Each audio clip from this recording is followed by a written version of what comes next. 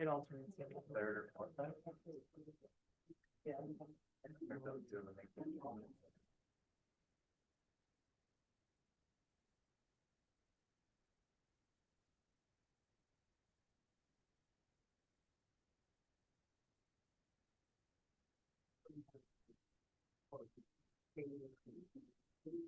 Just 1 second. We're going to do that all again. I see it says we're not muted. You are not muted now. This is a court reporter. Good morning. You were a second ago, but all is well. You could just continue on. Good morning. So did you get all that, Madam Court Reporter? The introduction and the Pledge of Allegiance, yes. Wonderful. Thank you very much. All right, Madam Secretary, has our agenda been posted in accordance with Nevada's open meeting law? Yes, it has. All right, very good. Today we'll be covering all of our items noted on our March agenda. Madam Secretary, let's proceed with our first public comment section. This item is placed on the agenda to give the public an opportunity to comment on gaming-related matters. Anyone wishing to address the board may do so at this time. Comments by each person are limited to 3 minutes as a reasonable time, place, and manner restriction. If board members ask questions of the speaker, the time needed to address those questions will not count against the speaker's 3-minute time period. If speakers have any handouts or written copies of verbal comments to provide for the record, please hand them to the enforcement agent in the room. Thank you, Madam Secretary. Pursuant to state open meeting law, matters brought to the board's attention during public comment may not be acted upon by the board, but of course, we're interested in hearing from all public comment as well as comments from our fellow board members. Let's start here in Carson City. Is anyone in Carson City wishing to make public comment this morning? Good morning. Please state your name for the record and spell your last name.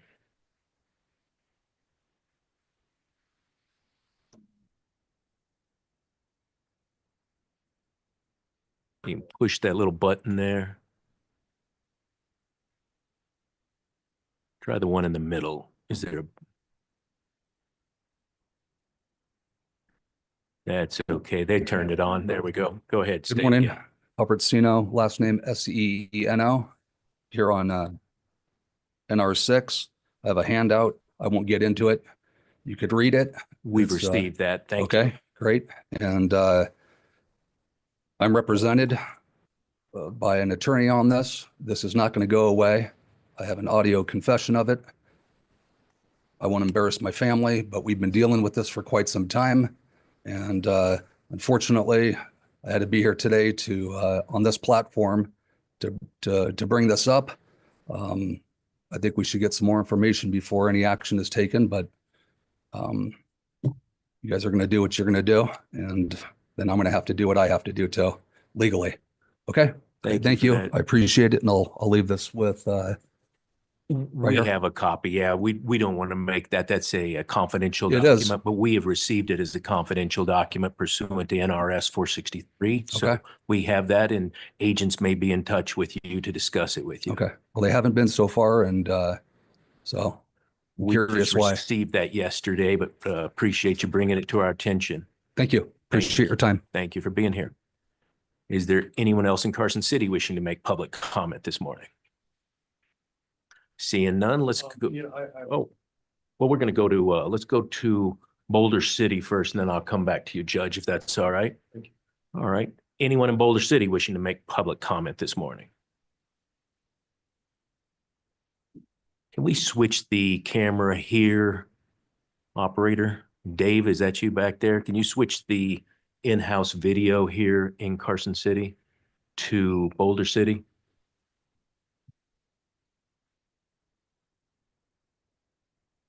Hold on a second if anybody's in Boulder City. There we go. Very good. Good morning. Please go ahead and state your name, spell your last name for the record. Good morning. My name is Adam Christian, Christian. I am employed by Red Rock Resort, which is owned by Station Casinos. I work as a server at T-Bone's Chop House and Lounge. I've been there for 19 years. I wear 3 union buttons at work every day. I've been actively organizing at Red Rock for 11 plus years, and I have been placed on their mud list as pro-union. I have been fighting for a union contract for many years. I feel that discrimination from the company is causing me economic harm. They repeatedly moved me out of my assigned section to put VIPs in those areas and also take tables away from me without any compensation. President Donald Trump and Dana White came to T-Bones on July 7th, 2023, and again, I was assigned the private dining room that day, but management moved me and my 3 buttons out of my assigned area yet again. Why do you think they did that? This discrimination is ongoing and cost me money. My co-workers and I want respect, we want a contract, and we want the discrimination to stop now. Thank you.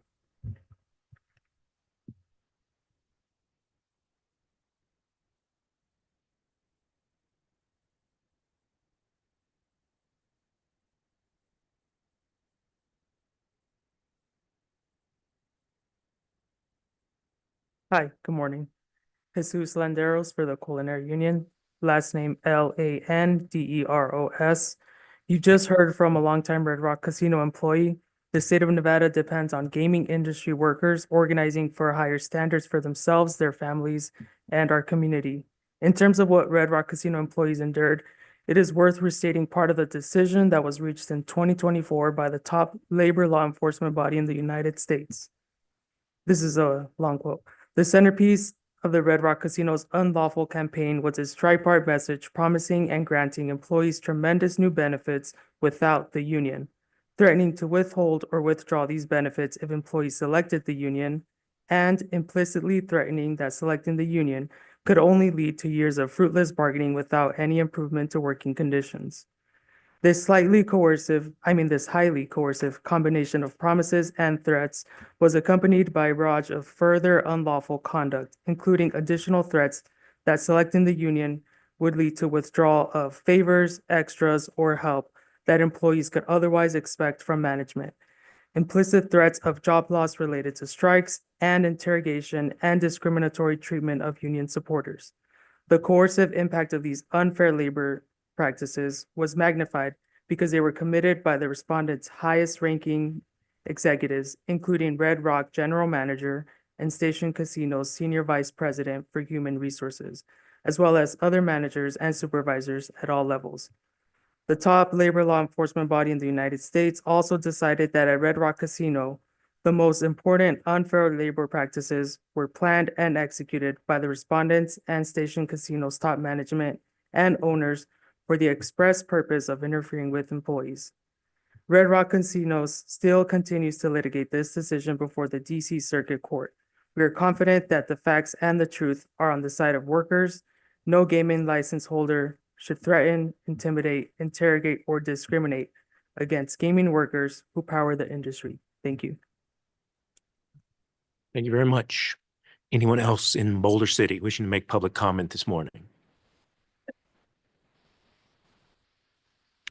Not seeing anyone else. Judge Assad, did you have public comment? Sure. Oh, here we go. Okay, very good. Yes, thank you, Chairman Hendricks. I would just like to bring to everybody's attention that we're going to be losing Chief Carl Hoffman. It's going to be his last day here today. He's been just an exemplary person to work with. His work product has been outstanding. He has just a vast amount of institutional knowledge and experience that I was able to rely on. And I speak for everybody, my colleagues on the board, as well as everybody at the Gaming Control Board staff. He's just going to be terribly missed. I will deeply, deeply miss his interactions with myself and everybody else. He's just been an outstanding person. He's been a splendid chief for the investigative division, and he's even a better human being. But it will be a tremendous loss for us here at the board.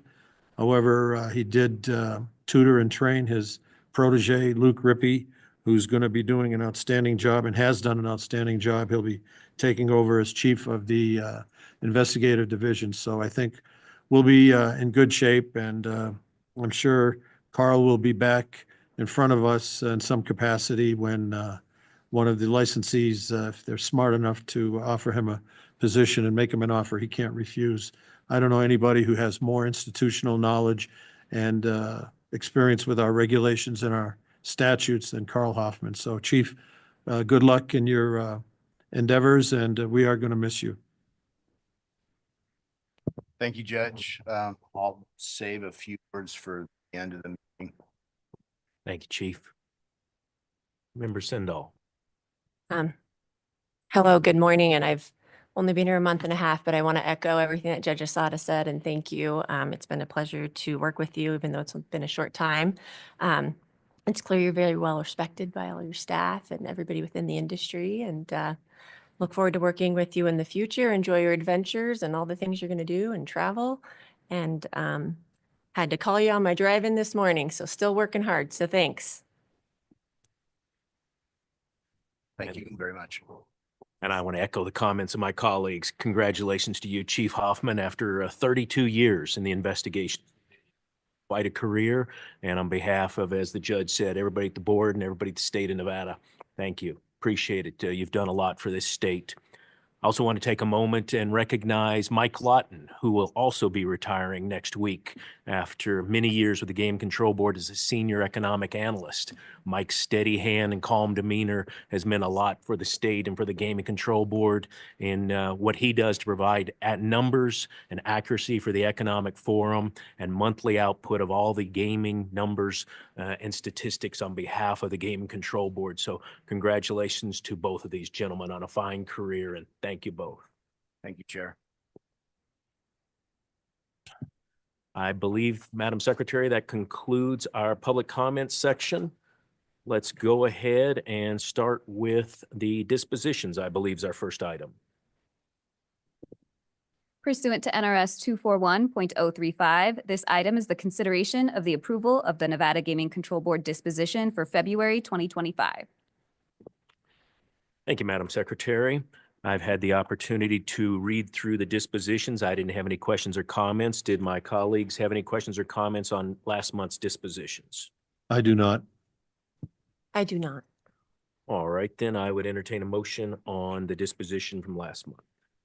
Chairman Hendrick, I move for approval of the Nevada Gaming Control Board disposition items for the month of February 2025. Good, Madam Secretary. Member Assad? Aye. Member Sendall? Aye. Chairman Hendrick? Aye, that motion passes, bringing us to non-restricted item number 1. Non-restricted number 1 is the application of Clarity Game Nevada LLC for registration as a holding company. You also have the applications by Michael John Gahn III, David Drew Ross, Stephen Michael Harris, and Joseph Max Asher to pledge their membership interests in Clarity Game Nevada LLC to Michael J. Gahn Family LLC as lender. It is also the applications of Clarity Game Opco LLC doing business as Stockman's Casino for a non-restricted gaming license and for licensure as a manufacturer and distributor. You also have the applications of Clarity Game Nevada LLC, Michael Gahn III, and David Ross for finding of suitability and or licensure as a key employee, member, and or manager as noted on the agenda. Lastly, and for board consideration only, you have the applications of Stephen Harris and Joseph Asher for registration as a minority equity interest holder at Clarity Game Nevada LLC. Thank you, Madam Secretary. Good morning, gentlemen. Good morning, Chair Hendrick, Member Assad, Member Sendall, Executive Secretary Rupert. For the record, Sean McGinnis with Butler Snow on behalf of Clarity Game Nevada. With me in the city to my right is David Ross. Next to him is Mike Gahn. We should have, and also in Carson City, we have Emily Gahn, who's also with Clarity. I believe we have on Zoom Joe Asher. We appreciate the Zoom waiver for his appearance by Zoom. And Steve Harris is in Boulder City, appearing in Boulder City. So we appreciate the opportunity for him to appear from Boulder as well. Thank you, Mr. McGinnis, and I believe they will probably pop up on our screen when they speak, so we'll get to them in a moment. Okay. Well, what this involves Stockman's Casino and Fallon. And what I think probably makes the most sense is for me to turn it over to David, and he can sort of give an outline of how they came to look at this property, be interested in the property, and what their plans are. Great. If that's acceptable to you. Thank you, Mr. McGinnis. Good morning. Good morning, Mr. Chairman, members of the board, Madam Secretary, David Ross. one of the managers, along with Michael Gunn III. We're excited not only to appear before you today, but the opportunity in Fallon. Both Mike and I are born and raised in Nevada. I have another business in Northern Nevada. We both have homes here, and this opportunity came to us. It is a little bit of complexity because we did a PropCo and OpCo structure. But we see a tremendous amount of opportunity there. And I think the greatest asset that's not on the balance sheet or in the Form 6 is the team members. We are actually bringing everybody who will be there at the transition over with us. They'll have to process out a full house, and then they'll have to join Clarity Game. That was really important to us, for Mike and I, as a culture. All of their seniority will come over. There's current rate of PTO accrual, not the accrual, but the earn rate. And those things, again, are very important to us. And so as we looked at that team, we see a tremendous amount. We see opportunity to remodel, bring in new slot product that is needed in the market, as well as a remodel of the existing property, which Mike will be overseeing in terms of carpet, paint, bar remodels, and maybe even putting in another bar. So we don't have a formal presentation, but we are happy to answer any questions that the board may have. Thank you, Mr. Ross. Mr. Gahn, pleasure having you here today. You went through a little bit of this, but you said this was a wonderful opportunity for you. Tell us why that is. Well, my partner is an architect by trade. I went to architectural school. And when we looked at the property, we see future expansion.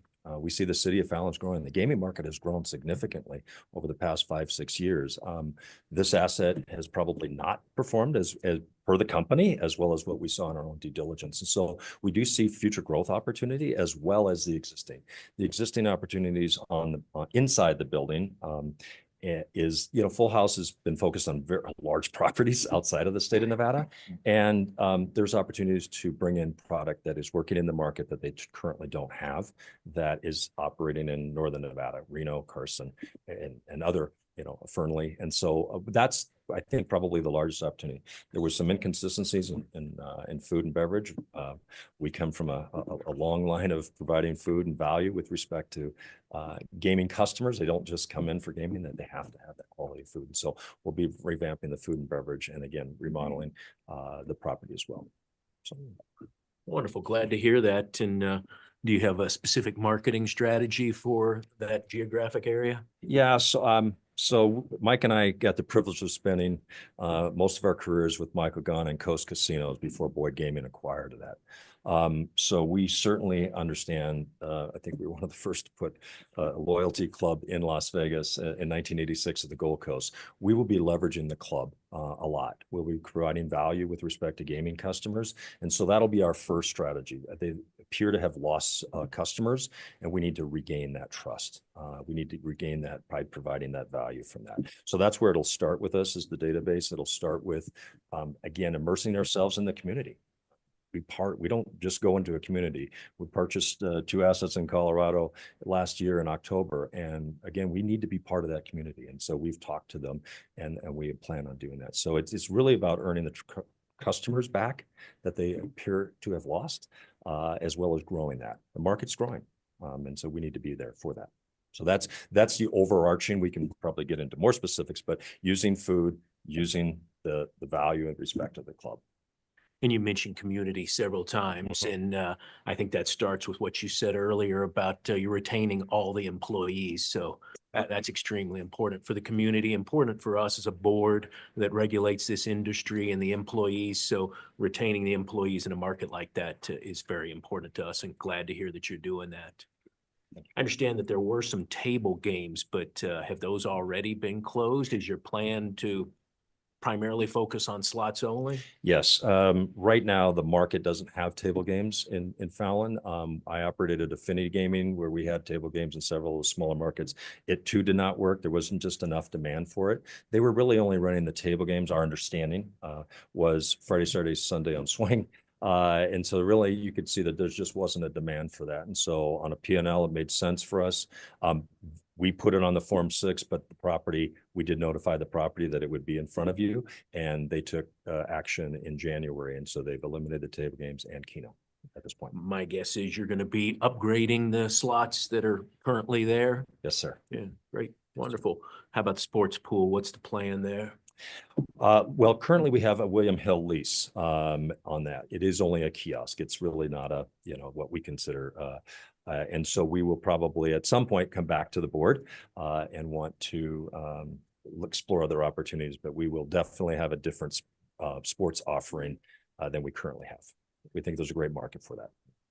And one of Mr. Gahn, his father is legendary for that, and I'm involved with the Rampart. We tie into this to the South Point currently, and that would be our future goal. But we went to leg into that. Great. Appreciate that. Mr. Gahn, we'll have some questions for you in a moment. And when we do that, I'll also ask about your strategy and involvement with the property. But before we get there, I want to ask my colleagues if they have questions. Judge Assad, you have questions about the overall presentation or the plans for the property? Thank you, Chairman Hendricks. No questions per se, maybe just some comments. Agent Simpson, along with Chris Moyle and soon-to-be Chief Luke Ribby, did an excellent job on preparing us with the application. Very thorough, very comprehensive. I'm really glad that you folks are moving into the rural parts of Nevada. They really need some assistance in the current economy. And I think you have no better mentor and person to look to than Michael's dad. There's no one better in this state than that knows how to put people in buildings. And it's through good food, good service, loyalty to their employees. I can go on and on. I have told many people over and over again, having been in the casino industry myself as a dealer and management and so forth, that he is the model for anybody moving into Nevada that wants to operate a casino. Go look at the South Point and go look at the Barbary Coast back in the day, and Michael's restaurant and all the other the food courts and the buffets, and just an excellent job he's done in terms of being able to capture the market. And it's an exemplary situation where anyone wants to get into this business. Go look at South Point, and it's packed, not just on the weekends, but Monday through Friday. That place is packed. The sports book, the restaurants, the table games, the slots. He just does an outstanding job. And Michael, as someone who grew up under your father's tutelage, I'm sure that will hold you in good stead. So I have no doubt that you'll be very successful in Fallon, and I wish you all the best in the world. Thank you. Member Sendall, do you have questions regarding the overall property application? We'll get into the individuals in a moment. Yeah, just a couple. Good morning. Thanks for being here. Nice to meet you. My understanding is you've already purchased the real property and now you're looking to close on the casino operations pending final approval from the commission. And the materials, it said April 1st. Is that still kind of the plan? Yes, also the city of Fallon, but yes, that's correct. Oh, yeah, and the city, yeah. Right, correct. Any issues with that, or everything's going on plan? We're in front of the city of Fallon next Tuesday, I believe. Okay. Yeah, I could give a little bit of background on the city of Fallon. The city of Fallon has an ordinance that says for a new entity to get a local non-restricted license, there needs to be some infrastructure requirements, but they also had a mechanism in their ordinance to allow the transfer of a grandfathered city gaming license. And that was on the agenda at the end of last month, but the city council and the mayor decided that what would make more sense is, rather than transferring that license over, they're amending the ordinance. So they are taking that requirement out so that they can grant a brand new license to Clarity Game OpCo. And that is, they've noticed it. The public hearing will be scheduled for early on the 18th. And after the 18th, the city attorney there advises me that the Clarity licenses for local gaming and the liquor and everything will be on the agenda. The city is that. They've been very good to work with. That's great. So after that licensing, you won't need to go back then, Right. assuming We don't approval need to go to back. the city of Fallon. Correct. Okay. And we've been keeping Agent Simpson up to date about that process. Okay. And you sort of hit on this, Mr. Ross, but the expansion of the gaming floor, it looks like Chairman mentioned it's going to be slot machines and you're entering into new contracts. So you have newer slot machines. Yeah, yes, we have great contracts in place with, not only South Point, but the Ramp Park Casino and our other business airport slots. And so we'll be leveraging we have great reputations with the manufacturers. And so we've already reached out. We have new contracts in place, and we will be bringing in almost week one, a new product and working with the manufacturers in that regards. Great. And then I read somewhere in the materials, there was some uncertainty, but the status of the lease arrangement between Clarity Propco and Clarity Opco, and they're both subsidiaries of Clarity Nevada. Is that still? Yeah, we accurate? don't have anything currently in place. What we have right now is full house leases the casino back to us through Propco. Okay. We do not have a new lease in place for the current Opco structure. We'll let our CPAs and our financial advisors kind of walk us through that. Got it.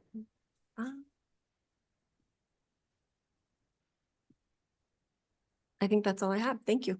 Thank you very much. And thank you for your kind comments. We both feel we got PhDs from Michael Gunn spending our career. So thank you for those kind words. Very good. Let's go ahead then and talk about the individual applications. Let's start with you, Mr. Gahn. Pleasure to have you here this morning. Obviously, you've been licensed many times here in the state of Nevada. Is there anything you want to tell us as far as an affirmative presentation or your interest in this particular property? No, just, I mean, it's an exciting property. The market has grown in Fallon especially after 2020. And that property has not grown to kind of match that. So we see a lot of opportunity.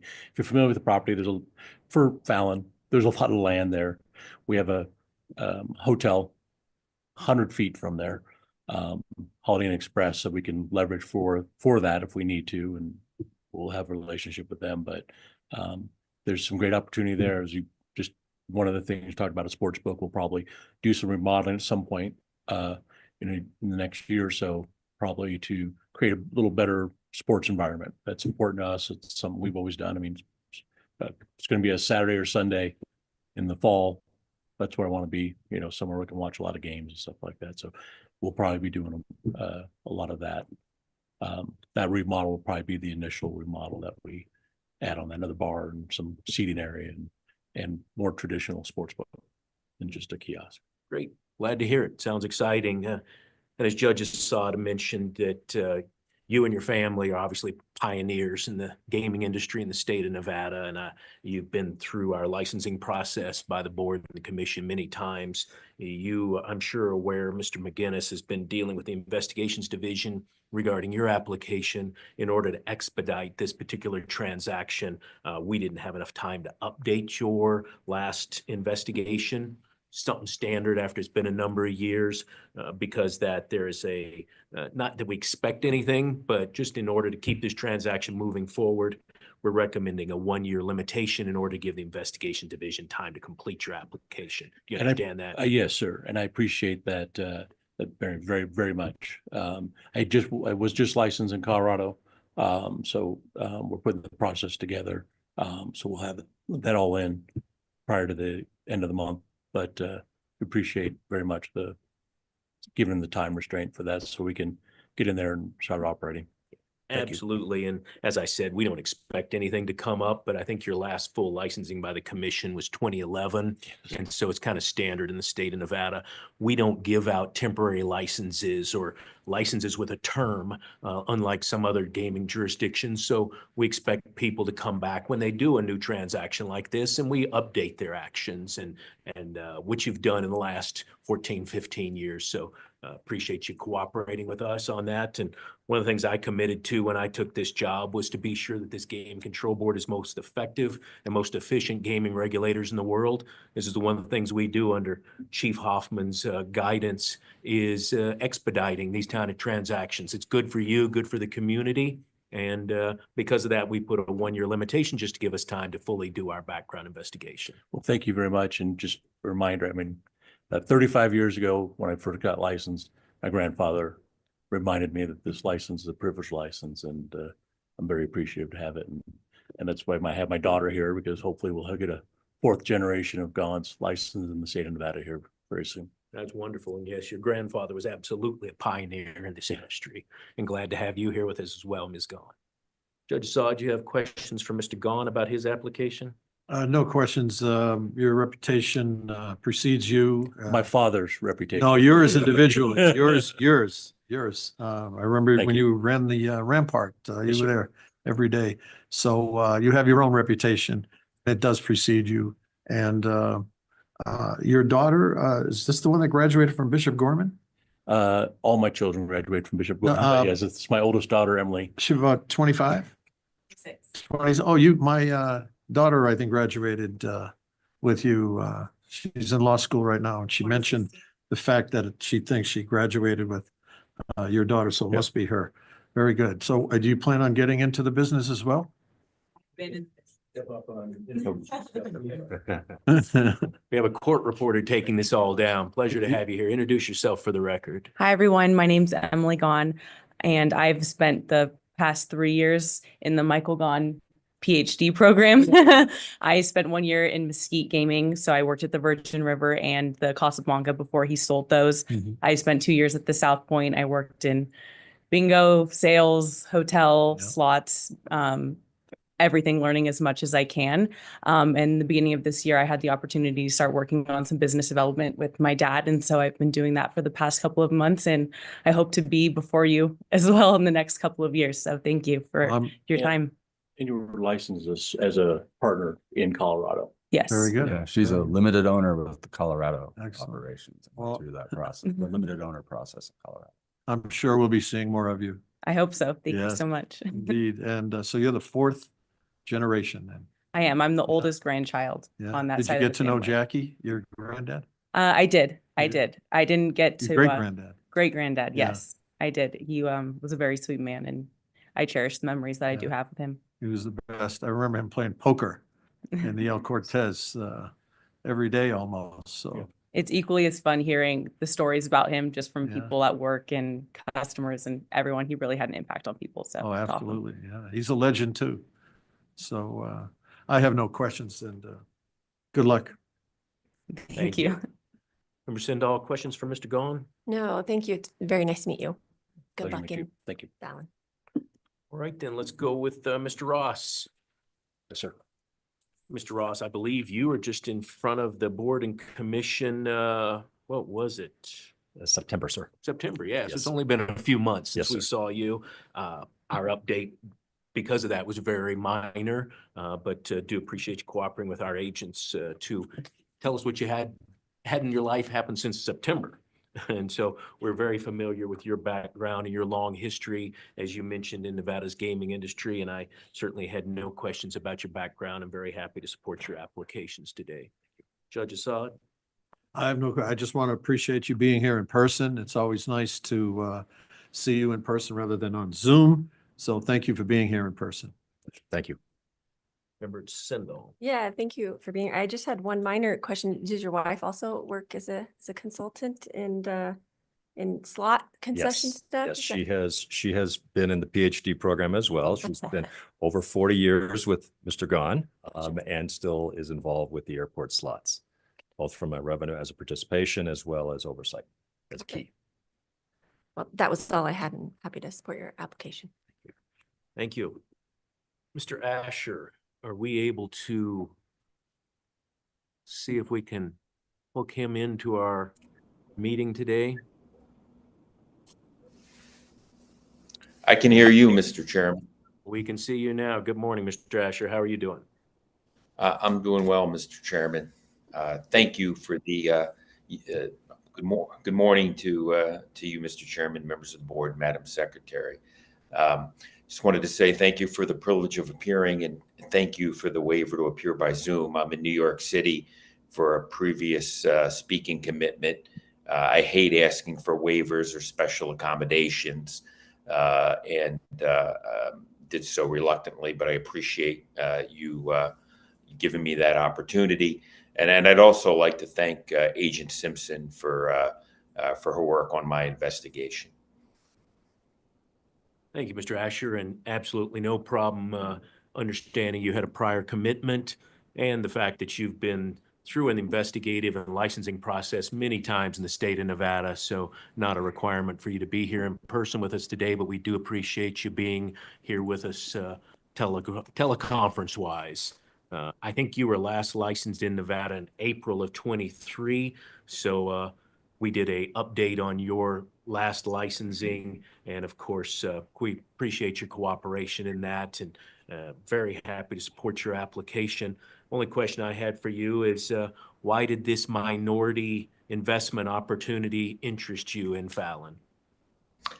Well, Mr. Chairman, I think as you and I may have previously spoken about, I've long been a fan of rural Nevada, and I've spent a fair bit of time in some of these rural communities, and I've been to Fallon on a number of occasions. And so when I read in the trade press that that my friend David was buying this casino in Fallon, I called him up and said, "Look, if there's an opportunity to be involved in some way, I'd like to do that." So that's really how it came about. How often do you plan on being out in Fallon? You know, not as much as I'd like to, probably. Although David and I have been talking about trying to get up there and schedule a tour of the Navy base up there. So maybe it's once a year or so. I'm very much a passive owner and going to ride on the coattails of Mr. Ross and Mr. Gahn with respect to this investment. Great. As I said, you've been through the process here in Nevada many times, and very happy to support your application to be a minority interest investor into this property. Judge Assad, do you have questions for Mr. Asher? Thank you, Chairman Hendricks. No questions. I just remember your being before us not too long ago, and your application was stellar then, and it's impeccable now. It's a pleasure to have you in the casino industry.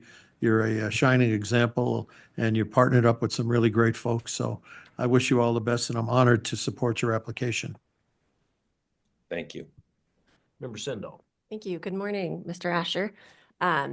I just started like a month and a half ago, and so I'd love to hear a little bit about, I saw that you ended your employment with IGT last year, and kind of what maybe just what your general plans are moving forward. This, as you mentioned, this is more of a passive ownership in this endeavor, but do you have other full-time employment opportunities, or kind of working with what you have currently? I see you have other interests currently.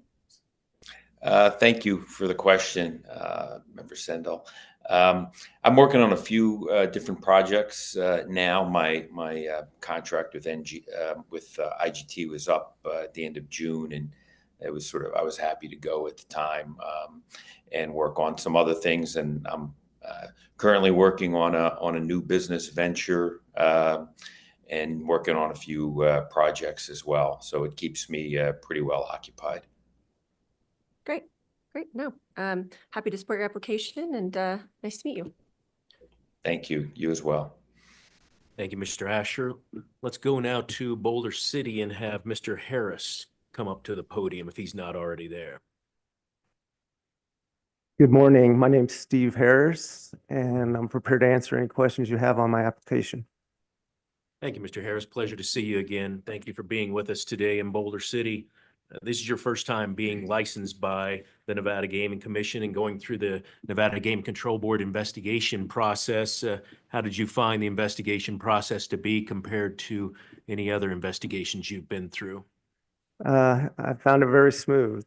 I used to be an investigator for the Gaming Control Board back 20-some years ago, and I appreciate the work the agents do. Great. We appreciate that. You must have been working with Chief Hoffman back then. Very good. Yes. Very good. Well, pleasure to have you here. I understand that, like Mr. Asher, you won't have any day-to-day involvement in this investment, but tell us a little bit about why this opportunity to invest in this property was interesting to you. Well, I spoke with David and Michael, and I thought it was a great opportunity for me to get into the ownership side of the casino business, and I've always kind of wanted to own part of a casino, so this is kind of a special for me, and I'm just going to be a passive investor, but I look forward to learning more from David and Michael on the opportunities we have there in Fallon. Great. And I'm sure you're on the same PhD program for Mr. Michael Gahn out at South Point. As the judge said, he's a legend, so somebody great to be you working and learning from him as well. So now that you will be a casino owner, assuming the commission passes this, you'll have a great torch to carry on. I didn't have any other questions for you. Based on your involvement in the gaming industry for many years, I have absolutely no problem supporting your application and appreciate you being with us today. Judge Assad, you have questions for Mr. Harris? Thank you, Chairman Hendricks. Mr. Harris, nice to meet you finally in person. I read your application. It was very thoroughly prepared by our agents. I don't have any questions per se, only one. I see you went to Creighton. Is that correct? Yes, that's correct. And how far do you think what is it, the Blue Jays? Is that what they're called? Yes, the Blue Jays will. How far are they going to go in the Big East tournament? Well, hopefully they'll make the finals. I'm hoping. They had a great year last year, and this year's team's not as strong, but I think they'll do something in the tournament too. All right. Well, good luck with that, and good luck in your future endeavors. I'm happy to support your application as well. Thank you. Send all questions for Mr. Harris. Good morning, Mr. Harris. The only question I really had is I noticed you have some other involvement as general counsel, and then also you own your own law firm. Is that right? Do you practice mainly in gaming area, or can you tell me a little bit about that? No, I do not. I do work for several different companies of Mr. Gahn's. Okay. And one of those companies is Michael J. Gahn Airport Slot Concession. So that's where I do get some income from there once a year. Understood. Okay, that's all I really had. I'm happy to support your application, and congratulations on getting involved and being able to be a part owner in a casino in Nevada. Well, thank you. Thank you, Mr. Harris. Mr. McGinnis, what else should we know before we start looking at the conditions? I assume you've reviewed those. Is there anything else you want to tell us? Well, as stated on the agenda, there is a pledge of membership interest to the Michael J. Gahn Family LLC, which is the financing for this transaction. Pretty straightforward. I do want to thank Agent Simpson. She was fantastic to work with. Supervisor Moyle was also fantastic to work with. Deputy Chief Rippey and Chief Hoffman. Chief Hoffman was very helpful in this process early on about as far as structuring and timing. And we are going to miss Chief Hoffman as he goes off. I want to wish him well in his retirement and thank him for his service to the state of Nevada. But as getting back to the matter at hand, the conditions are appropriate and standard, so no issues with those. Great. Appreciate that. Then I would entertain motions, and we got to do a couple separate ones here because of there's board only action. Member Sendall, are you making the motion on this matter? I am. Okay, let's take the applications for registration separately. But otherwise, if you want to make a motion on the other items, now would be the appropriate time. Chairman Hendrick, I move to recommend approval of non-restricted agenda item number 1 as read into the record by Madam Secretary Rupert, conditioned as follows. The approvals regarding Michael John Gahn III are limited to expire at midnight of the March 2026 Nevada Gaming Commission meeting on the day the item is heard. Second, the surveillance system must be inspected and approved by the Nevada Gaming Control Board Enforcement Division within 60 days of issuance of the state gaming license, and thereafter be maintained at or above the standard that has been approved. Last, if an equity owner is no longer functioning as a key employee for this location, a key employee application must be filed within 60 days and thereafter be refiled within 60 days of any change in the person occupying that position. Thank you, Mr. McGinnis. You said you reviewed those, and on behalf of your clients, you understand and approve of those 3 conditions? Yes, correct. Wonderful. Then Madam Secretary, please call for the vote. Member Assad? Aye. Member Sendall? Aye. Chairman Hendrick? Aye, that motion passes. And you have a second motion regarding Mr. Asher and Mr. Harris's applications for registration as minority equity interest holders. Chairman Hendrick, I move to recommend approval of agenda item number 1 as read into the record by Madam Secretary Rupert for the minority interest owners of Mr. Asher and Mr. Harris. And this is for board action only. So Board action only. very good. So Thank you. the motion would not be to recommend, it would be to approve. Oh, okay, approved. Okay. Thank you for that, Senior Deputy McKellar. Very good. Madam Secretary, please call for the vote. Member Assad? Aye. Member Sandal? Aye. Chairman Hendrick? Aye, that motion passes. Thank you all. Good Thank luck you to very you. much. Thank you. Thank you. Thank you. Madam Secretary, that brings us to non-restricted item number 2. Non-restricted number 2 are the applications of Barbara Wilson for finding of suitability and/or licensure as a key executive as noted on the agenda. Thank you, Madam Secretary. Good morning, Chair Hendrick. Good Member morning. Good to Assad? see you. Yep, we can see you. Go ahead, Ms. Okerberg. Wonderful. Good morning, Chair Hendrick, Member Assad, Member Sandal, Madam Secretary. For the record, I'm Erica Okerberg. I'm counsel to Oak Tree Special Situations Fund and IBOCM Voco, which are the owner entities for Interblock. Here with me today is Barbara Wilson, the CFO.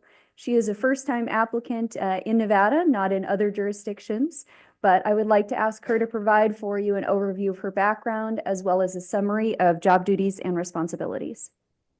Thank you, Ms. Okerberg. Good morning, Thank Ms. Wilson. Pleasure to have you here. Good morning, Chair Hendrick, Member Assad, and Member Sandal. I'm Barbara Wilson, and I appreciate the opportunity to be here today. As a bit of background, this is my first role in the gaming industry, yet I've had a long career as an executive in several other regulated industries. I earned a bachelor's degree in business administration from Boston College and a master's in business from Babson College. I joined Interblock last February, and although my current role is my first role requiring a gaming license, as I mentioned, I have spent my entire career in regulated industries. Most recently, from 2019 to 2022, I've served as president and CEO of Rail USA, which was a holding company that owned 2 railroads, one in Florida and one in Mississippi. The railroad company was owned by the Special Situations Fund at Oak Tree Capital, so the same ownership group that owns Interblock. For 6 years before that, I was president of Wells Fargo Rail, which was an $8 billion subsidiary of Wells Fargo Bank.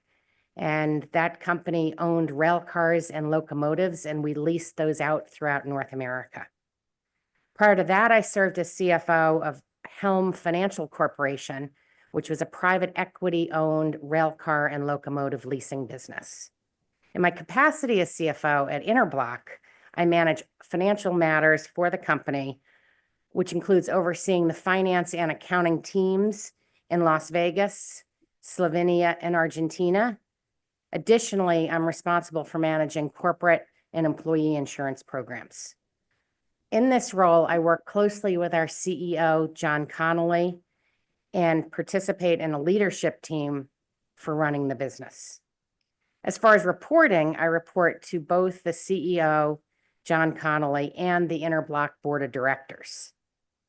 In my role as CFO, I have 3 direct reports: a VP of Finance in Slovenia, a head of financial planning and analysis in Las Vegas, and a senior controller in Las Vegas.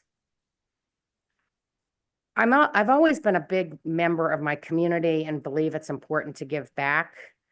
Throughout the years, I've had roles on numerous nonprofit boards, and presently am a member of a business advisory council at Northwestern University in the graduate school, where we assist and work with students focusing on the transportation industry.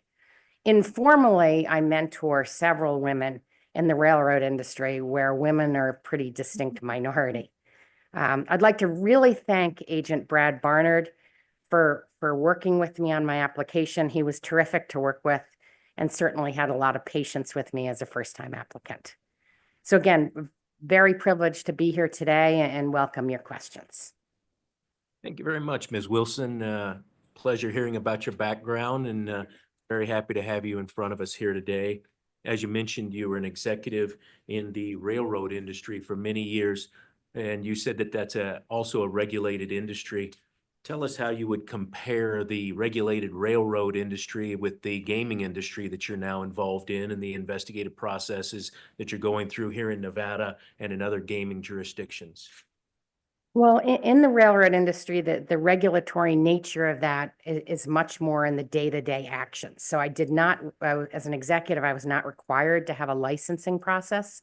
However, we worked with federal regulators on a day-to-day basis. We had regulators who partnered with us to make sure from the Federal Railroad Administration that they would make sure and do regular audits as well as sort of surprise visits on our safety regulations. They also would have the ability to work with us to make sure that our record keeping was accurate. In particular, there's a lot of monitoring of hazmat type product that moves on the railroad. So there's a lot of federal reporting that we were required to do, as well as really partnering with them for best practices.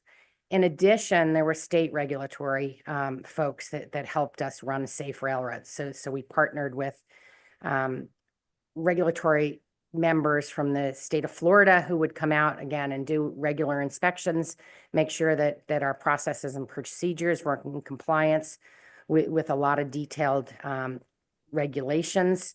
And then the same would occur in the state of Mississippi. And so I really viewed it as a nice way to partner with our folks on the regulatory side to make sure that our practices were best practices, to learn from them in terms of ways that perhaps other folks were approaching things. And then certainly with my finance background, I have a lot of experience with putting in policies and procedures to make sure that we're accurately monitoring things as well as sort of executing to best practices. And prior to that, I was in banking, another solid regulated business, and we would have regular audits from the Office of the Comptroller. And so I would say that it's different forms, but fundamentally, I have a tremendous level of respect for the roles of the regulatory agencies. And while this was my first opportunity on a personal basis to go through an investigation, certainly appreciated the process and felt pretty good about all the things I hadn't done in the last 30 or 40 years. Thank you for that. And happy to hear that you've been involved in other regulated industries and makes you well aware of how highly regulated the gaming industry is. So pleasure to have you with us here today.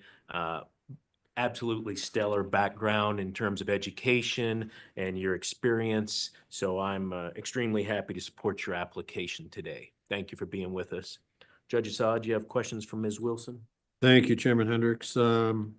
Yeah, thanks for being here, Ms. Wilson. And I was just curious, how did you like your experience in Chestnut Hill? Well, I became a Red Sox fan, among other things. That's a good thing. You got my vote right there. And so, Boston was a great city. I was second generation at Boston College, so my mom went there as well. So that was quite a privilege. And, still has a very fond spot in my heart in terms of environments and sort of fine people. Still an Eagles fan? Oh, yes, absolutely. Funny story. I still write the class notes for my graduating class of 1985. So I have been a very loyal Eagle for a long time, as my commitment to the school still remains. Great, great. They do a lot of fun stuff. The graduating class this year is having the 50-year reunion class walk on stage with them to commemorate their graduation ceremony. So go BC. How about Babson? Back in 1970, it was an all-male school. I don't know if you were aware of that. Yeah, and I went at night, so I was sort of one of those working folks getting my MBA. But terrific program, and really a unique program focused on entrepreneurship and other things. So I was there in the late 80s, so it had come a little bit away that they were willing to accept women. But a great education in terms of just complementing the skill set from a larger university. Yeah, I was going to apply there. I was waitlisted at Harvard Law School in 19 well, actually 76. But then when I found out it was an all-male school, I backed out. I didn't want to go to Babson. I wanted to have some female interaction as well, so. But now they're completely co-ed, so good for them. You've been licensed in other jurisdictions too, is that right? Yes, sir. We've completed, There are 44 pending and 21 approvals. Right. So that being said, I've looked over your application. Excellent job done by, as you said, Agent Barnard, along with Matt Doyle, the supervisor, and Deputy Chief Luke Rippey. So I'm happy to support your application, and I want to wish you all the best. thank you, sir. Member Sendall, questions for Ms. Wilson? Thank you. Good morning, Ms. Wilson. Thank you for being here. Nice to meet you. Nice to meet you. You're replacing Mr. Gunasan, is that right, in his temporary role as CFO? Bala Ganasan has been in a temporary COO role, so Chief Operating Officer. Okay. So there was a CFO prior to my arrival that moved on, but I still do work on a very regular basis with Mr. Ganasan in his role. And so when you started with Interblock, you were consulting in the beginning, but then is your role, what you've been doing, essentially changed, or how has it developed since you started there? You know, when I started, it was a consulting role, and we've transitioned that to so I'm a full-time employee now. Initially, I went in and there was a decision to make a transition in the CFO role. There was a lot going on in terms of the company's been growing, and we were having a new audit and some of those sort of blocking and tackling CFO roles. So again, initially it was a consulting role, and then we transitioned it to full-time. The responsibilities haven't I'm really sorry, changed. go ahead. The responsibilities on a day-to-day basis have been very consistent.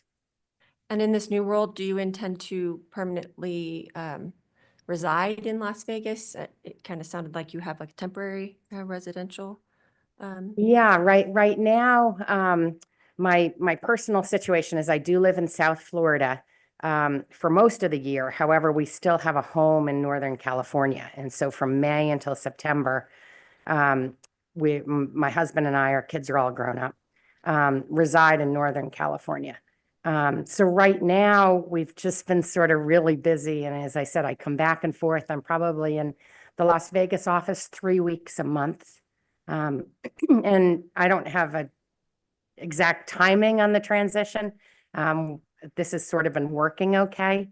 And so for right now, as I said, we'll go back to Northern California, which is a 45-minute flight from Sonoma each Monday. So that's sort of the plan for the near future. Got it. And just to confirm, all the employees that you oversee, they are in Las Vegas, though, correct? We have about 20 employees on the finance and accounting team in Las Vegas. We have about 28 employees in Ljubljana, Slovenia that report into me. And then we have a team of approximately 5 people in Argentina. Okay, but the only US ones are in Las Vegas. Yes, exactly. They're all based here. Yes, I just want to comment. I noticed you're getting licensed in a lot of jurisdictions, so good luck to you in that process, and I'm happy to support your application. Thank you. Thank you, Ms. Wilson. Ms. Okerberg, anything else you'd like to add? Thank you so much, Chairman Hendrick. I just want to also reiterate the comments and appreciate all of the hard work by the Investigations Division, particularly Senior Agent Brad Barnard. Thank you for that. I would entertain a motion then on non-restricted item number 2. Chairman Hendrick, I move to recommend approval of non-restricted agenda item number 2, as read into the record by Madam Secretary Rupert. Madam Secretary. Member Assad? Aye. Member Sendall? Aye. Chairman Hendrick? Aye, the motion passes. Thank you for being here. Good luck to you, Ms. Wilson. Thank you. Bringing us to non-restricted item number 3, Madam Secretary. Non-restricted number 3 is the application of Theodore Bogich for finding of suitability as an officer at Boyd Gaming Corporation. Good morning again, Chair Hendrick, Member Assad, Member Sendall, Madam Secretary. For the record, I am Erica Okerberg, appearing on behalf of Boyd Gaming Corporation. Here are the applicant Ted Bogich and Cassie Stratford. What we would like to do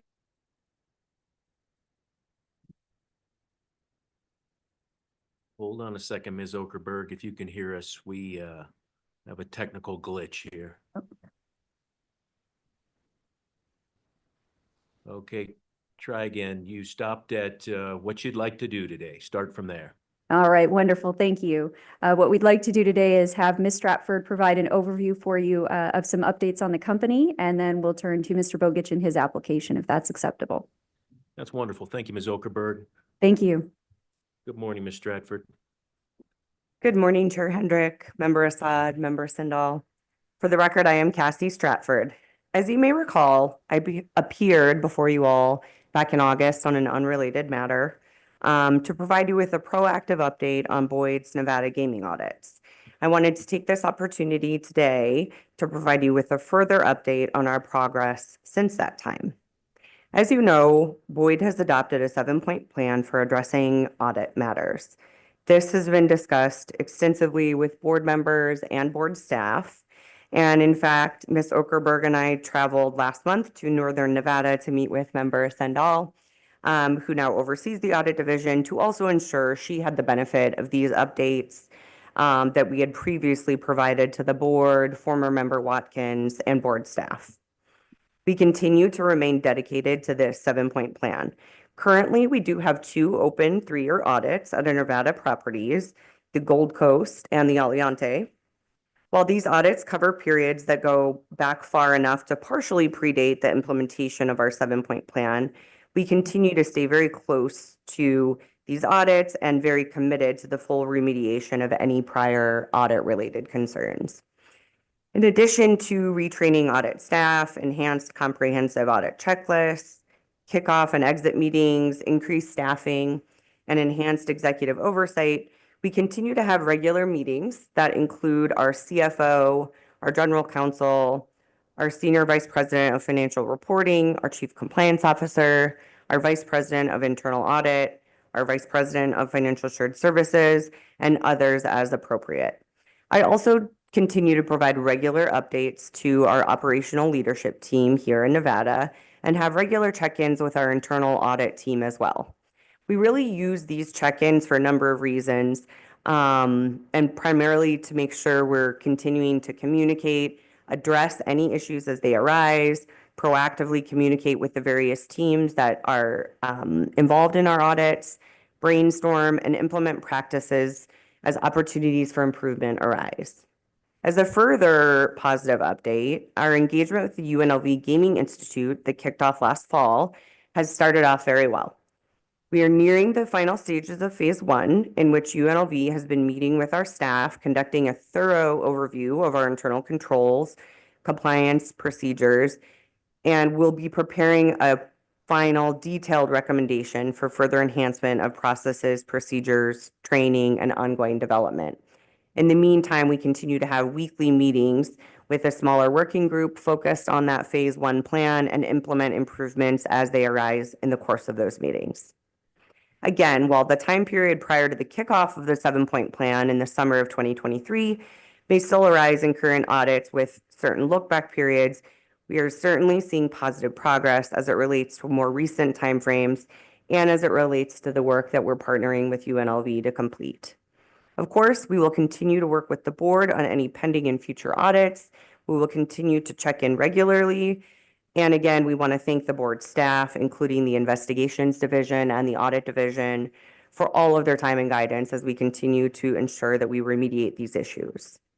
So before we turn back to Mr. Bogich's application, I wanted to give you all an opportunity in case there's any questions you may have. Thank you for that update, Ms. Stratford. We appreciate that. And as you said, we're well aware that Boyd has been cooperating on all of these open audit issues as a combined interest to all of them at multiple properties. It caused us some area of interest, but the fact that Boyd has put all the resources to it, including what you're talking about of working with UNLV on it, and the continual work with investigations in our audit division has made me comfortable that the issues are being addressed. So I appreciate you being here to update us, and I'll ask my colleagues if they have questions for you. But really the item we're here on today is Mr. Bogich's application, and we'll probably be asking him what his role is in being sure that these issues are addressed, as well as all other issues at the properties. Judge Assad, did you have any questions for Ms. Stratford that would relate to what she updated us on? Thank you, Chairman Hendricks. Yeah, thank you, Ms. Stratford, for being here and giving us the update. When I read the application for Mr. Bogich, and then I saw these issues regarding the audit violations and so forth, it gave me great concern. So I hope Mr. Bogich and whoever else is in charge over there can clean this up, because it's been going on for quite a while and there are quite a few. So thank you for that update, and I look forward to hearing from you in the future. My pleasure. We look forward to continuing to provide updates as well. Member Sindall, questions? Thank you, and good morning. Thank you for being here, Ms. Stratford, to address these kind of systemic audit issues. I appreciate you being, forward thinking and coming and meeting with me and sharing the past, conversations and communications that were had with prior member Watkins and bringing me up to date. And I look forward to continuing conversations and ensuring that these audit issues, the recurring nature of these audit issues particularly, are addressed and dealt with. My understanding is, maybe one thing you can clarify on the record is that Boyd's also kind of transitioned to more of a central services function, and perhaps now trying to streamline and ensure that future audit issues are addressed and dealt with and don't occur. Is that a correct understanding? That's correct, Member Sindall. We transitioned to a financial shared services model a few years back, and that was part of the time period that was problematic. And we have done put a lot of effort into now ensuring that all of those team members in the financial shared services space are appropriately trained, understand what needs to be completed. Again, I think I mentioned enhanced checklists, enhanced training. There was some challenges during a time period where there was remote work, and ensuring that team had consistency in training and completion of various projects. So yes, we have transitioned to that, and we've really taken a two-pronged approach to the UNLV program as well, which is, we had the consultants through UNLV who are former members of board staff. So really getting straight to the source, that they've spent time actually sitting with our financial shared services team to really make sure they understand any challenges that may have come up in historically. That again, when you're looking at the same time period, you see the same challenges if you're again looking at that period in time before some of these challenges were addressed. And then of course, also crucial that the property teams understand these things as well. Because it's not just financial shared services, there's documentation and processes that need to occur at the property level as well. And then there's IT components to all of this. We've really sort of taken a boil the ocean approach to this, because we really understand the need to fix this from an overall perspective, so that you no longer need to hear from me on this issue, hopefully soon. I appreciate that background. Thank you, Ms. Stratford. Those are my questions. Chairman, thank you. Thank you, Ms. Stratford. Now to the main event. Mr. Bogich, pleasure to have you with us here today. Please introduce yourself. Unless Ms. Okerberg wants to make a presentation, please feel free to introduce yourself and tell us about your role and responsibilities with the company. All right. Well, good morning, Chair Hendrick, Member Assad, Member Sendall, Madam Secretary. It is an honor to be here this morning. I am the Chief Operating Officer with Boyd Gaming Corporation. Name is Ted Bogich. Last name is spelled B-O-G-I-C-H. I'm going to provide you with a summary of my background, and then talk a little bit about my duties and responsibilities as the COO with Boyd Gaming, and then, of course, answer any questions that you may have for me. So we'll start with my background. Oh, and I do want to thank Agent Alcantara and others in the investigative staff that worked on my application. He was a pleasure to work with, and I appreciate everything that he did. I'm from Minnesota, originally born and raised in Duluth, graduated from the University of Minnesota Duluth with a degree in accounting. After college, worked for a short period of time and decided to get away from the harsh northern Minnesota winters and relocate to Las Vegas. So at that time, I just got in my car and drove out here. And since then, I've had a career that has spanned 37 years in the gaming industry. But it started, my first position was auditing the race and sports operations at the Las Vegas Hilton at the time. And a couple months later, I had the opportunity to move into an internal audit position with the property at the time was Holiday Casino, owned by Holiday Corporation. Today, that is Harrah's Las Vegas and owned by the Caesars organization.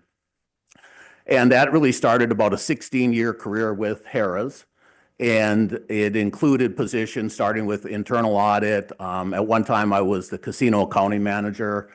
I did the tax return for the property, gaming tax return, did submissions with internal controls and things like that to the board, worked closely with the different operating departments, did all the accounting and budgets and things like that.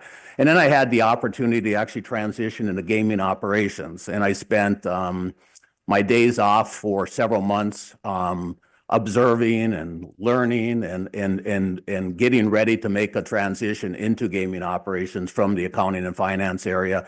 And I did that. And I performed as a manager in casino operations for a couple of years. And then I had my first opportunity to relocate. Of course, in the 90s, gaming was growing very quickly across the US, and there was short supply of people with gaming experience, but also that talent was in high demand. So provided a lot of opportunities. And my first opportunity to relocate was to Shreveport, Louisiana, as Riverboat Gaming was approved there. And about a year after Harrah's opened their Riverboat property there, I was able to assume the position of Director of Casino Operations. And then I was promoted to Vice President of Operations and eventually Assistant General Manager. And then I had the opportunity to relocate back to Las Vegas as the Assistant General Manager of, then it became Harrah's Las Vegas. I believe at that time I did start the process for my application in Nevada. But then about a year and a half into that, I was promoted to General Manager of the Harrah's property in North Kansas City, Missouri. And so there was no need to continue with my licensing in Nevada. And I always was interested in learning and accepting new challenges. So there was an investment that Harrah's was making back in the Shreveport, Bossier City market in Louisiana.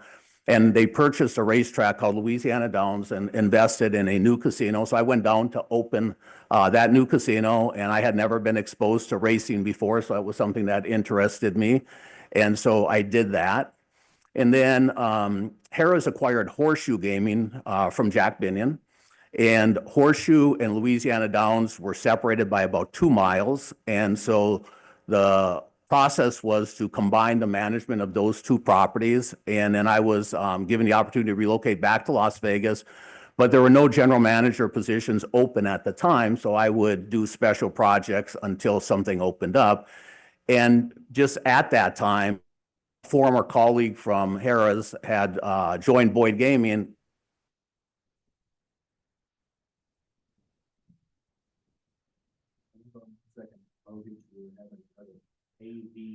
Over there, looked it over, and we felt it was a good place for us to move our family at that time. Our 2 boys were very young. And I knew the position rather than waiting for a position to open up where I wouldn't know what market it is and those types of things, or the quality of life. And had the opportunity for the first time to meet Bill Boyd. And I know you're all very, very familiar with him. And he was just such an impressive individual that I thought to myself, this is the place for me. This is the culture. I think that fits me very well. And so I ended up joining Boyd Gaming. After a couple years in Mississippi, I had the opportunity to relocate to Northwest Indiana to be the general manager of the Blue Chip property in Michigan City. The company was making a substantial investment at the time in non-gaming amenities with a new hotel, new restaurants, meeting and convention space, and things like that. And after a few years at Blue Chip, I had the opportunity, while still working out of that location, to move into a regional role where I would oversee multiple properties in the Midwest and South region. And I did that for several years. And then at the very beginning of 2016, I had the opportunity to get promoted to Executive Vice President of Operations for our operations outside of Nevada. And so I transitioned to Las Vegas in that role. And then I picked up a couple of corporate departments too, marketing and design and construction. And then continued in that role until late 2023, where my position changed again to Executive Vice President, Chief Operating Officer, with responsibility for 27 properties in 10 states, including Nevada, and then also having a variety of corporate departments, corporate marketing, slot analytics and strategy, slot operations, food and beverage operations, and hotel operations. I report to our President and Chief Executive Officer, Keith Smith, and I have 5 direct reports: an Executive Vice President of Operations for Nevada, an Executive Vice President of Operations for the properties outside of Nevada, a Vice President of Gaming Analytics and Strategy, our Senior Vice President, Chief Marketing Officer, and of course, my administrative assistant. So that's my background. I'll talk a little bit about my duties and responsibilities. As a COO, much like you would expect, I'm involved in a lot of different things, a lot of variety in my job. At a really high level, working with our CEO and senior executives on charting the strategic direction of the company, capital allocation, transactions, just high-level things in terms of how we operate and how we grow the company. First and foremost, though, it's important how our properties operate and that we position them for success and make sure that our property teams have everything they need, including resources from corporate to support them to perform their best work and compete effectively in their respective markets, and to perform and align with our business strategies, our standards, our expectations, and our culture. And that includes providing a great environment for our team members. We realize that happy team members are more productive and create happy customers. And we have a strong focus on guest service and creating great guest experiences. And we know that is why people choose to visit our properties and come back. And then investing in our properties and making sure that we have fresh, relevant, non-gaming offerings and amenities, and also updated gaming equipment and the games that people want to play. Very focused on talent acquisition, retention, and development. And making sure that we operate in alignment with the things that are important to us as an organization. And that includes integrity, transparency, regulatory compliance, and being very active in our communities. And so that's a summary of my background. I'm happy to answer and my job duties. I'm happy to answer any questions you may have. Thank you, Mr. Bogich. Pleasure having you with us today, and absolutely extensive background in the gaming industry for many years, as well as your many years with Boyd Gaming. So I didn't have any questions about your application and your qualifications today. The only question I wanted to ask, as you heard Ms. Stratford mention what Boyd Gaming has been going through and working with our investigations and our audit divisions, what do you see as your role as COO to be sure that all of those audit issues and Gaming Control Board issues are properly and timely addressed by Boyd Gaming? You know, with my background, actually starting in internal audit and then accounting and finance and doing different reporting to the gaming board, and then operating in so many different jurisdictions, and I'm currently licensed in 7 different jurisdictions. Very, very familiar, obviously, with the regulatory environments. They vary a little bit from state to state, but in general, they're all about the same things. And we take compliance extremely seriously. The audit issues in Nevada, to me, are unacceptable to us. I probably have never seen a stronger focus on that in my tenure with my previous company and with Boyd Gaming.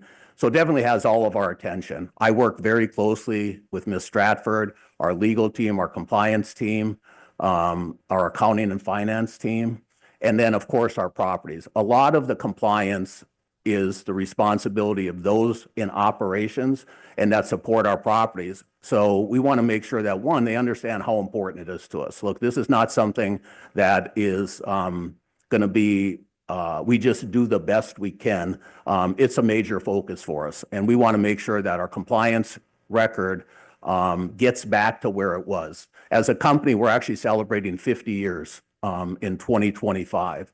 And we take a lot of pride in an organization that has been around for 50 years and has really never changed hands. And we've always had an exemplary record in every state where we operate, and we certainly want that to be the case in Nevada. So on a regular basis, we review the 7-point plan that Cassie talked about and our execution against that, getting an outside perspective from UNLV, and just constantly reinforcing and monitoring the activities that go into good regulatory compliance. It has to do obviously with understanding what the requirements are and then making sure that we're executing the things to comply with all those different requirements. And it's a lot, but it's something that we just have to be committed to and then committed to getting better and just staying on top of it. And so I'm very involved. Our properties are involved. We talk about it all the time. When I visit properties, we talk about it. So it's definitely very, very high priority for us at this point in time. Thank you for that, Mr. Bogich, and appreciate you putting that on the record. And very pleased to see that Boyd Gaming and you personally are addressing and remediating these issues and taking compliance and regulation as serious as I know that you and Boyd Gaming always do. So appreciate you answering those questions. Judge Assad, did you have questions for Mr. Bogich? Thank you, Chairman Hendricks. Mr. Bogich, thank you for being here through Zoom. And my concerns are the same that Chairman Hendricks just enunciated regarding the audit issues. So I hope you will be able to rectify those miscues, and I look forward to supporting your application. You've been eminently qualified, and you have a tremendous amount of experience, and I'm sure you'll do a fine job. So I'm happy to support your application. Thank you. I appreciate that. Member Sindall, questions? Yes, thank you, Mr. Bogich, for being here. It's nice to meet you. Thank you for your background and the history. I'm glad you decided to get in your car and drive to Las Vegas. You're a great example of hard work and working up through the gaming industry and learning. And I'm happy to support your application. I'm happy that both Ms. Stratford and yourself have provided the responses that you've provided regarding the audit issues, and I look forward to updates on that here this spring. So thank you very much. Thank you, Mr. Bogich. Ms. Okerberg, anything else you'd like to add? Thank you, Chairman Hendrick. I would just reiterate the thank you to the investigations team and particularly Agent Alcantara for all of the hard work and professionalism. Thank you. I would entertain a motion then on non-restricted item number 3.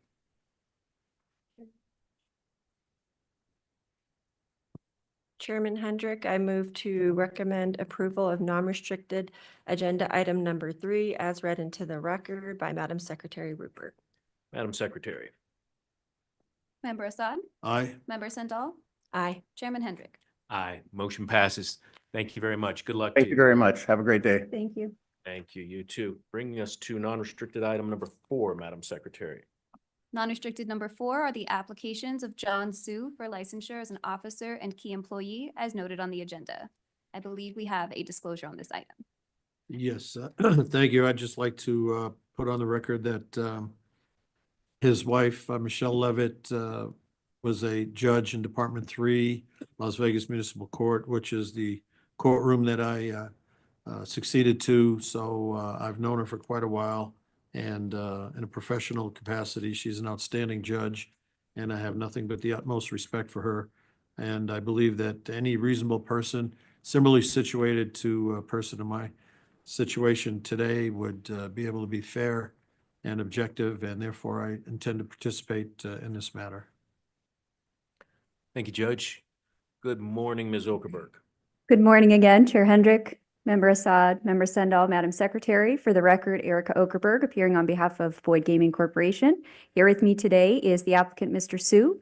He has appeared before the board and commission on a few occasions, so what we'd like to do is just have him provide a quick update for you on his background. Thank you, Ms. Okerberg. Good morning, Mr. Sue. Good morning, Chair Hendrick, Member Assad, and Member Sindel. I am John Sue, and thank you very much for seeing me today. Just a little bit about my background. I've been working in the Nevada gaming industry for over 40 years. I started with Boyd Gaming in 1999 as a food and beverage director in Peoria, Illinois, and have worked in multiple jurisdictions throughout the country and have continued to advance my career for the past 25 years with Boyd Gaming. I was promoted to general manager at Sam's Town here in Las Vegas and served in that position from 2010 to 2018. And in 2018, I was promoted to vice president and general manager of the Boulder Strip region. I currently serve as a senior vice president and general manager for the downtown region of Boyd Gaming, which, as you all know, includes the California, Fremont, and Main Street Hotel and Casino. In that capacity, I oversee all the departments within the 3 properties, including all non-gaming, gaming, and then the support departments as well. And as far as direct reports, I have 20 directors and managers that I work with daily, and I report directly to Steve Schutte, who is our executive vice president of operations for Boyd Gaming. So I'd be happy to answer any questions you have for me today.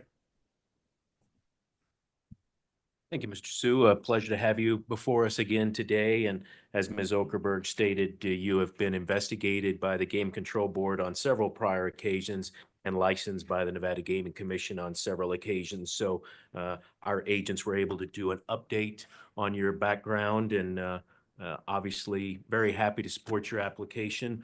Always happy to support a fellow Chaparral High School grad. So I don't know if that's a conflict of interest, but I'll put that on the record that very happy to support anybody from the Clark County School District, especially Chaparral High School. You've been through this process many times, and we have a very thorough background on you. So as I said, I'm very happy to support your application, and thank you for being with us today. Judge Assad? No, I have no questions. Thank you, Chairman Hendrick. I just wanted to comment, Mr. Sue, on an outstanding career in the gaming industry. He's eminently qualified, and I'm more than happy to support his application. Thank you. Member Sindall? Thank you. Good morning. Thank you for being here. Mr. Sue, congrats on your promotion over the downtown region. I was wondering if you could just share with us a little bit. My understanding is you have an office. Some of the properties are very close to one another. Can you just tell us generally how you spend your time between the 3 locations? Well, it's a lot of steps, right? So my primary office is at the Cal. I get to Cal and Main Street. They're connected by a bridge. So basically it's one property is the way I look at it. I get to the Fremont daily, and I spend some time there, but I have an assistant GM and a director of ops over there to help me out. So most of my time is spent at the Cal and Main Street. And if you could just touch upon, I know Mr. Bogich and Ms. Stratford just spoke on the audit issues. If you wanted to just touch upon your involvement and your understanding regarding the 3 properties that you're over there. Certainly. So at the 3 properties, at a property level, we started inviting our compliance officer to our strategic meetings, our operational meetings. And when I say operational meetings, we need to get compliance more operational. We do a lot of training in the cage and in the various departments, hands-on working one-on-one with the departments more closely.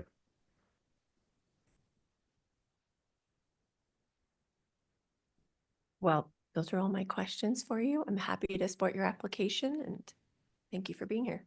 Thank you.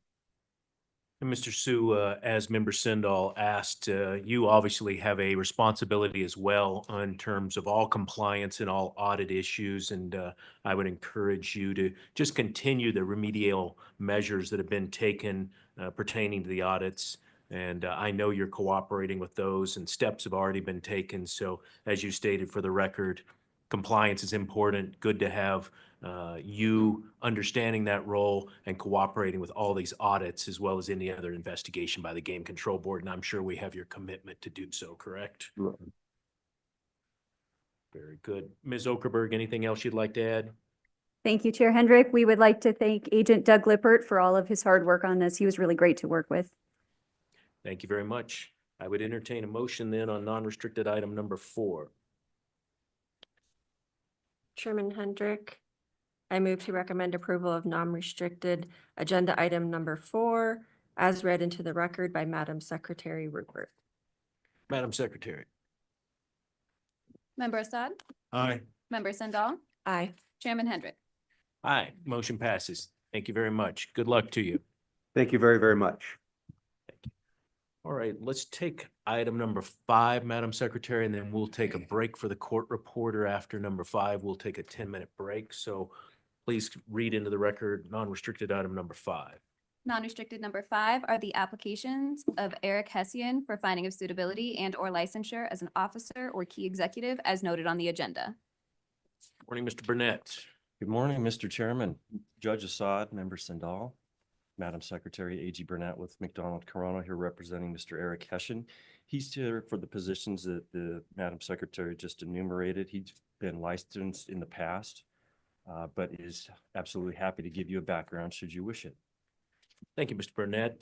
Mr. Hessian, pleasure to have you with us today. Tell us just a little bit about your background. As Mr. Burnett said, we've had you, I think you were last licensed in August of 2017, but give us a little update on where you're at in your career and give us a little background on you. Sure. I appreciate being here today. I was going to start out with from college, but I'll say that I grew up in Vermont as a loyal Red Sox fan based on the earlier commentary. And you're done. You got your votes. So I went to Cornell University as an engineer, and from there worked at Merck, the vaccine and drug company. Went to graduate school in North Carolina where I met my wife, and we went to Las Vegas after that. She had graduated from UNLV, which was and liked it in the town and encouraged me to go. And we moved there approximately 23 years ago. I joined Harrah's at the time when the company had just the Rio and Harrah's in Las Vegas. So a much different company, mostly regional. And we purchased Jack Binion's properties in the Midwest. That was kind of the first big deal that the company had done from an acquisition perspective. And from my standpoint, I realized to be an executive in the company, I really need to learn how operations worked. So I went and ran planning and analysis for our 2 properties in Las Vegas. We ended up acquiring Caesars shortly thereafter. And so then I had 6 properties to run planning and analysis. Over the years in operations, I ran revenue management, procurement, centralized accounting, and all various different functions for our Las Vegas operations, which eventually grew to include Planet Hollywood, the Cromwell, and then the Imperial Palace, which was converted into the Link. After that, I went back to corporate and ran investor relations, assumed treasury operations, and then a few days before our financial restructuring with the company, the Caesars at the time, became the CFO, worked with the company through the restructuring, and a few years after, when we merged with Eldorado, went through the merger process with Eldorado and got to know them really well. I liked working with Gary and Tom and the others on the team, and talked to them about staying on and running the sports betting business, which we then had to go acquire William Hill, the UK company. That took about a year, a little more to close. Once that deal closed, we sold off all of the non-US assets and kept the domestic assets. And that's kind of what I've been doing for the last 5 years now, is running the US operations for the sports betting and online business. It includes the obvious sports betting application across all the different states, including Nevada. We also have 240 retail sports books, which, as I learned earlier, is going to 239 once the property in Fallon leaves our brand. And we have iCasino in 5 states, as well as the World Series of Poker. Wonderful. Pleasure having you here. You got a lot of responsibilities going on. How do you manage it all? Oh, I enjoy it. So it's a lot of fun for me. You know, as you can imagine from my background, I've done a lot of different things throughout the industry, and this is very different from what I've been doing before. This is really like running a small company within a bigger enterprise. So I get the benefits of having the support from the bigger enterprise, but then get to make decisions from a operations perspective, because it is very different from the rest of the business. And yet it's sizable. We did about $1.1 billion in revenues last year. We have roughly 1,600 employees working on the application and in all the retail books. And it's both on the revenue side and on the expense side. So I like that. I get to do it, the contrast there. It's highly competitive, as you all can imagine, with FanDuel, DraftKings, and the number of operators in all the other states, including the great competitors here in Nevada. And so we always have to be very thoughtful where we're putting resources, be pushing the edge in terms of what we can do on the application to make it much more friendly for the consumer, reducing frictions for them, eliminating problems, making sure that our customer service is great. So I just really like thinking about that, running it as a business almost. It's really enjoyable. And again, it's very different from being the CFO, which I enjoyed as well. But it's been a different piece of my career for sure. How many hours a week does that take you? Oh, it's continual. You know, it's hard to put hours on it. And you know, I live in Wyoming right now, and I fly down to Vegas on Mondays and fly back on Fridays. So I'm in the office 4 days a week. But you know, Saturdays and Sundays we're working as well because those are the big days. So it's, you know, the football is Sundays, Saturdays. You know, you have a lot of sports as well. We've got the NCAA's coming up, so the weekends is actually where a lot of our volume occurs, and then the midweek is kind of the slower period where we do a lot of the product launches and making sure that the app's functioning, do load testing and so forth. I was going to ask you about your travel. You say you're going back and forth on a weekly basis. Pretty much. This week, for example, I'm not going to go to Las Vegas because I came here and saw the properties around here. And then I'll go right back to Wyoming. But for the most part, unless I'm traveling or doing an investor type activity in New York, I'll go to Las Vegas. And so I have a house down there to make it so that I don't eat hamburgers at the casino all day if I lived in the hotel rooms there. So it's a little more healthy. Thank you. As I mentioned, you've been licensed and found suitable by the commission several times. So we just did an update on your application, and it's obviously very stellar. You've been licensed in multiple other gaming jurisdictions. So I'm very pleased to support your application today. Great. Thank you. Judge Assad, questions for Mr. Hession? Thank you, Chairman Hendricks. How did you like working with your attorney? Oh, he's great. Guided me through. Okay. You know, the mobile sports betting is exploding, and the numbers are just off the charts, especially when you compare them to table games and the usual casino revenue stream. So it's a tremendous competitive field, as you mentioned, and it's very challenging. The app that you have, it's a what's it called? Caesars William Hill? In Nevada, we actually have two. We have a Caesars application, a Caesars Sportsbook, and then we have a William Hill application as well. And you're all over the country, but they have to be licensed in each state individually, correct? That's correct. Technically, it's a separate application in each state. So when we launch a new app, which we do about every 2 to 3 weeks, we roll it out, and because each state has individual rules and requirements, and so the app has to follow the requirements there. And then under the Wire Act, the bet actually has to be struck within the state bounds. So we have a server in every state as well, where the actual transaction takes place. Geofencing. That's correct. Yep. Got it. And there's a lot of talk in Congress between Senator Blumenthal and Senator Durbin to basically get the federal camel's nose under the tent for gaming countrywide, and with emphasis on sports wagering and the college athletes that may or may not have some issues in that area. Are you involved in any type of lobbying or anything to basically keep the senators in DC and out of Nevada? We definitely have lobbyists throughout the country, and in DC. You know, our view is that the states have put forth a very thoughtful regulatory regime. As I mentioned, each state takes into their own, you know, certain aspects of the state that they want to focus on, and we comply within every state regulation that there is. Our biggest market is obviously here in Nevada, and so, you know, we're not really lobbying much in DC, and believe that the current structure that exists from a state-led perspective is optimal. Got it. you're eminently qualified. You've got an exemplary resume, so I'm happy to support your application. Thank you. Sendall. Thank you. Thank you for being here, Mr. Hessian. Thank you for the background as well. I appreciate that.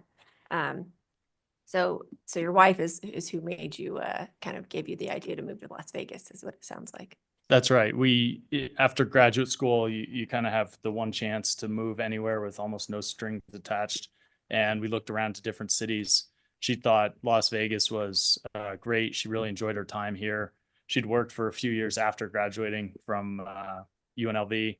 And believe it or not, we were actually watching a show on the Travel Channel about the Rio.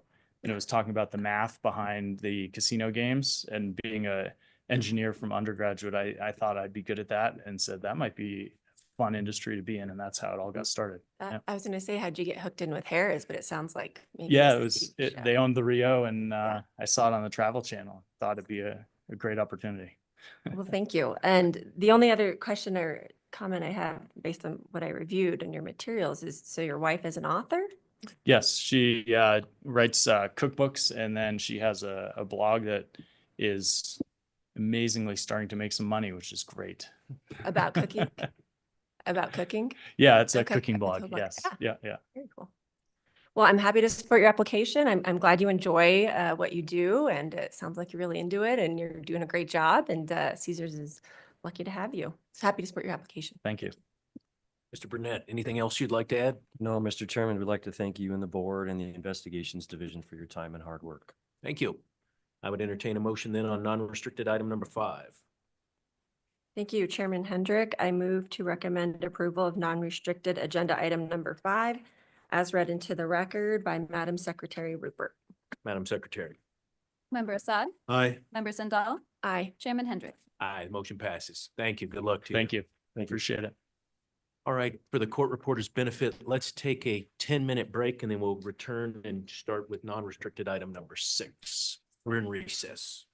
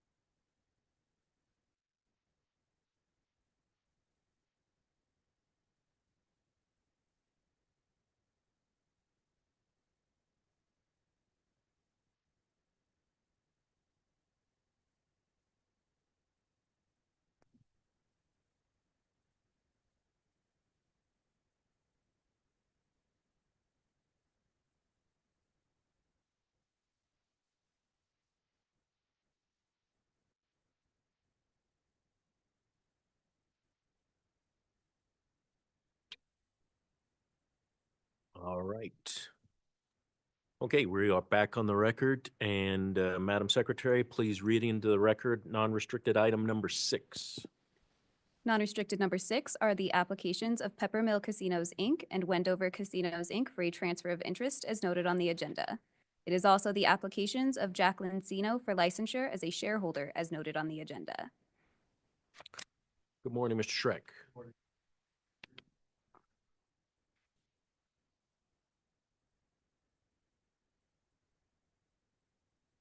Push that button there to be sure we can hear you. There it goes. Can you hear? Morning. Yes.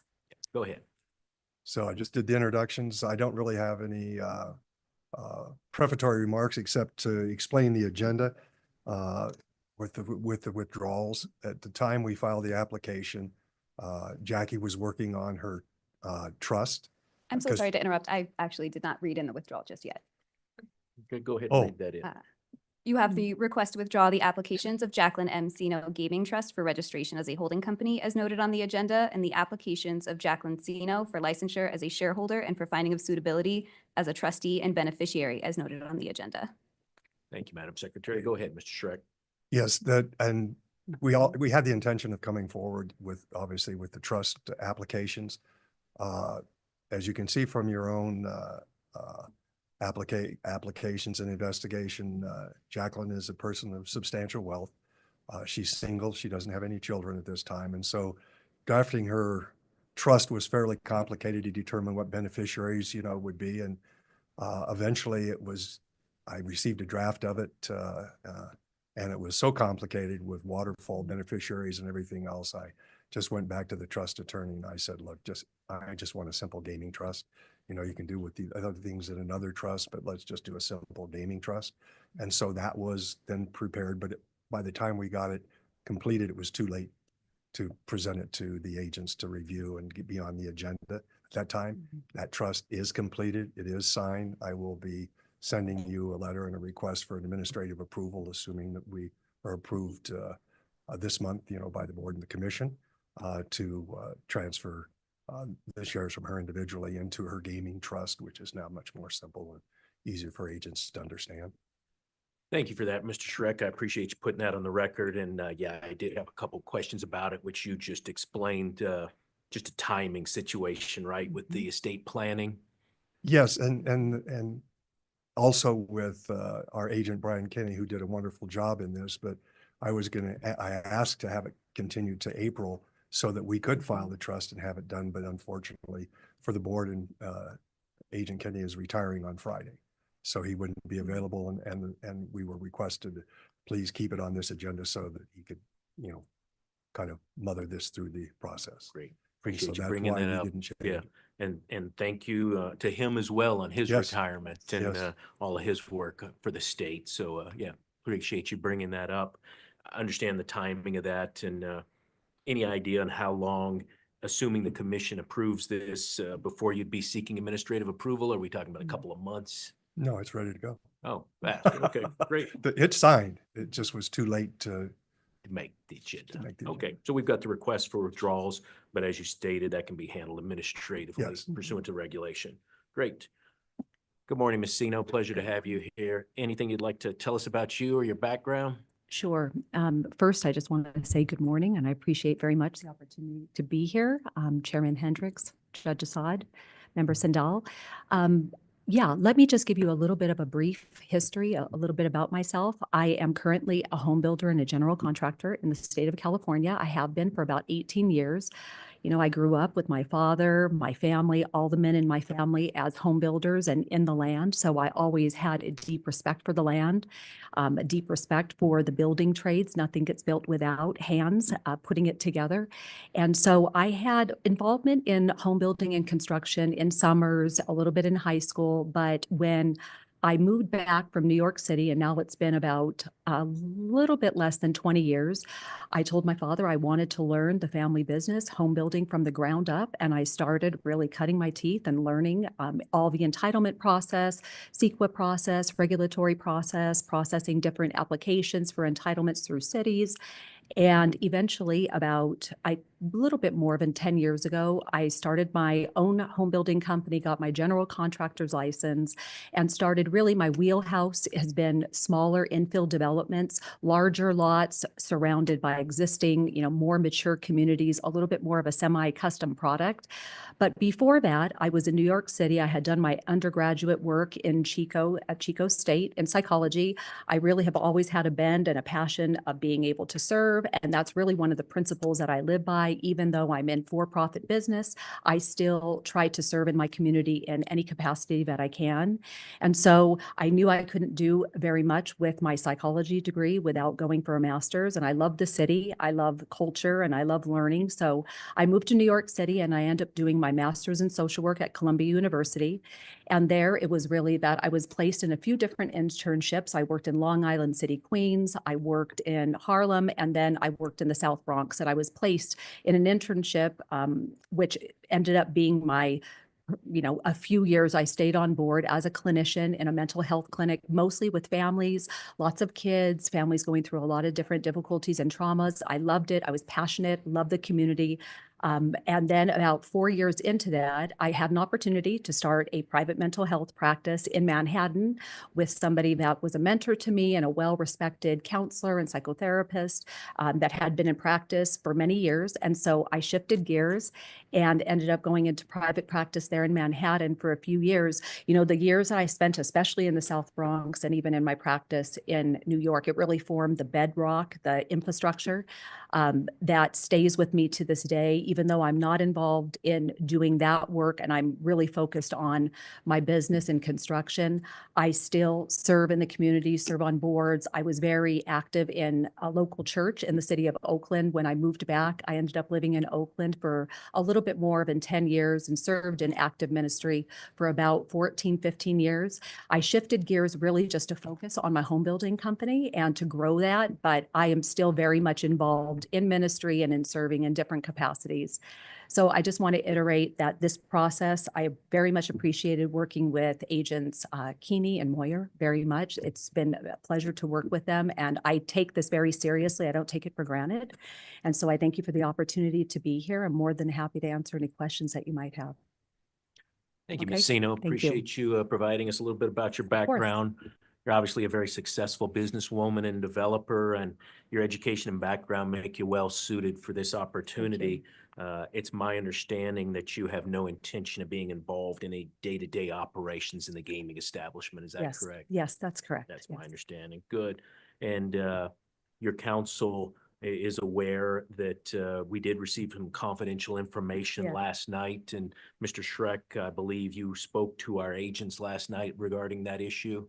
Yes, he interviewed Jacqueline last night for 45 minutes, you know, because he had just received that information and she had just received that information when she was getting on the plane. Good. Yeah, we received that yesterday evening. And so I assume that there may be some further questions about that. And I'm sure that both you, Ms. Sino, and your counsel will continue to cooperate with our agents if there's any questions about that matter. Yeah, I just want to make it very clear that yes, I'm absolutely an open book, no questions off limits, whatever you need to know, I'm more than happy to answer that. Great. Okay. Thank you. Again, very happy to support Okay. your application based on your background and everything you've done. So Thank you. appreciate you being with us here today. Thank Judge you. Assad, did you have questions for Ms. Sino? Thank you, Chairman Hendricks. No questions per se. I just wanted to make a statement that Columbia University, I mean, it doesn't get much better than that. So Yes. congratulations on that. Thank you. Thank you. You know, your altruistic endeavors are in the application and they're to be commended. Obviously, you started out in social work and psychology, so you're very obviously wanting to help people. And I respect that and I appreciate that. You are going to be a passive owner in this endeavor. So the application is thorough. It's very straightforward.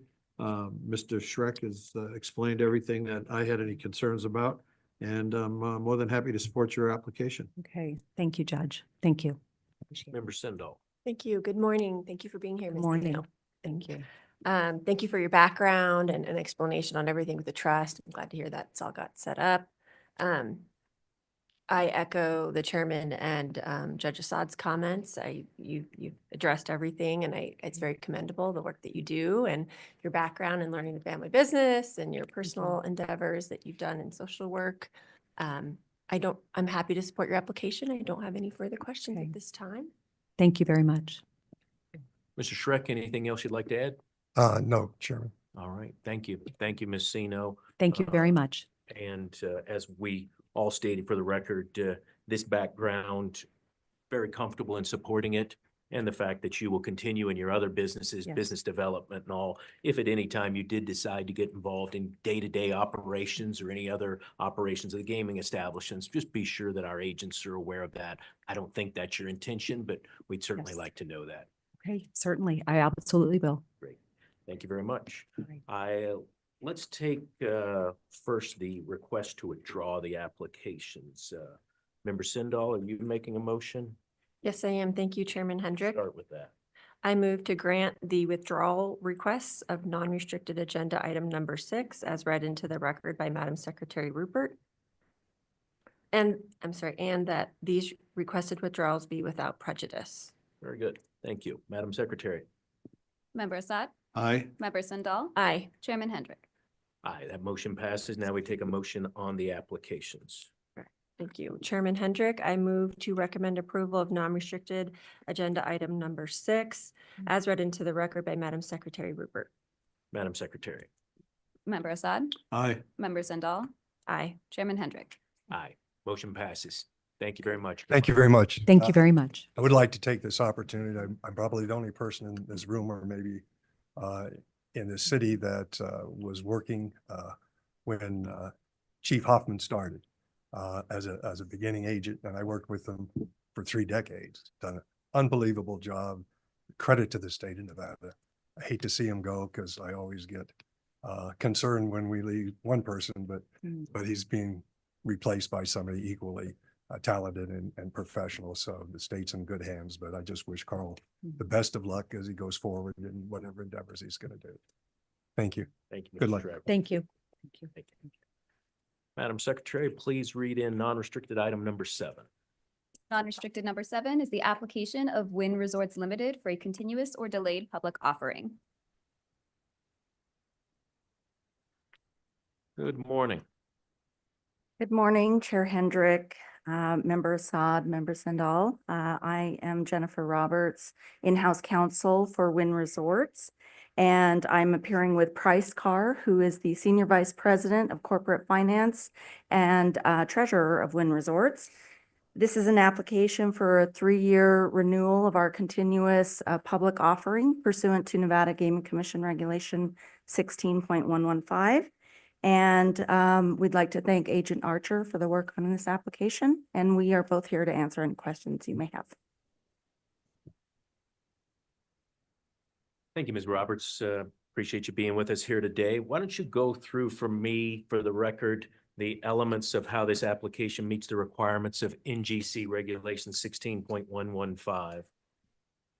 Yes, the elements are met because Wynn Resorts is a publicly traded company through the NASDAQ exchange, and we meet the equity market capitalization standards, and we are also current with SEC reporting.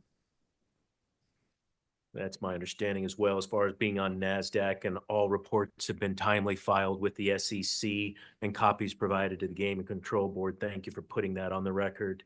So those 2 elements are met. And it's also my understanding that the Wynn Resorts doesn't have any specific plans to utilize this shelf at the time. Is that correct? That is correct. We're just looking to take advantage of the efficient equity issuance processes with the SEC. Very good. And that's a good reason why we have this particular regulation, is to allow licensees that opportunity. Have you reviewed and agree with the draft order? Yes, we have, and we would agree to those terms. Okay, and that's draft number 1 dated 02/06/25, correct? That's my understanding, correct? Okay. Judge Assad, did you have any questions? Thank you, Chairman Hendricks. Yes, Ms. Roberts, just wondering if you or the applicant can elaborate a little bit on the status of the Wynn Al Maharjan and Ras Khamaya. I'll invite Mr. Carr to discuss that. Thank you. Sure. Good morning, and thank you, Chair Hendricks, Judge Assad, Member Sandal. So Wynn Al Maharjan Island and Ras Al Khaimah in the UAE, we're about 2 years out from opening at this point, is a incredible opportunity and project for us in the gaming industry as a whole, as we look to bring the first true integrated resort to the Middle East. It's about a $5 billion development, 1,500 rooms, 22 food and beverage outlets, kind of full complement of amenities and attractions, obviously to the highest possible standards. And so we're really excited about that project. It's moving very well. Construction, continues to be on time and on pace. We recently announced we completed our construction financing for that project, $2.4 billion construction package, with a very large syndicate of global, banks, just speaking to, the quality of the project, our partners in the local emirate, and obviously the team that is building the resort. So yes, we're very excited to continue on that process and look forward to an early 2027 opening. And what will the name be? Do you know? Yeah, it will be Wynn Au Marjan Island. So it will very much be a Wynn product. Okay. And then the locals, will there be a restriction on locals being able to gamble? The current expectation by the federal gaming regulator there, the GCGRA, is that Emiratis will not be allowed to participate in the gaming activities, but there'd be no restrictions on visiting the resort, participating in all the other non-gaming amenities, the hotel, food and beverage, retail, et cetera. And will they be able to work there? Yes, sir. Great. Well, good luck in that. The application is very thorough. I'm happy to support this application, and I want to wish you all the best. Thank you. Member Sendall, questions? Good morning, Ms. Roberts and Mr. Carr, I think it was. Nice to see you both. Yes, the application, I mirror what Judge Assad said, is very thorough. I appreciate all the explanation. Just to confirm a couple things on the litigation update, it seems the securities class action matter was recently settled. Is that correct? Yes, that is correct. But the ongoing matters with the Massachusetts gaming license and the Jack Ohio lawsuit, those are still ongoing currently as we speak? That is correct. Okay. Do you know, my understanding is you have a trial date for the Massachusetts gaming license lawsuit, is that correct? Or are you guys in settlement talks, if you know? I'm not sure. I can consult with our litigation counsel and send that information to you. That would be great. Thank you. I don't have any other questions. It was very thorough, and I'm happy to support your application, extension of your shelf. Ms. Roberts, anything else you'd like to add? No, I would like to say congratulations to Chief Hoffman. He's been wonderful to work with all these years. Thank you. Thank you. I would entertain a motion then on non-restricted item number 7. Thank you, Chairman Hendrick. I move to recommend approval of non-restricted agenda item number 7 as read into the record by Madam Secretary Rupert, pursuant to the draft order in the matter of Wynn Resorts Limited delayed public offering dated February 6, 2025. Madam Secretary. Member Assad? Aye. Member Sendall? Aye. Chairman Hendrick? Aye. Motion passes. Thank you. Good luck Thank to you you. very much. Thank you. Bringing us, Madam Secretary, to non-restricted item number 8. Non-restricted number 8 are the applications of Stephen Neely for licensure as a key employee as noted on the agenda. Morning, Mr. Shear. Good morning, Chairman Hendrick, Judge Assad, Member Sendall, Madam Secretary. For the record, Scott Shearer of Brownstein Hyatt Farber Schreck, appearing today on behalf of the applicant. Thank you for allowing Mr. Neely and Ms. McCain to appear from Boulder City, and I see that they are there, and I will ask them to introduce themselves. Good morning, Chairman Hendricks, Member Assad, Member Sendell, and Madam Secretary. I'm Steve Neely. I'm the Vice President, General Manager of Primm Valley Resorts, located just south of the city in Primm, Nevada. And I thought I would start by way of introduction with a quick story. This past weekend, my wife and I were reflecting, and we realized that it was 35 years ago this week that we loaded our 75 Camaro that I had just put a new motor in with our belongings for a couple days and made the trek across the Navajo Reservation through St. George into Las Vegas to the Circus to inform my mom that she was going to be a grandmother. And so that weekend, that week was very eventful for us. I was on spring break from Fort Lewis College in Durango, Colorado, and just the warmth, the green, the flowers that were around the properties, and then just the energy that was Las Vegas really had an impact on both of us, to the point where I truly could see a day and a time. I really saw myself here. I didn't know in what capacity, and I didn't know the journey it was going to take to get here, but it was just such an impactful time on us that it really kind of come full circle and be in front of you today to, discuss licensure is a true pleasure and a true honor, and I appreciate your time.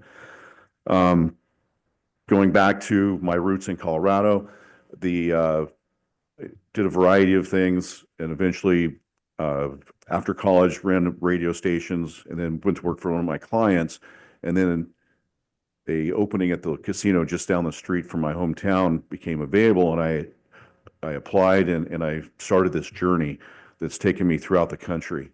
It was tribal gaming, and I started that property. I moved to bigger and larger and more robust properties. Spent some time with Isle Capri on the corporate side, back to doing more consulting work, worked with John Akers for a short period of time. Then, and one of the things I realized as I was going through the ranks and the properties, I came up through marketing, and I was starting to get looks at for general manager positions, but they were hiring CFOs, they were hiring gaming guys, they weren't hiring marketing people. So I went to counter that. I went to Arizona State, I got my MBA, and suddenly those doors started opening for me. They didn't question my ability to read financial documents or anything like that. And so I was on even footing. And then I got a COO position in Arizona. Then I went to Rolling Hills Casino in Northern California for almost 6 years. And then finally was able to land a position here in Southern Nevada, where I had actually purchased a home in 2019, and I got to come home. And so that's where I'm at today. So obviously I need to thank Agent Benjamin Stewart for following through my application process, finding all those jurisdictions that I have worked at and been licensed at, leading to this time. It truly has been just an amazing experience, and I have been all over the country. In my position at Prim Valley, I have several direct reports. First off, my assistant general manager. He oversees a variety of areas, a lot of our non-gaming areas, including our fuel operation, which obviously is huge in Prim. I have a VP of Finance, VP of Hotels, Director of Marketing, Director of HR, and also a Director of Risk Management. I do report to Scott Butera, the President and CEO of Affinity Gaming. And just a reminder of what we're responsible for. Obviously, we have the 3 properties in Prim, one of which we recently closed. Each of the properties have a hotel. We have a gigantic fuel operation, including 3 centers. We have a 5,700-seat event center where we host a number of shows, multiple restaurants, both full service inside the casino, as well as some quick serve restaurants in our fuel outlets. One of the real areas that I think when Scott was with you a couple of weeks ago, he talked about what our goals are at Prim. As you know, the market has changed considerably. Of all the properties in Southern Nevada, I would say that we're probably the one that's the most impacted by the expansion of tribal gaming in Southern California. So what we're doing is, we're having to shift our area of focus. The destination days are going to be challenging for us to continue operating. Obviously, we do well with our events at our event center, but we struggle midweek just on transient business. There's too many options close to home for our Southern California patrons. So what we're really focusing on, reinvigorating the property. We're putting a lot of money into Prim Valley to update and modernize. New restaurant going in. As Scott talked about when he was with you, we've got a $4 million sign going up on the freeway to replace. It's actually kind of ironic right now. Whiskey Pete's is now Whisk, as they're taking the letters off to reinvent the sign. And then we also, are trying to create more of a food product that is going to appeal to the people that come and on their way through. So the real focus is, new machines, new restaurants, new space to make people feel comfortable, but making it more of a boutique operation as opposed to just this massive resort that we've had for all of these years. So all those things are underway. It's an exciting time to be at Prim, and look forward to answering any questions you might have. Thank you, Mr. Neely. A pleasure having you with us today, and you answered a couple of my questions. Mr. Butera, as you said, did give us a very great update on what he sees happening at the properties when he was before us last month. And I was going to ask you what you see, and you answered that question, and happy to see that you're involved in that and everything that you're doing at all of the properties that you have. So I very happy with your background. As you said, you've got an extensive gaming background. I would ask you, how would you compare Nevada's licensing process with previous gaming investigations you've gone through? Well, certainly more extensive. It's a very thorough background. It was an interesting process to go through, and probably the most thorough, obviously, that I have been through in my career. But very straightforward. I wouldn't say overly. Our agent was really good to work with and helped me when I ran into situations where I wasn't sure what to do. So, thorough but fair. Good. Yeah, we hear thorough a lot, so I'm not surprised to hear that word. Based on your education that you walked through with us, as well as your extensive gaming experience over the past 20 plus years, I'm very happy to support your applications. Thank you. Judge Assad, questions? No questions per se. Thank you, Chairman Hendricks. I just wanted to commend you on a stellar background, your experience, your education. Arizona State is one of the best schools to get an MBA from, so congratulations on that. And this application was very thoroughly prepared by Agent Stewart, and I'm happy to support your application. Thank you, Judge. Member Sindall. Thank you. Thank you for being here, Mr. Neely, and that background, that helped a lot and answered my questions as well. I'm glad you went back to get your MBA and that worked out for you, moving your career up. And thank you for your military service. I noticed that. You're a sergeant in the military. Thank you for your service. Thank you. Can you tell me a little bit, is Whiskey Pete's permanently closed, or what's the status of that currently, if you have any update? Well, as we've presented before, it is closed temporarily. We have applied for an extension to just give us a little bit more time to just get our legs under us. Honestly, we want to get Prim Valley operating at peak efficiency and be able to utilize Buffalo Bills to its fullest and get start seeing our vision come together. And then once we're able to generate the revenues from those properties and from this vision, then we'll start looking at options for Whiskey Pete's. The area is so vast, and I mean the history of the Prim properties is so important to Southern Nevada. We want to make sure that the product that we put out there is worthy of the experience that the guest would expect from us. And honestly, we were not able to deliver that. The product just wasn't there. So I would rather do what we can do very well as opposed to trying to do too many things not so well. So once we get our legs under us, we solidify the direction that we're going with our properties, then we'll start taking another look at Whiskey Pete's. But I don't expect it to be anytime in the near future. Well, good. Well, thank you. And I appreciate that explanation and background. Lucky to have you, and thank you for being here. Happy to support your application. Thank you. Ms. McCain, pleasure to have you with us here today as well. Is there anything you'd like to add? Good afternoon, Chair Hendrick, Judge Assad, Member Sindall. Thank you.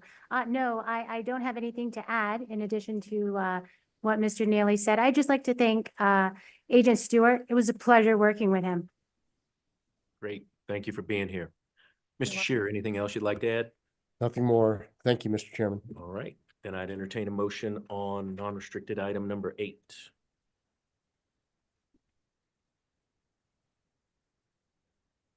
Chairman Hendrick.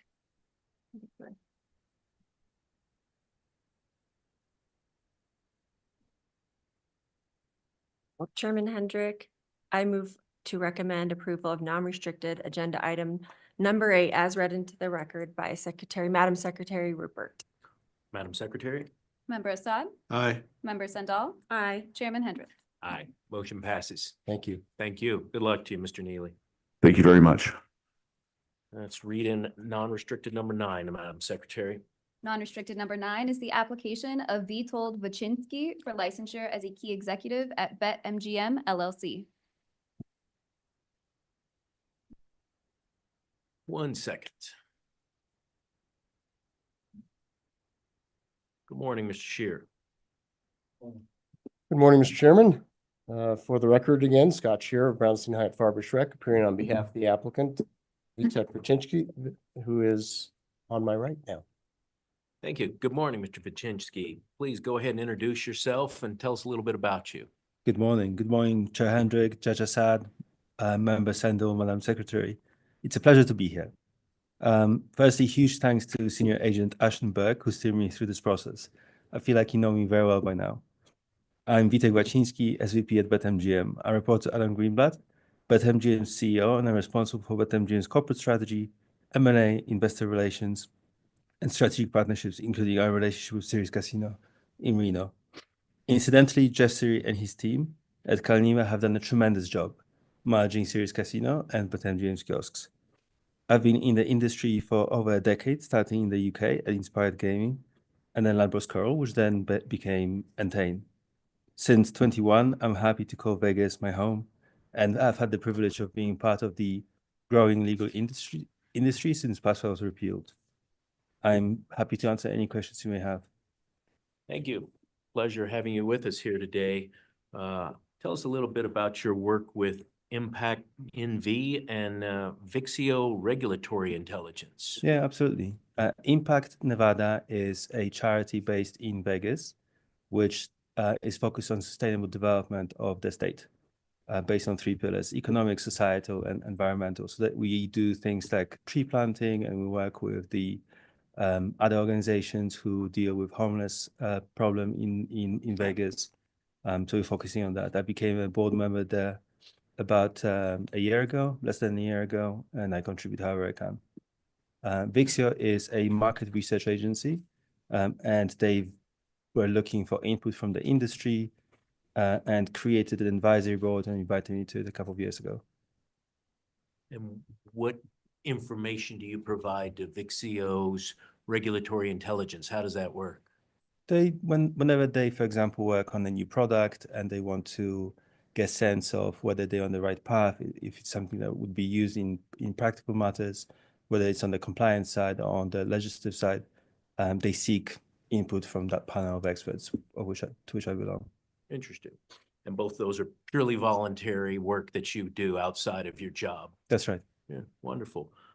This isn't an endorsement anyway, because I'm a public official, but I'll tell you that as the board's de facto public information officer, along with Mr. Lawton and Mr. Ross, I'm always impressed with Vixio's in-depth analysis. They get very deep into esoteric gaming regulations. And so that's why I was interested that you, as a member of the industry, are providing input to them to be able to do their job. And as gaming is proliferating around the country and around the world, as I said, I'm very impressed with what they do. So to hear the industry side of helping that is interesting. So thank you for your volunteer work on that. No problem. I find their services valuable as well and use them for many years, which is why I was happy to help and contribute. That's wonderful. I was very impressed with your background and didn't have any questions or concerns. As you said, we know you very well based on everything you had to provide to our agents, and appreciate your cooperation through the process. Thank you. Judge Assad? Thank you, Chairman Hendricks. Thank you for being here. And Waczynski, am I pronouncing that? Yeah, it's very good. All right. There you go. Your background is very, very impressive. You've got licenses in several jurisdictions, correct? Yes. And a lot of good employment history. And Agent Burke, she did a great job of preparing the application and informing us of everything we need to know. Stellar, exemplary resume. Happy to support your application. Thank you, Judge. Thank you. Member Sindall. Thank you. Thank you, Mr. Baczynski, for being here today. I was curious on how you kind of transitioned your career into gaming. Yes. What made you kind of Accidentally. accidentally? Yes. I after a stint in management consulting and then traveling around the world and private equity, I came back to London with the view to set up my own business back in Poland, where I grew up. And I went for a drink with a friend, as you do, to catch up. And he told me he was fundraising for a private equity firm, which I ultimately joined. But in the meantime, we're working our own venture, which didn't really have much to do with gaming, but it was in technology. So we're seeking advice from one of the mentors who ended up being a CEO of a gaming supplier company. And he was actually telling us about his business, and it blew my mind. And then eventually we ended up joining him. So started on the B2B side and then ultimately transitioned to B2C side through Libros Coral. It's very interesting. And I want to kind of echo what the chairman said. Thank you for your involvement in these other groups in Vixio and Impact Nevada. That's great that you're involved in supporting the community and trying to better serve the Southern Nevada area. Last question, how often do you have to travel for your work? And because it seems it's very international kind of companies. So what? Yes. I travel frequently, although BetMGM's remit, the joint venture between MGM and Entain, our remit is North America, so no global involvement as such. But I do travel frequently. I try to be in the Jersey office at least once a month. And then my responsibilities, whether it's corporate development or business development, take me around the country as well. Well, thank you. Again, as echo what Judge Assad also said, you have a very impressive background. It was wonderful to read your application. I'm happy to support your application. Thank you for being here today. Thank you. Mr. Shear, is there anything you want to update us on regarding what BetMGM is doing in Las Vegas? Nothing's really changed much since last month, Mr. Chairman. We're still continuing to work on technology issues, internal control issues, and on the transition to the key employee position. So we're hoping that's going to happen fairly soon. Obviously, they're sort of a three-party thing, so we've got to make sure MGM is comfortable with the internal controls as well as the audit division. So because they are ultimately their internal controls, not BetMGM's. Absolutely. Appreciate that update. How about how dual play is coming along? I don't think they have not kicked off yet, but are still hopeful to kick off in the near future. So, Okay. but we appreciate your visit and learning more about it. Wonderful.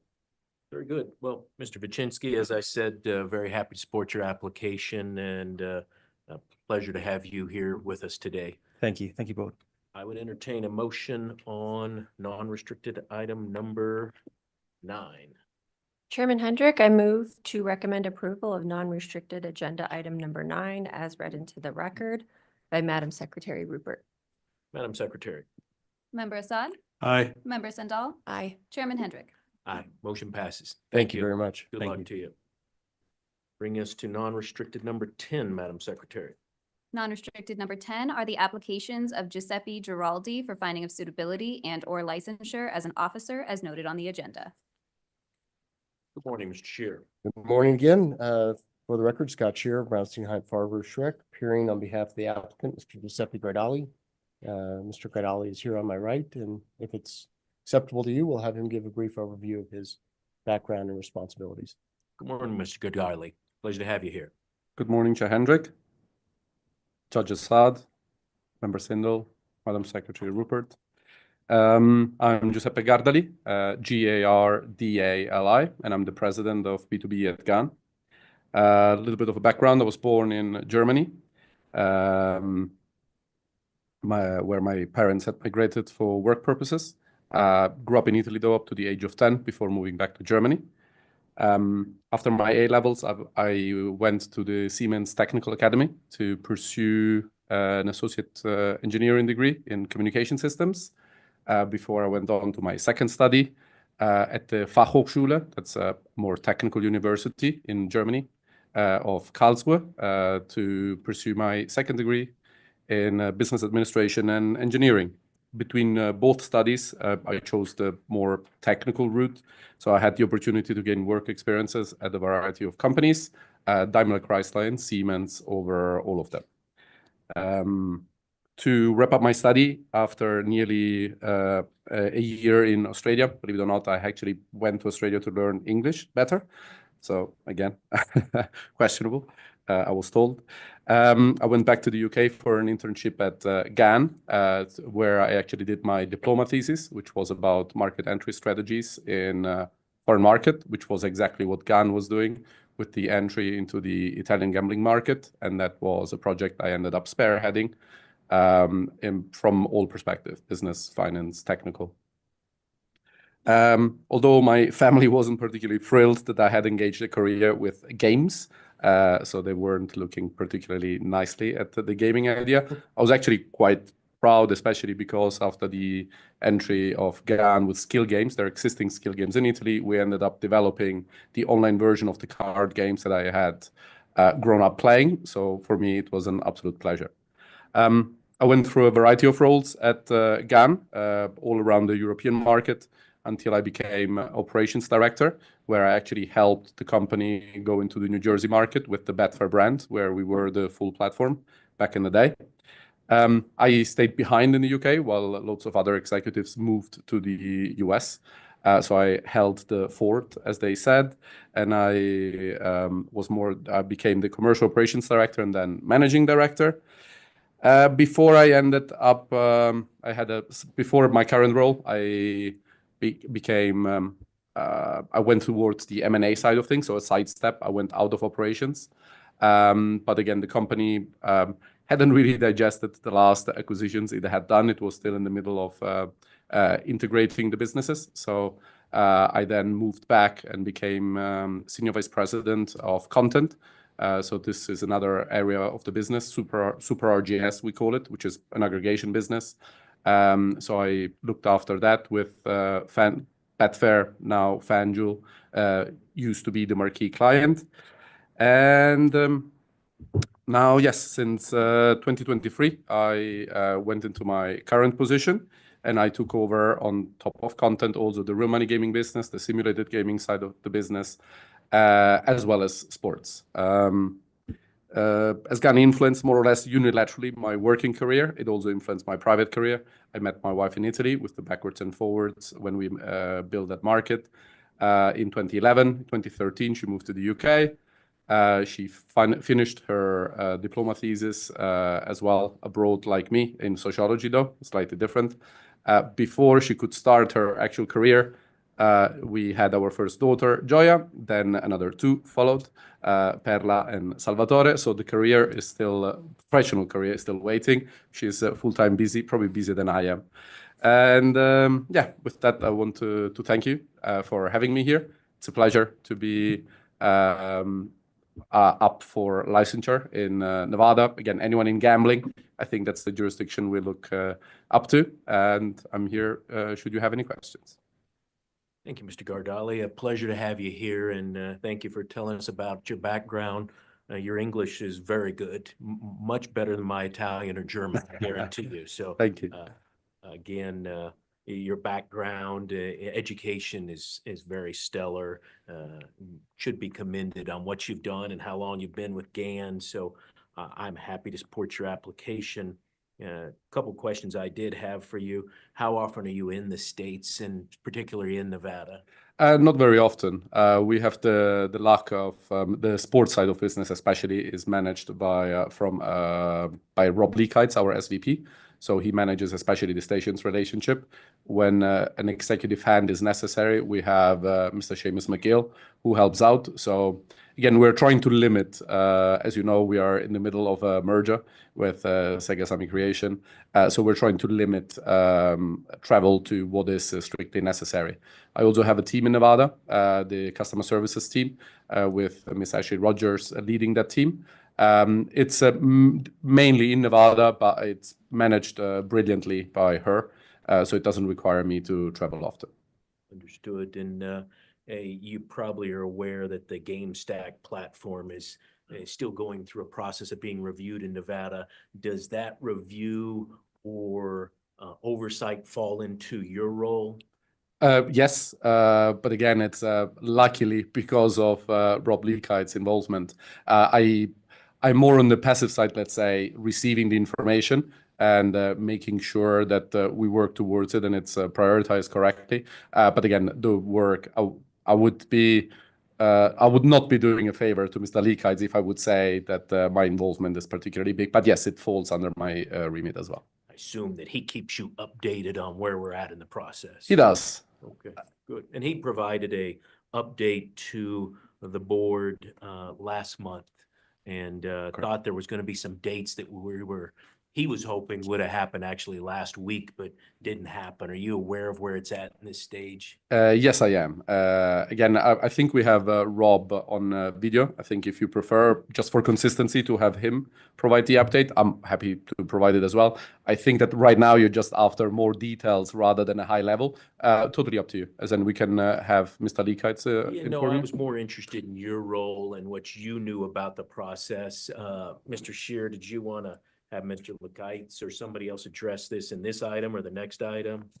Either one, Mr. Chairman. I know he's got a Zoom link, was planning to join the next item. We can bring him in now if you prefer. No, we can continue it for 11. 11's probably more appropriate. I was more interested in Mr. Gardali's oversight, if there was any, into that particular area, because obviously I'm focused on Nevada. I understand you're a worldwide company, but my job is to focus on where we're at in Nevada. Absolutely. And again, it's I do get the information on a more or less daily basis, in most cases from Mr. Leakite, but I'm also in touch with Vicky from compliance or directly with the team in Tallinn who are delivering or making the changes.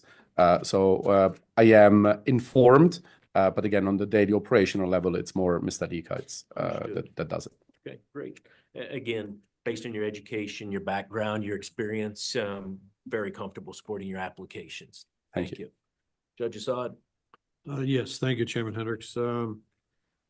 Maybe a question to Chief Hoffman. I want to tap into that vast knowledge and wealth of experience that you have. Under Giuseppe Gardali, it says application for finding of suitability as an officer. And then on the below for Gann, Nevada, it says application for licensure as an officer. Why wouldn't it be licensure for both or finding a suitability for? Where's the distinction, in other words? The distinction is when it's down at the actual entity that operates, that owns a license, that if that entity is licensed, then the individuals involved with that are licensed. And then if you go up a layer to a holding company or a PTC that's not actually exposing games for play or making a product, then it's called Finding a suitability. And it's unique to Nevada. And it's all semantics because they go through the same level of investigation. It's the same level of approval. Got it. And I'll admit it's a little confusing because some jurisdictions wonder why there's a difference, just like you. Got it. Okay. Thank you for that. See, that's why we're going to miss you so much. Luke can answer it. So, Mr. Gardali, your application is very good. Your experience is outstanding. I have no concerns. There were no questions or concerns brought up by Agent Bridges. And so where in Italy did you grow up? In Sicily. Sicily? Small town in the Nebrodi Mountains. Oh, and that's where you met your wife? Correct. She's from Sicily, I noticed as well. Okay. 700 meters away, so the neighboring town. Okay. Jokes are obviously made that at first I traveled the world and then I went back to the hometown to find the wife. Smart. It wasn't on purpose, but it happened. So where are you based out of mostly now? The UK? In London, yes. London? Okay, very good. And can you bring us up to date on the status of the Sega Sammy merger at all? It's continuing, as in I think we filed the extension, which I think is coming up as the next item. Yes. Which should happen latest by the end of May. Okay. I believe there are a few jurisdictions that are outstanding. So we continue to work thoroughly with the team on a more operational level where possible. But yes, it's purely in the hands of the regulatory bodies at the moment, and obviously the individuals that need to provide the information to get licensed. Very good, very good. And you said you don't come to Las Vegas very often? No, I would love to more, but again, it's we're trying to restrict travel to what's essential at the moment, given the situation. Do you like Italian food? I absolutely We adore have some of the Italian best food. Italian restaurants in Las Vegas. I'll cook. I cook a lot myself, but hopefully I'll be able to come over soon and experience the Las Vegas kitchen. Well, if you do come to Las Vegas, there's Cipriani's at the Wynn, outstanding. There's Carbone at the Aria, also outstanding. And you can always come to my house. I also do Italian cooking as well. Hey, okay. In which order? Should I come to yours first? Mine first. Okay.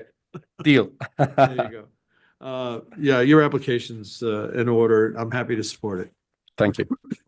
Member Sendall. Thank you. Thank you for being here and traveling from the Essex that you live in. Yes. The only thing that kind of caught my eye, and you kind of touched on this, and thank you for your background, the summary that you provided. That was very helpful. Thank you. You said you have 3 minor children, but you work from home. So is that like, are they in school or are they literally at home? Luckily they are. Luckily they are. Okay. I mean, in most cases, to be honest, I think my wife ring fences them from coming upstairs. In most cases, so I have my office on the first floor. They're on the ground floor, but they do go to school. The youngest one only 3 days a week. But yeah, the lady helps, and I try and walk. So if I manage to schedule a few calls in a row, I'll actually leave the house, so I get some steps in at least. Well, yes, I'll just echo what Chairman and Judge said. You have a stellar application. Thank you for and wish you best of luck. Happy to support your application. Pleasure. Thank you. Mr. Shear, anything else you'd like to add? So thank you to Agent Bridges for her work on this application. We appreciate it. Great. Absolutely. Thank you. I'd entertain a motion then on non-restricted item number 10. Chairman Hendrick, I move to recommend approval of non-restricted agenda item number 10 as read into the record by Madam Secretary Rupert. Madam Secretary. Member Assad? Aye. Member Sendall? Aye. Chairman Hendrick? Aye. Motion passes. Thank you. Thank you. Good luck to you. Thank you. Don't go far. We got number 11 coming right up here. Yes. Should I stay here or go back? Please read in non-restricted number 11, Madam Secretary. What do we prefer? I'll stay here. Non-restricted number 11 is the application of Sega Sammy Holdings, Inc. for amendment to order of registration. It is also the application of GAN Limited for an amendment to order terminating registration. You also have the applications of Sega Sammy Holdings, Inc., Sega Sammy Creation, Inc., Sega Sammy Creation USA, Inc., GAN Limited, GAN UK Limited, GAN Nevada, Inc., Koichi Fukuzawa, Naoki Kamita, and David Ross for a waiver of the provisions of Nevada Gaming Commission Regulation 4.080 as noted on the agenda. Mr. Shear. And once more, good morning, Mr. Chairman. For the record, Scott Shearer, appearing on behalf of all of the applicants today. Also with us, Mr. Gridali obviously is here should you have questions for him, but also Mr. Lekites is available by Zoom, and as is Mr. Seamus McGill, should also be available by Zoom. So that they're here to answer any questions. As you noted last month, Mr. Chairman, Nevada was out in front on this approval and approved this transaction. There were some new directors at Sega Sammy that some of the jurisdictions wanted to have file individual applications before they approved. And so they've done that. They've, in most cases, done interviews. There's still some wrapping up. We expect that those final jurisdictions will be able to hold hearings in either April or May and to give their approvals. And then we'll be able to close the transaction by the end of May. But do need, because the original approval by the Nevada Gaming Commission will expire this month, do need a waiver of regulation 4.080 to allow some additional time to close the transaction. Thank you for that, Mr. Shear. I appreciate you acknowledging again for the record how fast the Nevada investigative process is. My obvious question was going to be what you already addressed is there anything we should be concerned about that these other jurisdictions are taking more time and maybe not as fast as Nevada in this process? But I think you addressed it by saying that it's a question of how the regulatory scheme is set up, correct? Correct. They, So some they of those, had some changes and they have to go through things that maybe Nevada didn't need to dig into. Correct. Some of those jurisdictions require all directors to be licensed, for example. Nevada, for a holding company, does not necessarily require all directors to be licensed. And so So I'll say it so that you don't have to. That would probably make Nevada's process more efficient and effective. And no disparagement at all to our fellow state regulators, but in this situation, we were out in front. And again, I'll say this so you don't have to say it for the record. We obviously did a very thorough job. Our investigators are very comfortable in what they saw, and the fact that it got done and you need a waiver under Reg 4 makes perfect sense to me. So I'm guessing that the merger agreement has been extended, correct? it has, yes. Okay, yeah. And that's been announced. As you know, these are public companies, so it's been announced to the Good. markets. Yeah, and as I said, certainly reasonable that a waiver makes sense under Reg 4.080 under these circumstances, and hopefully you don't need the entire 6 months, that it'll move faster than that. Again, we're targeting the end of May at this point. Good. If we could, let's get Mr. Lekites on the line, as Regis Philman would say. Date myself with that. Good morning, Mr. Chairman. I'm here. This is Rob Lekites. Good morning, Mr. Lekites. So when you were with us last month, I think you were hoping that there would have been an approval coming out of certification, not approval, out of GLI last week. Can you give us an update on where that's at? Yeah, there's been a slight change that I will say this is it's a very fluid situation. Things can change day to day, but as of yesterday, GLI had advised us that they just needed a little bit more time to complete their audit portion of the certification. I just think it was probably a little bit more complex than maybe they had originally estimated. They've asked us for an additional up to 2 weeks to get that done. We are still, in terms of our field trial, it's our understanding that last week actually marked our 4th consecutive week of clean operations. So we're very excited about that. So we expect let's say the 21st, I think, is when we are hoping to have that certification letter in the hands of the technology division. Okay.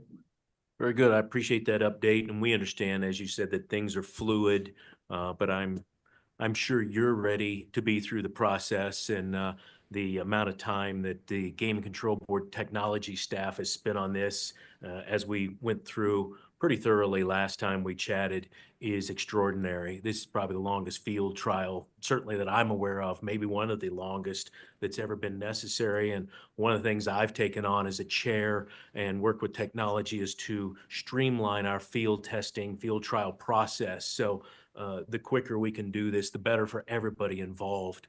And I don't know if Chief Barbie is there in Boulder City. I don't need you to rebut anything, but I just wanted to see if Chief Barbie's there, if you could tell us, is it your understanding as well? Have you been in contact with GLI? If there's any other hiccups that you're seeing that this GameStack platform process may get through, as Mr. Lekites says, by the end of the month? Good afternoon, Jim Barbie for the record. With me today is Maida Fry. She's the senior agent who's handling this field trial oversight. I'm aware that there is the ITLs have identified a potential area that we need to research a little bit further. We're doing that right now. Maida is working with the trial locations to determine if what was discovered in the testing environment has impacted the field test at all. I got an update this morning that the labs have not identified to us anyways an expected maturity date on when they'll be issuing the certification. We're just looking for them to do a thorough job right now so that we can bring this trial to a successful close. Thank you for that, Chief. Senior Agent Fry, anything else you need to add without getting into any confidential proprietary conversations that are going on? I know you've been very deep involved with this for many, many months. Is there anything you'd like to add to the process? Hello, for the record, Maida Fry, FRY, senior agent with the technology division. I From the field title has been very complex, and I do want to add that the GAN team has been responsive, and like we mentioned, we are hoping to finish the address the issues that we have now and move forward. So we're looking forward to just be able to address those outstanding items as soon as possible. Thank you. Thank you, Ms. Fry. And Mr. McGill, do we have Mr. McGill on the line as well? Yes. Good morning, Chairman Hendrick, Judge Assad, Member Sendall. My name is Seamus McGill, CEO of GAN. Mr. McGill, pleasure having you with us. We've already kind of addressed the game stack issue, but is there anything you want to tell us in addition to what Mr. Scheer said about the merger timing or the approvals you're waiting on in the other jurisdictions? No, Mr. Scheer has got it correct. In fact, we're just waiting. Sega Sammy have to acquire a few more licenses and approvals, and we just needed the extension for them to be able to do that. And as Mr. Scheer has indicated, we expect to close this transaction by the end of May. 31st of May is what we're targeting right now. Very good. Thank you. Judge Assad, do you have questions for anybody on our panel this morning? Yes, thank you. Thank you, Chairman Hendricks. I'm not sure who can answer this, but the field trials with respect to the game stack software, they're at, is it Boulder Station or Sunset Station? It's at Boulder Station and at Wildfire Boulder. Boulder Station, okay. So how are those going? Is there any hiccups or issues with the tickets when they come out, or the cashing out of a winning ticket or anything like that? Or is everything running smooth? Yeah, everything's running exceptionally smooth from a retail perspective and mobile. So I would say that's been kind of a shining star during the entire this 14 months. We've seen extremely high performance and extremely happy with what's taken place there at those two properties. And you said the field trial's been ongoing for 14 months? It feels like 14 years, but it's been 14 months now. Wow. Okay, great. Yeah, that's all I have. I'm in support of the application, and I understand the ramifications and the issues that have been described by Mr. Scheer. So I have no problem supporting this application. Thank you, Judge. Member Sendall. Thank you, and good afternoon. And just looking over you answered a lot of my questions in your presentation. Thank you. And I just had one thing. It must have been when I reviewed the application sometime over whenever, weekend morning. GAN and Win had a relationship to provide GameStack services more throughout the country, perhaps, but now they're just providing in Nevada and Massachusetts. Correct. Mr. Lucas, do you want to go ahead with that, or? Sure, I'll take that. We had we'd signed an agreement with WinBet to provide sportsbook services to its mobile sportsbook operations. It wasn't on it wasn't on our platform, the GameStack platform. It was just the sportsbook component of it. And that was mostly mobile plus retail, the retail sportsbook at Encore Boston Harbor. And in Nevada, part of our agreement is to provide the full GameStack platform that is being field tested today. Got it. Thank you for that clarification. That's all I had as far as general questions. Thank you for the materials. Thank you. All right, Mr. Scheer, have you had a chance to review draft number 1 of the third revised order of registration regarding Sega Sammy Holdings? I have, and it's in proper form. Thank you. And the revised order terminating registration for GAN Limited, draft number 1 dated 2/12/25. You reviewed that as well? I have, yes, and it's also in proper form. Okay, thank you for putting that on the record. Then unless you have anything else, Mr. Scheer, we'll go ahead and take a motion. I would, since this is my last item, like to say that Mr. Schreck was too kind to me. I am old enough to remember when Chief Hoffman started with the Gaming Control Board and was fortunate to spend time with him here at the Gaming Control Board. So I want to wish him the very best in his retirement and say what a treasure he's been and what an asset he's been to the state of Nevada, and greatly appreciated, and look forward to working, and congratulations to Deputy Chief Rippey. Looking forward to working with him as Chief Rippey in the future as well. So, thank you Mr. for giving me Chair. the opportunity to say that. Absolutely. Thank you. Then I would entertain a motion on non-restricted item number 11. Thank you, Chairman Hendrick. I move to recommend approval of non-restricted agenda item number 11 as read into the record by Madam Secretary Rupert pursuant to draft third revised order of registration for Sega Sammy Holdings, Inc., dated February 10th, 2025, and draft revised order terminating registration for GAN Limited, dated February 12th, 2025. And those are both draft number 1, correct? I thought I had Sega Sammy was the third revised order, or? Yeah, it is the third revised But order, it's the but it's first draft draft number 1 one. of third Okay. revised. Yeah, both Correct, of them. yes, Wonderful. Chairman. And then was there an expiration date of the waiver period as well? There is I can add that in here? Okay. And I move to recommend approval, which was already read in the record by Madam Secretary Rupert, the 6-month time limitation. Which would expire on the date of the Nevada Gaming Commission meeting in, let me do some quick math here, July?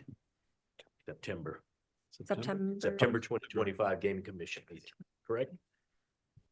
So I move to also recommend a 6-month extension of the waiver as September, yeah.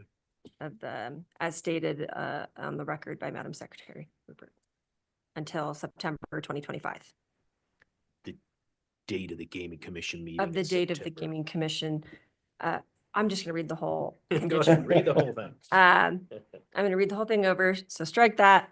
Chairman Hendrick, I move to recommend approval of non-restricted agenda item number 11 as read into the record by Madam Secretary Rupert pursuant to draft third revised order of registration for Sega Sammy Holdings, Inc., dated February 10th, 2025, and draft revised order terminating registration for GAN Limited, dated February 12th, 2025. In addition, move to recommend approval of a waiver of the provisions of NGC Regulation 4.080, which imposes a 6-month time limitation within which commission action is effective in connection with approvals for acquisition of control of GAN Limited by Sega Sammy Holdings as granted in September 2024 for an extension of a 6-month period, an additional 6-month period ending in September 2025. At the time of the Gaming Control Board, at the Gaming Commission meeting upon approval. That covers it all. Very good. Madam Secretary. Member Assad? Aye. Member Sandal? Aye. Chairman Hendrick? Aye. Motion passes. Thank you very much. Thank you. Thank you, Mr. LeKikes, Mr. McGill, Chief Barbie, and Senior Agent Fry for all being here. Thank you. And Madam Secretary, I believe that concludes our non-restricted items. Is that correct? Correct. And we are scheduled to have our restricted agenda begin at 1 o'clock, correct? Correct. All right, then we'll be in recess until 1 p.m. Thank you.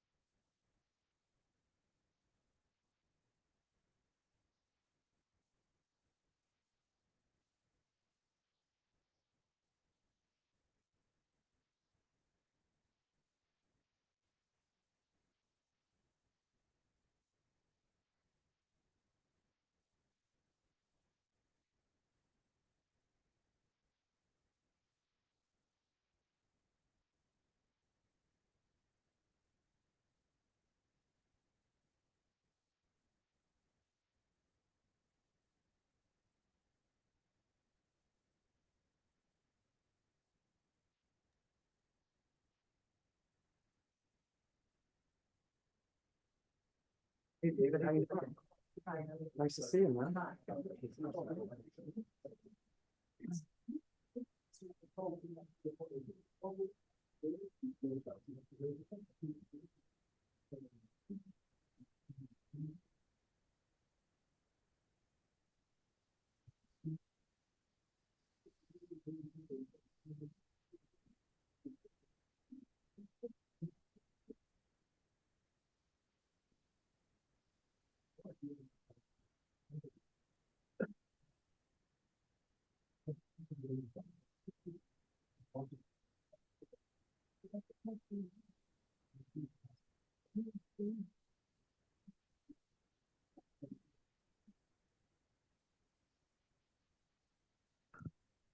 All right, we are back on the record. Good afternoon, everyone.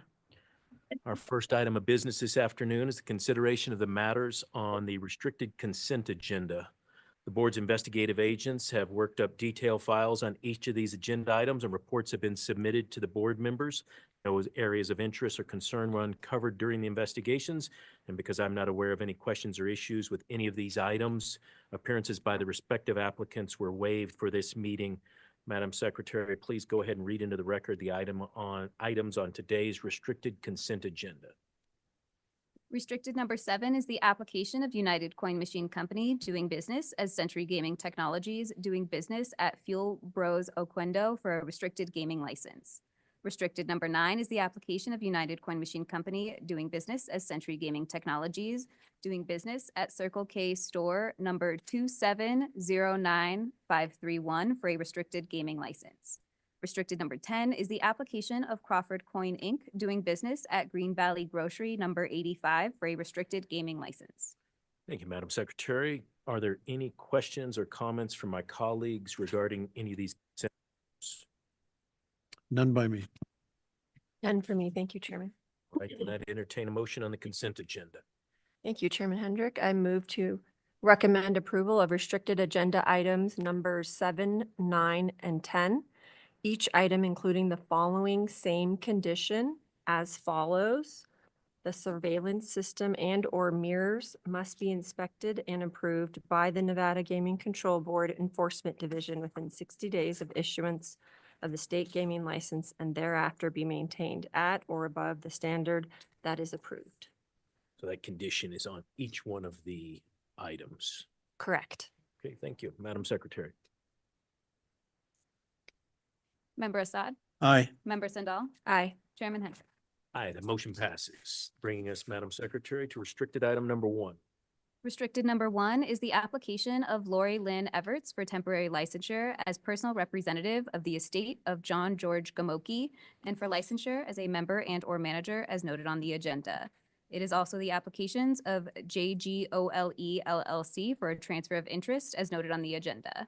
You also have the application of Everts Gaming Trust for registration as a holding company as noted on the agenda and for finding of suitability of Lori Lynn Everts as a trustee and beneficiary. Good afternoon, Mr. Chairman, members of the board, Madam Secretary Jeff Donato, enrolled agent here with the applicant, Ms. Everts. To start, Mr. Chairman, the applicant and I appreciate the board's approval to allow us to appear today from Boulder City. There are a number of applications with this item, so with your permission, I would like to address the gaming violations, provide a summary of each application, and would be glad to answer any questions that you may have. Yes, thank you, Mr. Donato. So starting with violation number 1, the violation of regulation 9.020. On October 30th of 2022, Mr. John Gamoki passed away, and at that time, Ms. Serena Choi was representing the Plate Bar and Grill with regard to its licensing matters. Upon Mr. Gamoki's passing, it was my understanding that Mrs. Choi was working with Ms. Everts to ensure the location remained in compliance with the gaming regulations and to assist with an application to transfer the interest in J Goal LLC from the decedent's estate to Ms. Everts. In accordance with regulation 9.020, the personal representative of a deceased individual must notify the board of such death and file an application for temporary licensure within 30 days. On January 18th, 2023, however, Ms. Choi tragically passed away. 2 days prior to her passing, on January 16th of 2023, It is my understanding that Ms. Choi notified the GCB of Mr. Gramoki's death, which was 78 days after his passing, and had not filed an application for temporary licensure. Subsequent to Mrs. Choi's passing, Ms. Everts retained Argentum to have me assist her with licensing matters for the Plate Bar and Grill. Upon being retained, we had to track down a copy of the application from Ms. Choi's office through her estate and then review the same to determine what had and had not been done. As part of the application for temporary licensure and transfer of interest, the GCB requires an order from the probate court appointing a personal representative of the decedent's estate. In reviewing the file received from Ms. Choi's office, it was determined Ms. Everts did not have an order appointing her as personal representative, nor was she aware an order would be required for the application, and had not even started the process of being appointed as the personal representative, which takes some time. When discussing the application with Ms. Everts, it was decided that Ms. Everts would hold her interest in the gaming licensee by and through a gaming trust. As a result, Ms. Everts started working with two separate estate planning attorneys, one attorney that was working on the probate matter and the other attorney working on the gaming trust matter. On August 17th of 2023, the petition for summary administration was filed with the probate court to appoint Ms. Everts as personal representative of the decedent's estate. With the petition for summary administration being filed, we completed and submitted with the GCB on August 28th of 2023 the request for temporary licensure of Ms. Everts and personal representative and for continuing operations under Regulation 9.020. On September 29th of 2023, the order appointing Ms. Everts as the personal representative was filed with probate court. On October 18th of 2023, a copy of the order was provided to applicant services, so the request for temporary licensure could be deemed complete and be considered for administrative approval. Concurrently therewith, the transfer of interest applications were submitted with the GCB. On November 15th of 2023, the request for Ms. Everts to be the personal representative and for continuing operations was administratively approved by the GCB, which expired in November of 2024. Before the expiration date, we submitted a request with the GCB to extend the approval of Ms. Everts as the personal representative in continuing operations, which was administratively approved on November 14th of 2024, and that approval will expire in November of 2025. Due to the circumstances, the notification to the board of Mr. Gramoki's death and filing of the application for temporary licensure of the personal representative were not filed by the prior representative in a timely manner as required under Regulation 9.020. Violation number 2, the violation of NRS 463.5735 is for not filing an application for Ms. Everts as a manager of J Gold LLC within 30 days from assuming that position. It is my understanding that Ms. Everts was working with a law firm on transferring the non-gaming assets of the decedent's estate, including that certain real property for the business. In conjunction with the transfer for the non-gaming assets, it is my understanding that Ms. Everts had to work with the bank on the existing loan for the real property, and the bank required Ms. Everts to be listed as a manager of J Gold LLC. On February 23rd of 2023, and as required by the bank, it is my understanding that Ms. Everts filed an amended list with the Nevada Secretary of State. And on February 24th of 2023, it is my understanding that Ms. Everts' attorney recorded a deed with the county recorder conveying the real property to Ms. Everts. Due to these circumstances, Ms. Everts' application as a manager of J Gold LLC was not filed in a timely manner as required under NRS 463.5735. That concludes the gaming violations and brings us to the applications. Application number 1, which is a request for temporary licensure of Ms. Everts as a personal representative of the decedent's estate. Application number 2 is an application for a moment in time to transfer 100% interest in J Gold LLC from the decedent's estate to Ms. Everts. An application for a moment in time for the licensure of Ms. Everts as a member of the company. In addition, the application is for a licensure of Ms. Everts as a manager of the company. Application number 3, and the final application, is to transfer 100% interest in J Gold LLC from Ms. Everts to the Everts Gaming Trust. In addition, the application includes a licensure of the Everett's Gaming Trust as a member and registration as a holding company, together with a finding of suitability of Ms. Everett's as a trustee and beneficiary of the Everett's Gaming Trust. Ms. Everett's is registered to attend the Restricted Licensee Compliance Seminar on April 15th of 2025. And with that, that concludes our affirmative presentation, and we're here to answer any questions that you may have.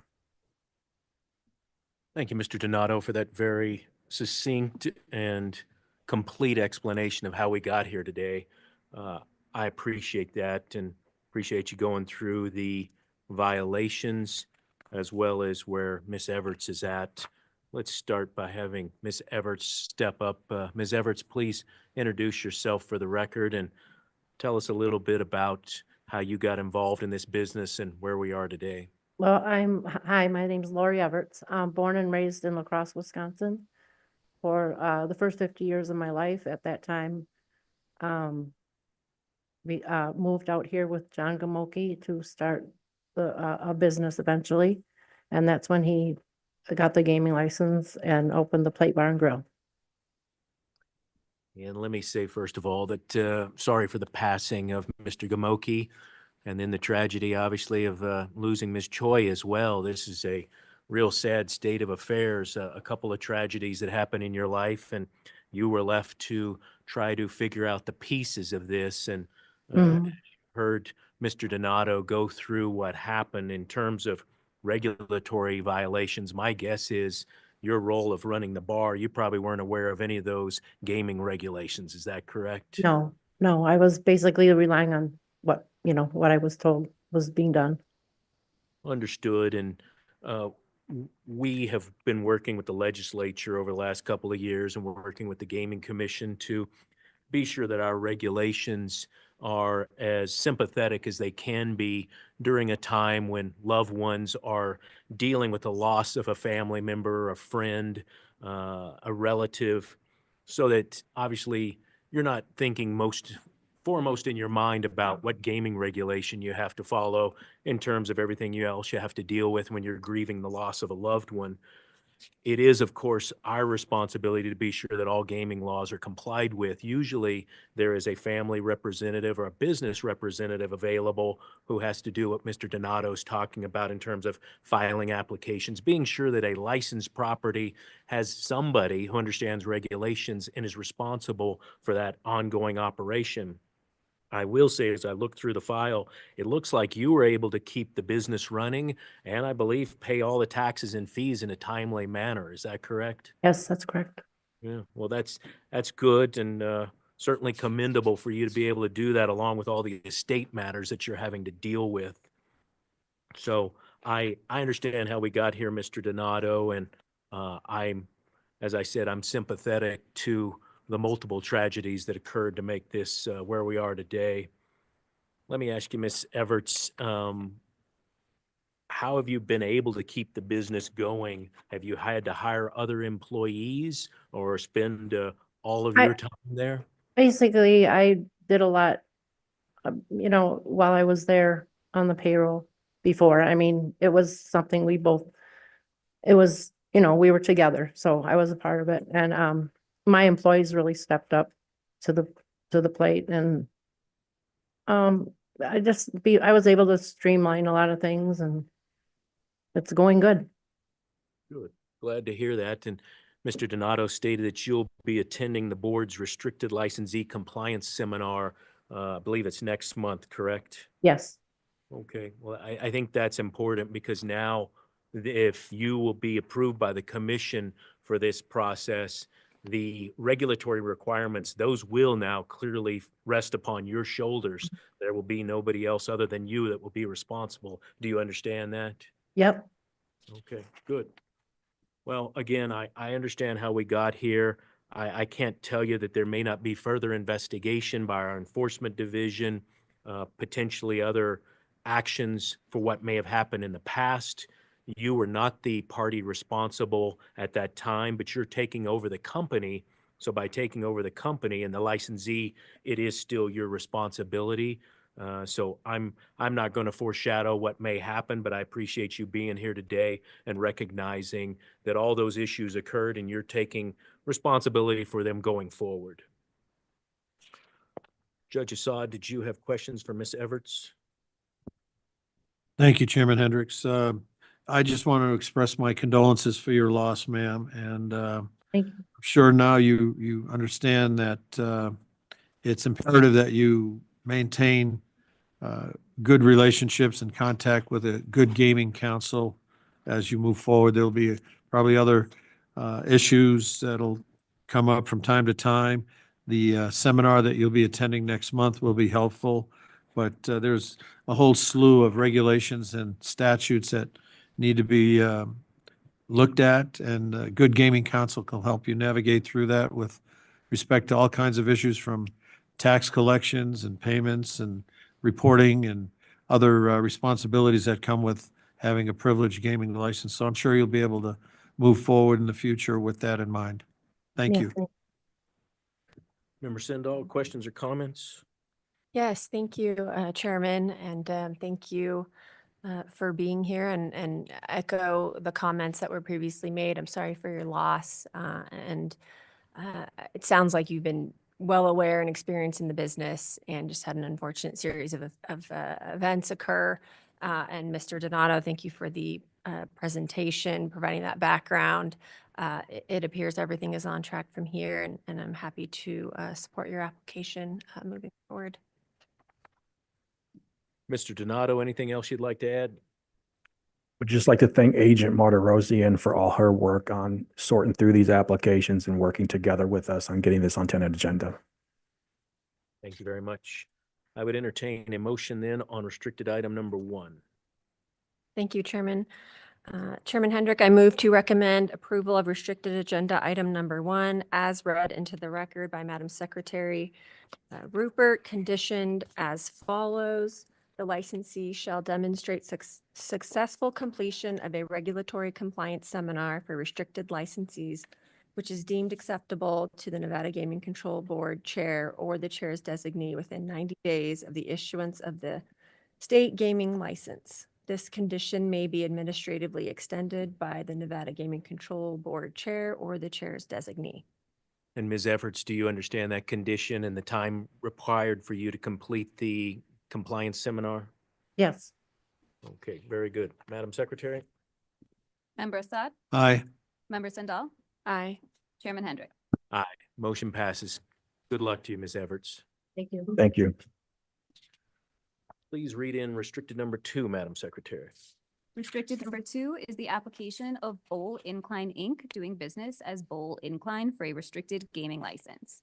It is also the applications of Tomkovitz Family Revocable Trust as a holding company as noted on the agenda, and for finding of suitability of Stephen Anthony Tomkovitz Sr. and Tracy Marie Tomkovitz as trustee and beneficiary. You also have the applications of Stephen Tomkovitz Sr. and Tracy Tomkovitz for licensure as an officer, director, and/or shareholder as noted on the agenda.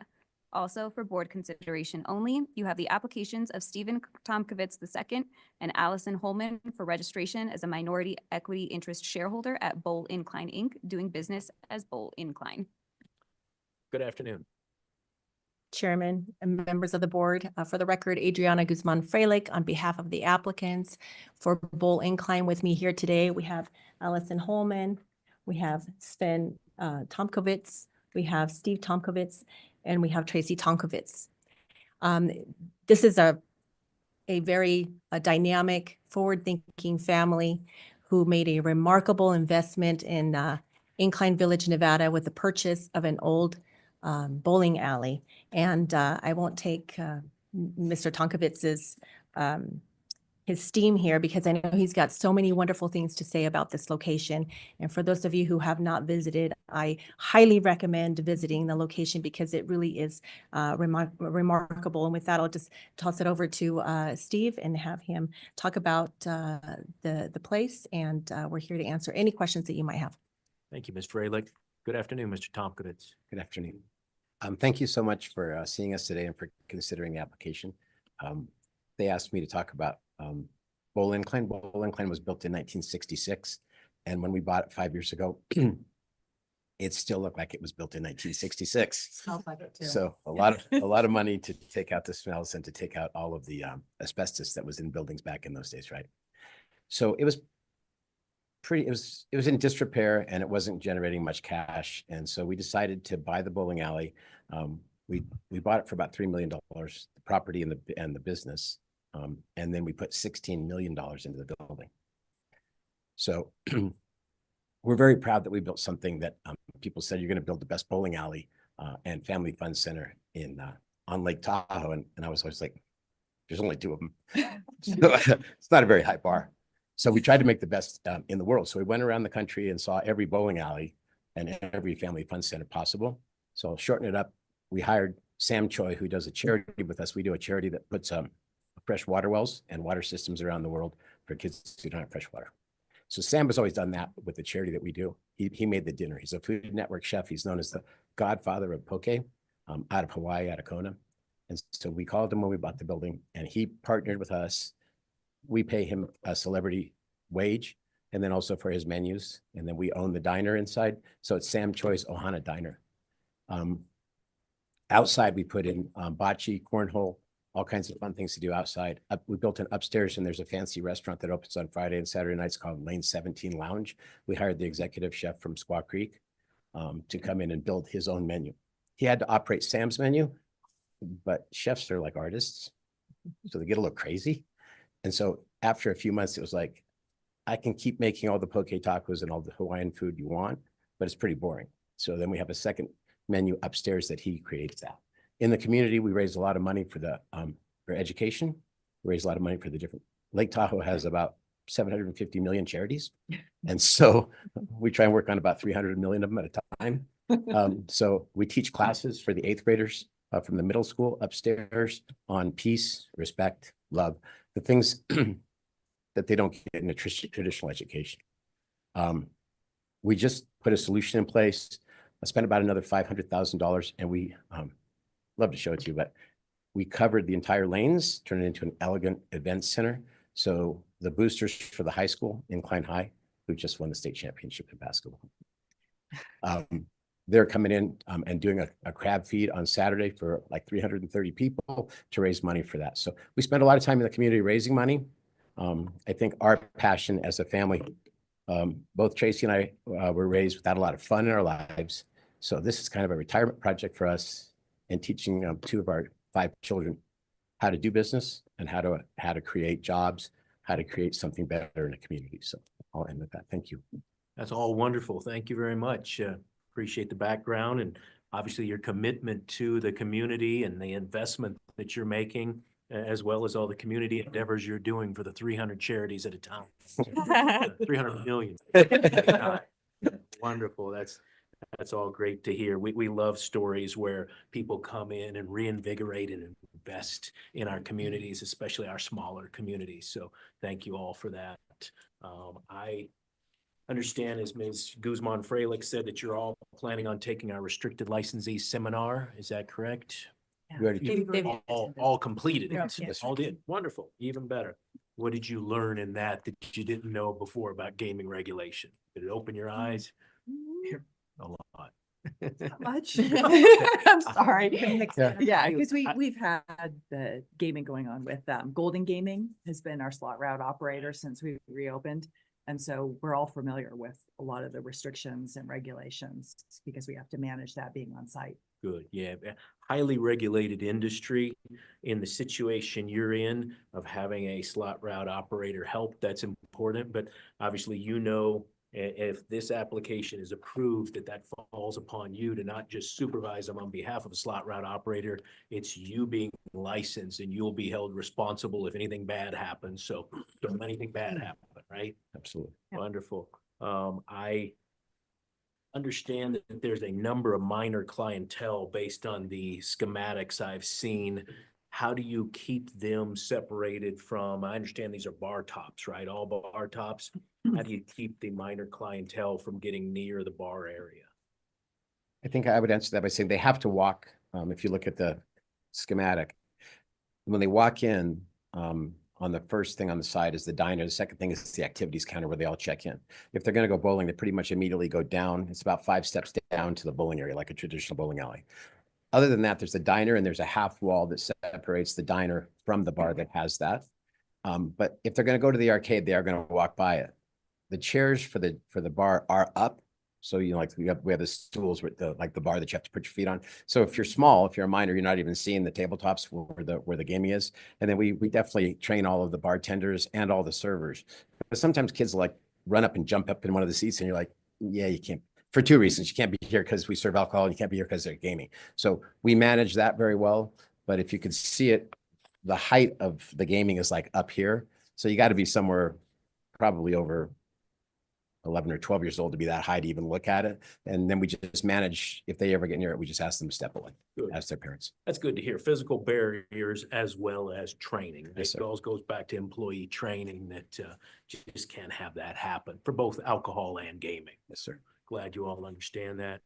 It's also my understanding that you have live music during summer months, correct? Yes, sir. Yeah, but you don't charge a cover charge? No, sir. But you have spoken with our enforcement and investigative agents that we generally require signage out front. Do you have that now that says anybody intending to play the gaming devices does not have to pay a cover charge? We never charge a cover charge. We never have and don't intend to in the future. Okay, well, you'll be speaking with enforcement to, they'll show you what approved language is. There's a couple options. It doesn't have to be a whole bunch of legal words, but there's been a tradition in Nevada that gaming is open and accessible. It's straight out of our statute. And so we require locations that have live entertainment to have a sign out front that says, if your intent is to come in and play the gaming devices, you don't have to pay a cover charge. In your situation, not a big deal because nobody pays a cover charge, so it won't be a problem. Thank you. Great. Very good. Judge Assad, did you have questions? Thank you, Chairman Hendricks. Thank you for that presentation, Mr. Tomkovich. It was very, very nice. I appreciate that very much because you're a very altruistic person. So, how did you transition from getting a degree in communications to the interest in gaming? So the first company that my wife and I built was a industrial supply company, sold to Tesla plants, refineries, United Airlines, supplied them all their tools and safety supplies. And then 6 years ago, I was diagnosed with an enlarged aorta.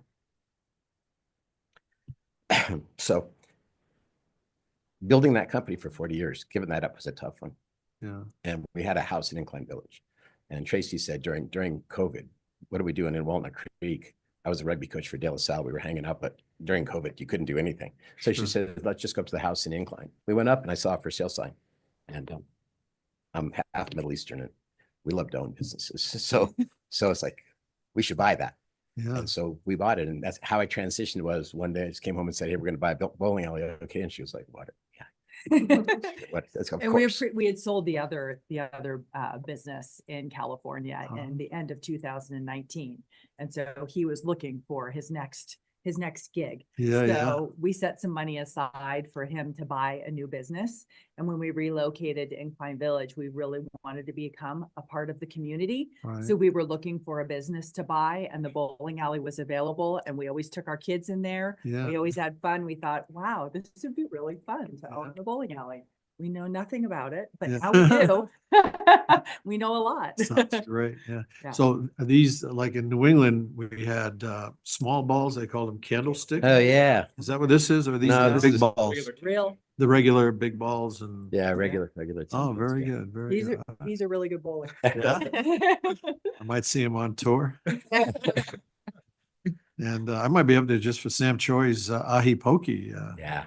I love that. I go to Hawaii quite a bit and It's been very interesting to get people to eat in the bowling alley. So when Yeah. we first opened up, they would come and they'd be late because bowling now is not by the game, it's by the hour. Because Yeah. the new thing is you rent the lane for an hour, right? Okay. And they'd come, they'd be late. I'd go, how come you're late?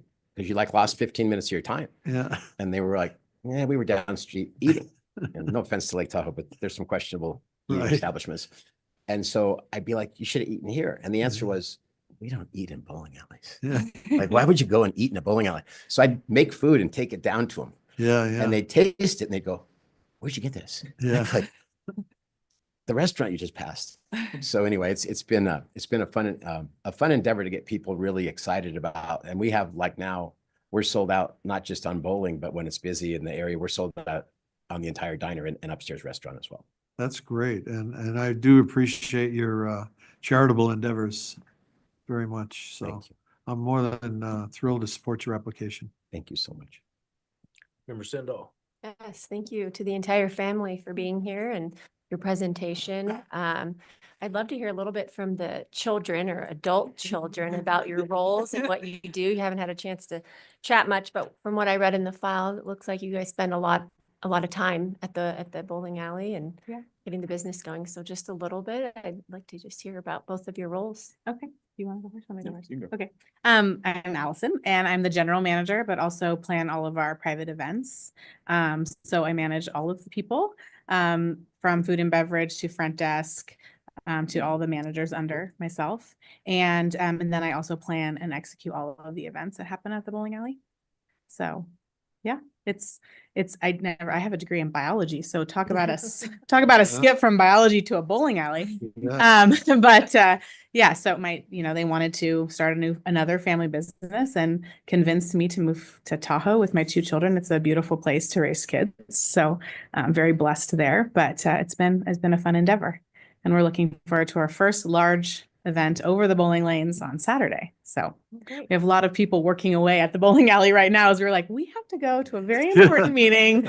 We will be back to help you unbox the 1,600 plates momentarily. So yeah. Well, thank you. And that's thank really you. great, your family business. And how about you? You're a great bowler, so you must be do you give like lessons there? Kind of, my main role is I'm mostly our accounting, HR, payroll kind of guy. So I do a lot of our back office numbers and stuff. But I think Allison can attest to this too. I do fill in pretty much everywhere that we're needed. I mean, it's a Nice Band-Aid. true family business, and I do stuff like they mentioned. I participate a lot in our bowling and have been learning from our bowling pro and been taking over some of those roles as well. So. Great. And all four of you are taking or already have taken the. We did. We took it all at the same time. Yes. Got it. Well, great. Well, I'm happy to support your application. Thank you for all that you do in your community and your involvement in supporting everything. And happy to support your application. Thank you so much. You go by Spin. How'd you get the nickname Spin? I was in high school and I did theater. And I went in, freshman year, was really nervous and went in to sign up for an audition, and director and a senior standing right there. And they go, "Oh, what's your name?" And I say, "Steven," but nervous, kind of stutter, say it really quick. And they think it's Sven. And they go, "Sven, that's so cool." And I just never bothered to correct them. It's stuck for, We all call him years now. Sven. Great story. Very good. Ms. Guzman Freilich, anything else you'd like to add on the application? I don't, but I do want to thank Agent Party and also Special Agent Steve, or why can't, oh my gosh, why am I blanking out? Peters, he's going to kill me for this, but Special Agent Peters, they left no stone unturned, as my clients will mention. Their investigation was chef's kiss, right? It was tremendous, but fully appreciate their hard work. And I'm glad that we're here before you. Thank you. Great. Thank you for that. And I assume they mentioned to you the condition that I referred to earlier about having the signage out front. You've seen that and understand it. Great. Yes. All right. And they'll be able to talk to you and show you the dimensions and the size and the wording. It's up on several other locations throughout the state, so you're not reinventing the wheel. They can show you some examples. Great. I would entertain a motion then on restricted item number 2. Chairman Hendrick, I move to recommend approval of restricted agenda item number 2 as read into the record by Madam Secretary Rupert, conditioned as follows. A sign of appropriate size, which has been administratively approved by the Nevada Gaming Control Board Chair or the Chair's designee, must be at the entrance to the location indicating that the slot machines are available to public to play and that patrons are not required to pay a cover charge to engage in gaming. Madam Secretary. Member Assad? Aye. Member Sandal? Aye. Chairman Hendrick? Motion passes. Thank Thank you you. all. Good luck to you. We still Thank you. have the board consideration. Oh, we got a separate motion. All right. You can hear this one too. We're gonna do on the two minority interest registrations. It's a separate motion. You have that, Member Sindall? Yes, this is Okay. the board Board consideration. only. consideration. You got it. Yep. Chairman Hendrick, I move to motion approve of restricted agenda item number 2 as read into the record by Madam Secretary Rupert. This is for the applications for registration as minority equity interest shareholders for Stephen Anthony Tomkovitz II and Allison Rose Hallman, correct? Correct. Good. Madam Secretary. Member Assad? Aye. Member Sandal? Aye. Chairman Hendrick? Aye. That motion passes as well. Thank you all. Thank you. Thank you. Good luck. Bring us to restricted number 3, Madam Secretary. Restricted number 3 is the application of Drexel LLC doing business as Giuseppe's by the Lake for a restricted gaming license. It is also the application of the Flori del Sangro Gaming Trust for registration as a holding company as noted on the agenda, and for finding of suitability of Florindo Anthony del Sangro as a trustee and beneficiary. You also have the applications of Alfred del Sangro, the Flori del Sangro Gaming Trust, and Florindo del Sangro for licensure as a member and or manager as noted on the agenda. Good afternoon, Mr. Light. Good afternoon, Chair Hendrick, members of the board, Madam Secretary. For the record, my name's Glenn Light with the law firm Womblebond Dickinson, formerly known as Lewis Roker. I am accompanied at the podium by the applicants, Alfred del Sangro and Florindo del Sangro. To begin, we would like to thank Agent Mallory Rabold and Special Agent Brandon Peters for their work during the investigation. They are a credit to the board. We would also like to thank the board for allowing us to appear today from Boulder City. By way of background, Alfred and Florindo are the principals of Drexel LLC doing business as Giuseppe's by the Lake, which desires to operate a tavern with 15 gaming devices. Importantly, the Del Sangros are long-standing gaming licensees in Nevada, and the Giuseppe's brand is well-known and enjoyed in the Valley. With your permission, Alfred and Florindo would like to make a brief affirmative presentation. We can then answer any questions that you may have. Thank you very much. Good afternoon, gentlemen. Please introduce yourself for the record. My name is Alfred Del Sangro. Good afternoon, Chair Hendrick, members of the board, and Madam Secretary. I'm a manager and 75% owner of Giuseppe's by the Lake. By the way of background, I've been involved in the restaurant business in Las Vegas for about 20 years. Of note, I am currently an owner and officer of Giuseppe's Bar and Grill, which is located on Durango in the southwest of the valley. I have worked at this location since March of 2005, and I am licensed by the Gaming Control Board and Nevada Gaming Commission in connection with my current role at the establishment. Giuseppe's was founded by my father. Currently, there are 2 Giuseppe operations in Las Vegas. There's the Durango location, and there is Giuseppe's Italian Grill, which is located on Horizon Ridge Parkway. Giuseppe's by the Lake will be the 3rd location. Importantly, we are a family operation, so different family members own and operate each location. I have management responsibilities at the Durango location. I will also have management responsibilities at Giuseppe's by the Lake. My responsibilities at both locations will be office related. I work approximately 3 to 4 days at the Durango location and anticipate working 2 to 3 days at the Giuseppe's by the Lake location. Lastly, similar to our other locations, Giuseppe's by the Lake has entered into a participation agreement with Golden Route Operation, pursuant to which Golden will install and help manage the gaming machines at the property. Thank you. Thank you, Mr. Del Sangro. Appreciate you being with us today. And I as you said, you've been licensed before, so we were able to update your last investigation. We have that all in front of us and didn't have any areas of concern on that. Mr. Del Sangro, please go ahead and introduce yourself for the record and tell us a little bit about you and what your role will be with this establishment. Okay, my name is Florindo Del Sangro. Good afternoon, Chair Hendricks, members of the board, and Madam Secretary.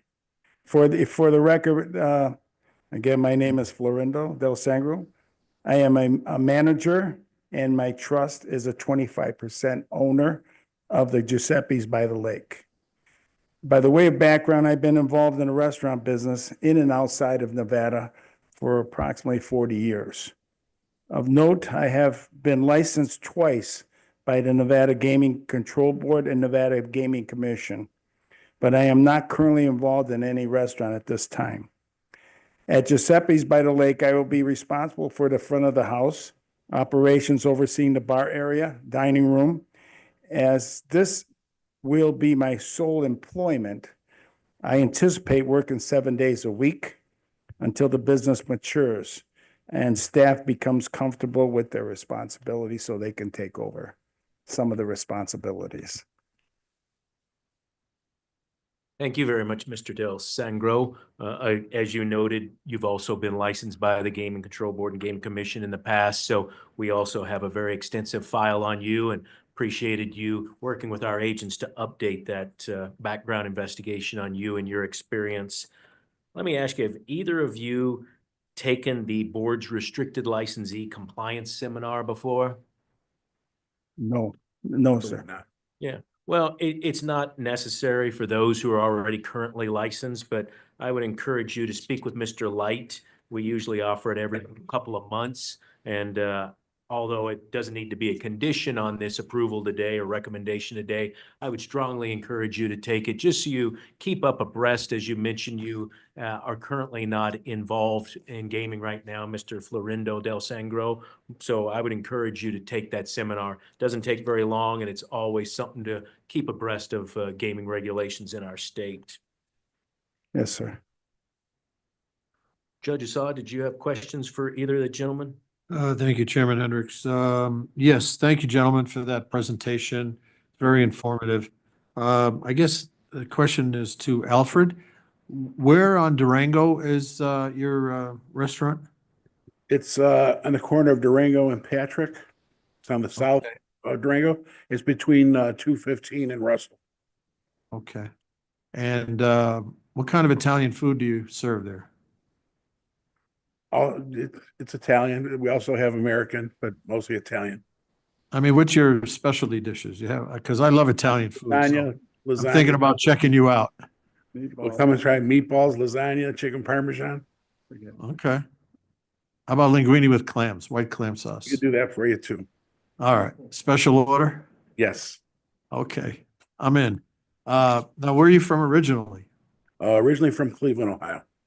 Oh, okay. I thought maybe New York. It sounded like you had a New York accent. So as long as you're not a Yankee fan, I'm Guardians fan. That's okay. They're okay. I like Cleveland. So that being said, Mr. Light, are you okay with the condition that's in the application?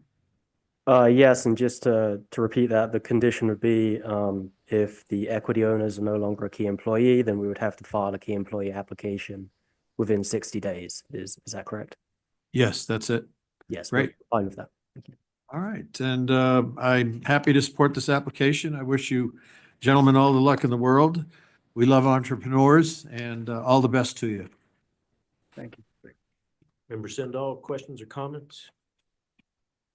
Yes, thank you. Good afternoon. It's nice to meet you both. I always love to see a family, a business going along. It's my understanding there is a church nearby this property. Is that correct? Correct. You want to explain? Go ahead. Okay. You probably know. Yeah, just to provide some background. So the commercial center where Giuseppe's is going to be located, as I understand it, has actually been dormant since around 2008. So it's just been a long-standing kind of failure, unfortunately. And at a recent City of Henderson hearing, The city thought that to rejuvenate that area and to bring shops to the commercial center, it would be good to have a tavern, namely Giuseppe's, as a anchor tenant. And in order to do that, the city of Henderson did have to provide a waiver to a distance separation requirement between Giuseppe's and the church. Importantly, the church did submit a letter in support of Giuseppe's being there, because I believe that the community feels that this is a way to rejuvenate a long dormant commercial center. I appreciate that explanation. I do have the email that was received from the letter that was received from the church, and it seems that they're very excited to have a place for their members to go, perhaps to eat after on Sunday. And I did notice on the map, it's farthest away in that shopping center from the church. And so as you stand here today, under Regulation 3.010 subsection 1, you can state that this is a sufficient showing of suitability, and it doesn't create any issues from your standpoint then? So that is our position. And yes, I believe that there's also an entrance to the church where you wouldn't have to go by the tavern if you did not want to. Thank you. There's one other, oh, this is a new location. Is this correct? Is that correct? Brand new? Yes. Yes. I think those are all my comments that I have. Happy to support your application. Nice to meet you all. And that's all I have, Chairman. Great. Thank you, Member Sendall. Mr. Light or gentlemen, what is the expected opening date? It would be the first or second week of April. Yes. Okay, great. It's on track for that then. Yes.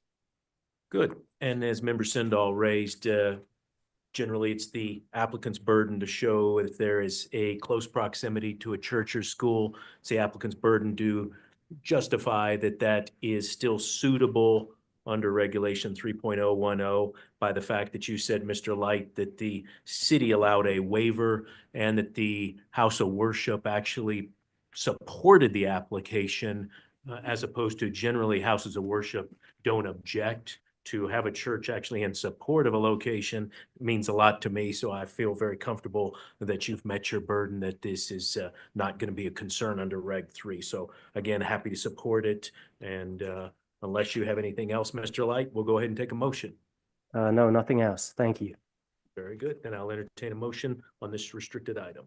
Thank you, Chairman Hendrick. I move to recommend approval of restricted agenda item number 3 as read into the record by Madam Secretary Rupert. Conditioned as follows: if an equity owner is no longer functioning as a key employee for this location, a key employee application must be filed within 60 days and thereafter be refiled within 60 days of any change in the person occupying that position. Madam Secretary. Member Assad? Aye. Member Sendall? Aye. Chairman Hendrick? Aye, motion passes. Thank you. Good luck, gentlemen. Thank you. Thank you. Thank you. Bringing us to restricted number 4, Madam Secretary.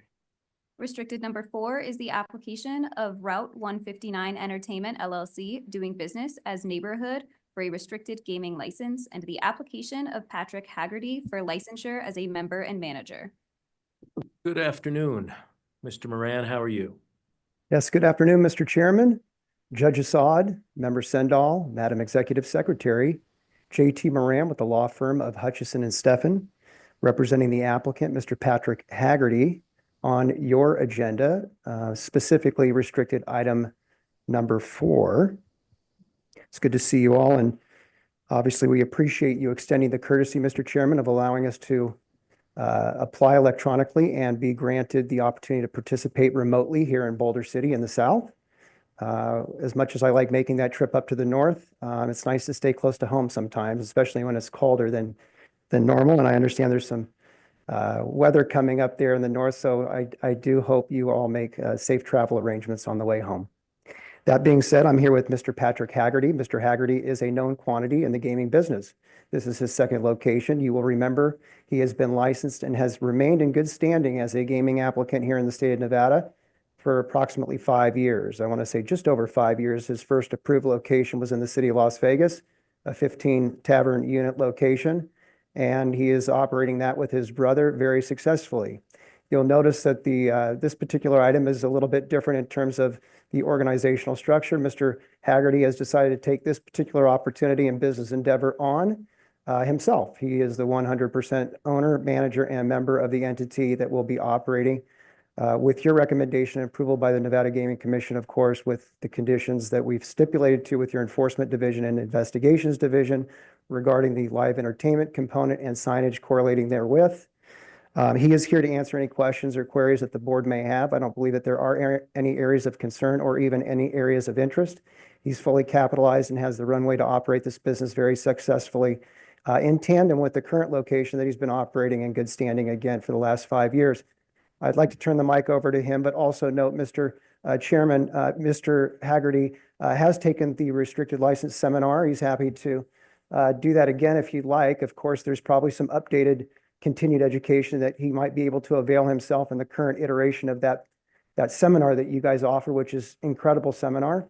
So he will do that if that's what you would like him to do. Again, he did take that in conjunction with the last approved location that he's currently operating successfully in the city of Las Vegas.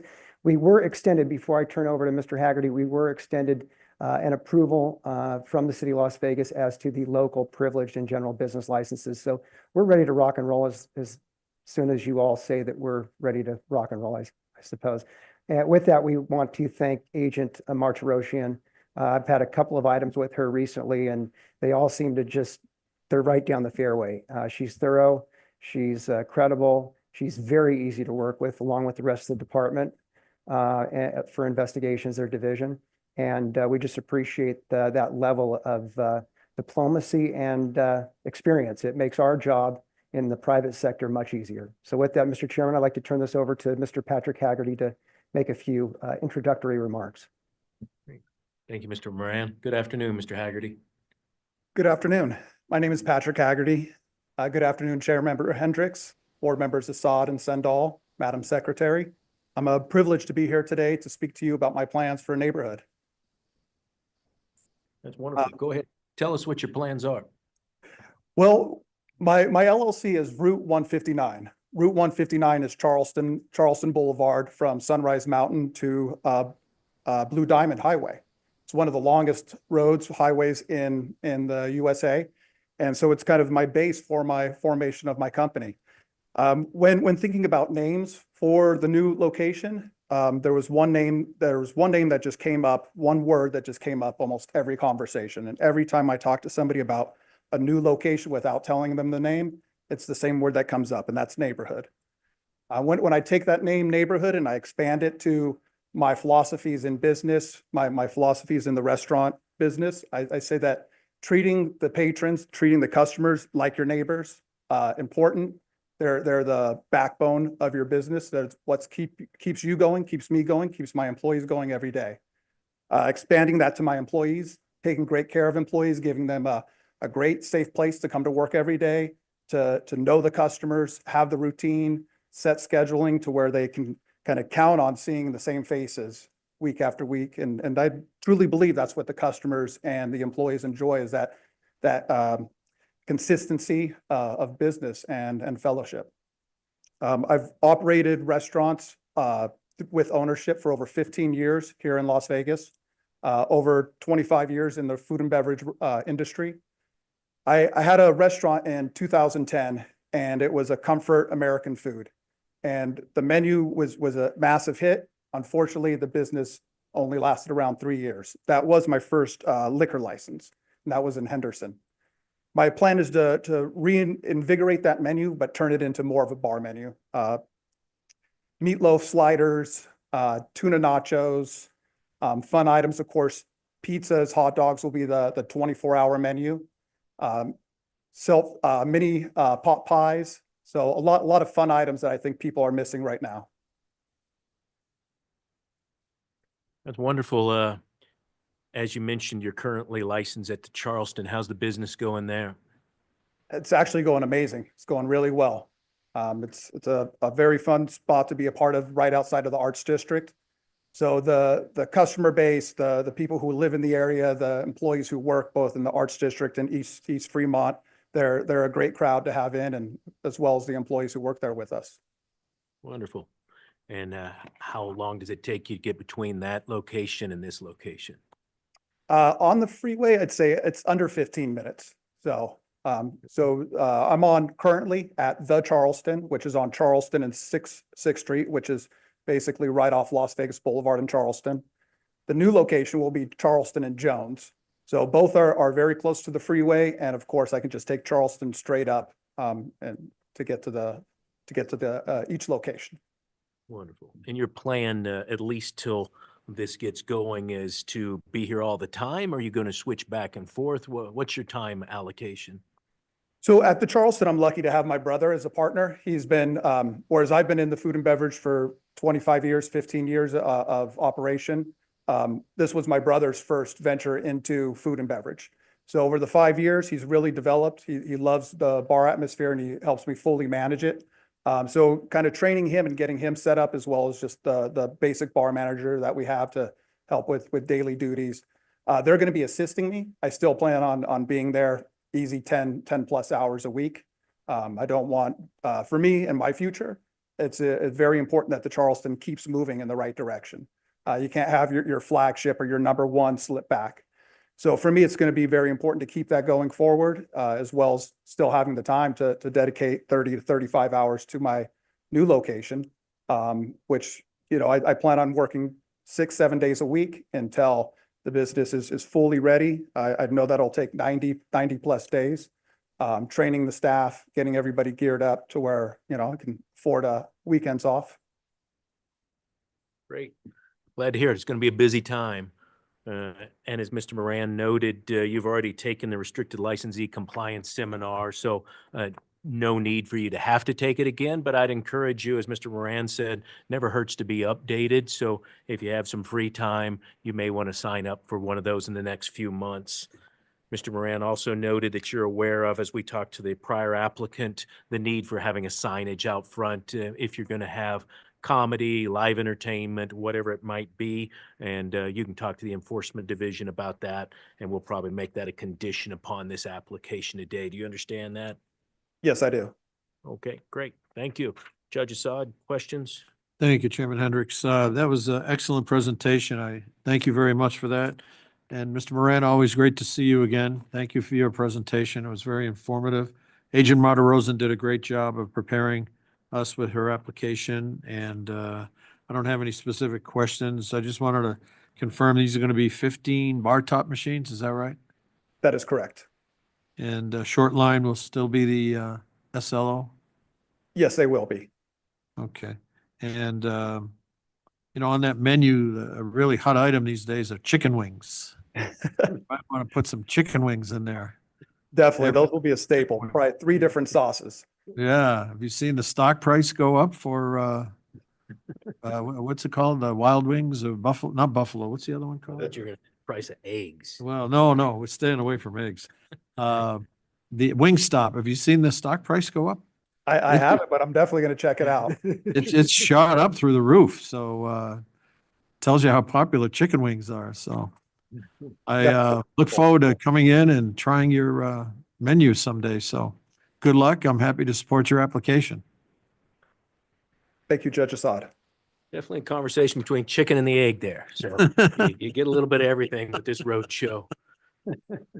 Sendall, do you have questions? Yes, thank you. Thank you for the presentation, Mr. Moran and Mr. Haggerty, for being here. And I saw in the materials as well, you mentioned you have a home inspection business as well. And how's that going to go in balance with everything else as this opens up and you open this second location? You know, currently I'm doing about 3 inspections a week. They take about 2 hours on site, maybe a half hour of report writing. Of course, any report writing I'm doing, I can do from any computer.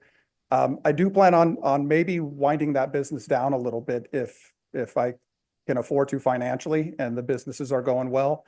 And then I also intend to wind it down if the workload is over the capability to continue to do the inspections, and my priority will be the two gaming locations. That's great. That's what I wanted to hear. And you mentioned, or the chairman mentioned comedy. You have comedy shows, how often? And there are covers or they're not? Could you explain that? No, the plan is to do no cover. I don't, in my belief that the local market doesn't want to pay a cover charge to come to a local bar. So all music, entertainment, comedy will all be, of course, paid for by the business and free of charge for customers to come in and enjoy. The only thing that I've been looking at, but I still have to work out the numbers, is UFC fights. And so if I did put on UFC fights, my intent would still be to not charge cover and still to just hopefully people are hitting a two drinks per person and make it a great night and make it a successful and profitable night if we do show the UFC fights. And of course, we would be going through all the correct channels to purchase those and display them. Got it. Those were my questions. Thank you for being here. Nice to meet you, Mr. Haggerty, and I'm happy to support your application. Thank you, Board Member Sundall. Mr. Moran, anything else you'd like to add? No, sir. Thank you, Mr. Chairman. Very good. Then I would entertain a motion on this restricted item. Thank you, Chairman Hendrick. I move to recommend approval of restricted agenda item number 4, as read into the record by Madam Secretary Rupert, conditioned as follows. A sign of appropriate size, which has been administratively approved by the Nevada Gaming Control Board Chair or the chair's designee, must be at the entrance to the location, indicating that the slot machines are available to the public to play and that patrons are not required to pay a cover charge to engage in gaming. Madam Secretary. Member Assad? Aye. Member Sandal? Aye. Chairman Hendrick? Aye. Motion passes. Good luck to you. Thank you very much. Thank you, Mr. Chairman. Have a great week. Thank you. Bringing us to restricted item number 5. Restricted number 5 is the application of 7689 Tavern LLC for a disposition of membership interest as noted on the agenda. Good afternoon, Mr. Hicks. How are you? Fine, thank you. Chairman Hendrick, Judge Assad, Ms. Sendall, congratulations on your appointment to the board. I think you'll find this very interesting. I'm Bud Hicks of the McDonald Carano Law Firm. I'm present here today with my son-in-law, Jason Talati, and his partner, Justin Moscow, who are the partners in the parlor. If I may make a brief statement, please. Please. This application seeks approval for the redemption of the remaining membership interest of one of the members of this company, Mr. Stephen Chmielewski. It's related to earlier transactions that were considered by the board and commission in December of 2022. At that time, those hearings related to earlier transfers of portions of his interest in the company to Mr. Talati and Mr. Moscow, following some serious problems in the company. The application before you today seeks approval of the company's redemption of the remaining 30% interest held by Mr. Chmielewski in the company. As reflected in the board's records and the transcripts of its meetings in December 2022, relating to the earlier resolution of problems, the company and its equity members, there were problems regarding misuse of a substantial amount of the company's funds prior to that time. And at that hearing, it was a settlement of those problems relating to his misuse of the substantial amount of funds. As discussed at the meeting in 2022, the company and its members were willing to give Mr. Chmielewski a second chance to make good on his obligations to the company, pursuant to a settlement agreement that was negotiated between the parties. The settlement agreement addressed his gambling addiction. That was the source of his problem. And recognizing that he had this problem, his partners and his company gave him a second chance and best wishes for success. But the agreement also provided that if he failed to continue with his obligations to the company under the settlement agreement and in his representations to the board and commission, that that his remaining shares could be redeemed and canceled.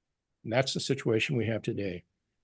To the extreme disappointment of his fellow members, he failed in multiple ways to comply with his obligations under the settlement agreement, and in his representations to the board and commission during the December meetings. These were of great concern to his partners. As a result of these failures, his employment as the on-site general manager of the parlor was terminated on December 1, 2023.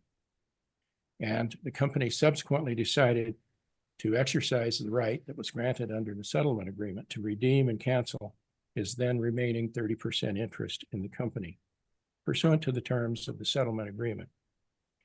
We have provided the board staff with detail regarding Mr. Chemeriwski's failures to comply with the terms of the settlement agreement and with the representations he previously made to the board and commission, and have answered their questions. And we assume that this information is in your report. Mr. Talati and Mr. Moskov are here today to answer any questions you may have regarding these circumstances. Additionally, I'm familiar with the provisions of the settlement agreement between the parties and will attempt to answer any questions you may have regarding the settlement agreement. With that, we would open it to questions to all of us. Thank you, Mr. Hicks. As you stated, there is some history here. I went back, and I assume the other board members did as well, and reviewed the commission and board transcripts from December of 2022. Wasn't a good scenario then. No. Sounds like the partners had come to some type of agreement. The LLC members came to some type of agreement. They memorialized that into a settlement agreement, and there was a transfer of interest at that time. We get here now not with anybody being happy, right? That's correct. I don't know Mr. Chemeriwski. Is he in the audience? He is not, and I'm gathering he's probably not in Boulder City either, so we don't have the opportunity to speak with him. Generally, as you know, Mr. Hicks, the responsibility and the burden lies on the transferees in these Reg 8 transfer of interests, but usually you have the transferor standing or agreeing to the transfer. How would you explain to the board that it could handle a transfer under Reg 8 where the transferor is opposing that transfer? Well, Mr. Chairman, basically the right that was granted in the settlement agreement is like an option. And it's very clear in the settlement agreement that the company has this right or option to do this if certain events happen. And the company has made that determination. So we have provided a copy again of the settlement agreement as part of the application that was filed by the company. So, you know, this is action by the company to exercise its rights under those agreements, and to, quite frankly, this helps clear up the commission and the board's records on who's responsible at this property today.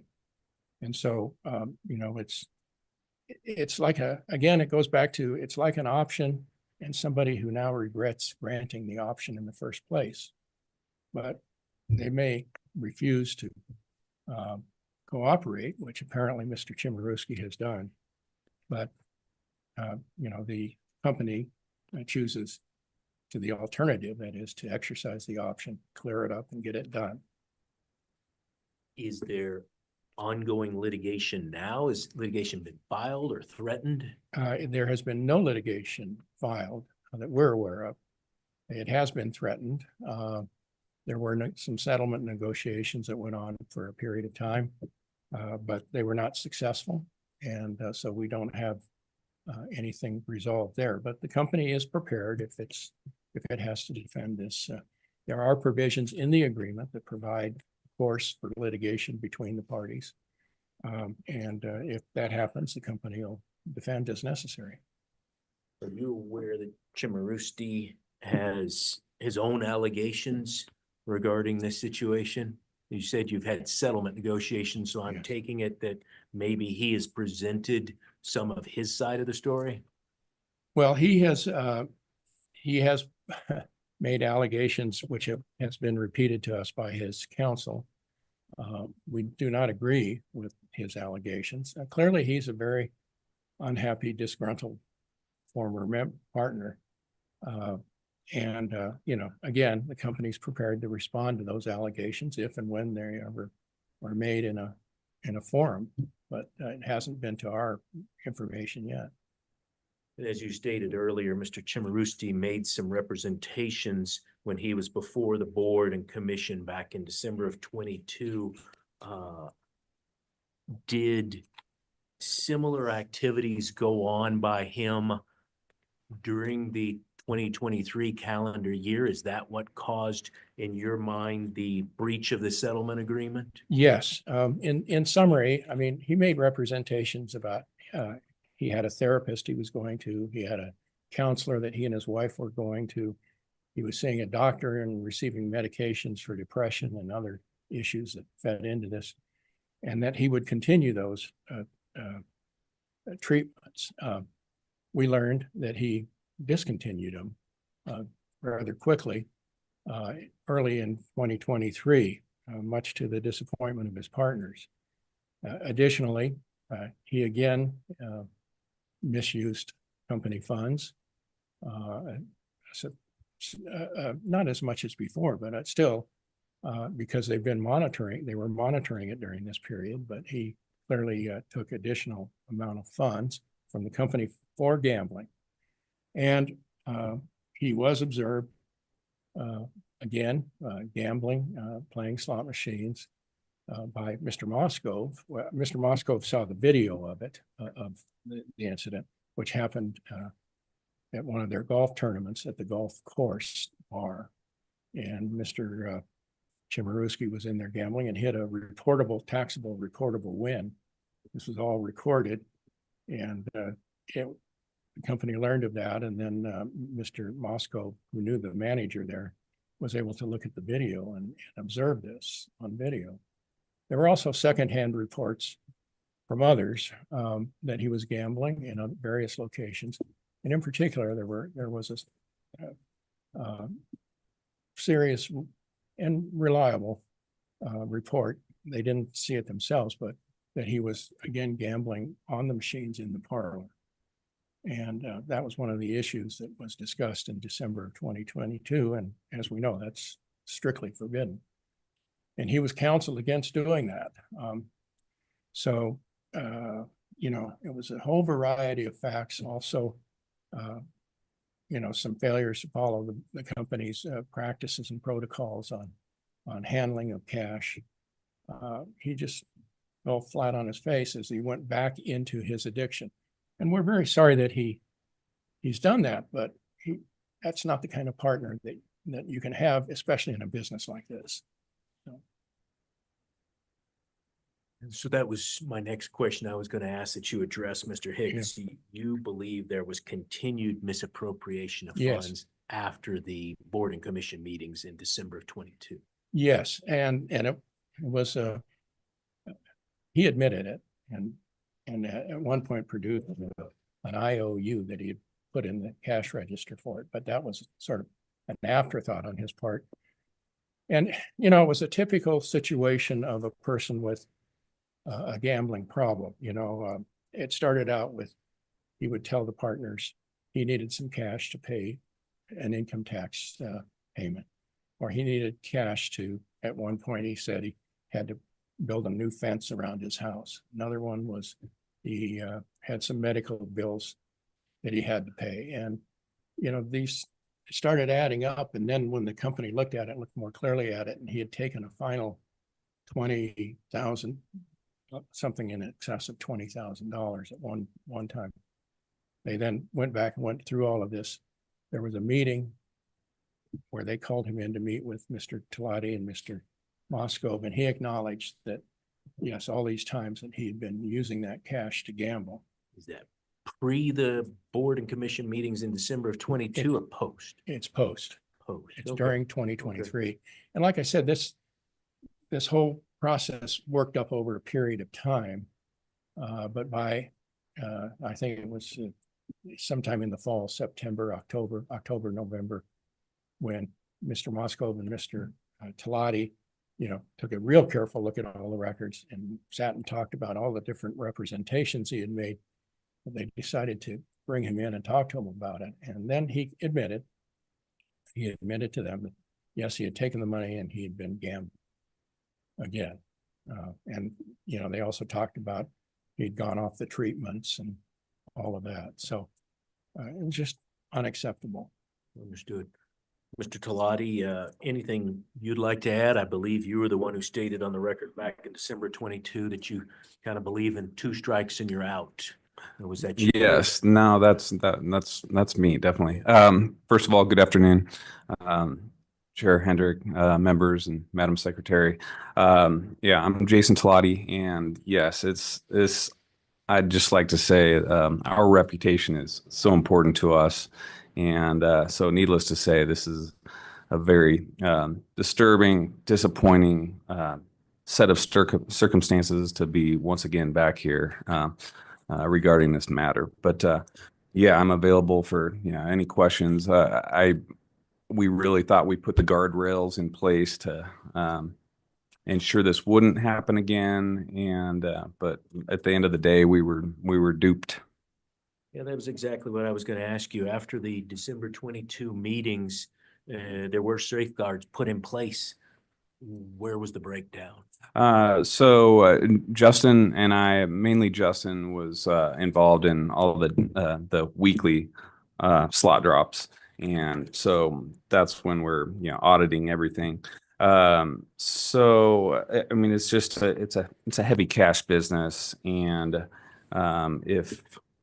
if we, and unfortunately we continued to allow him access to large sums of money that were in there, but we told him, like, if you're going to take any money, you need to run it by us, let us know what it's for, we'll decide whether. And he was good about it for a while, but then there was an emergency situation where his dog ran through a fence and it was $4,000, and it was IRS, his taxes and medical bills, automobile issues, whatever. And so our patience was running thin, and we were starting to suspect that he was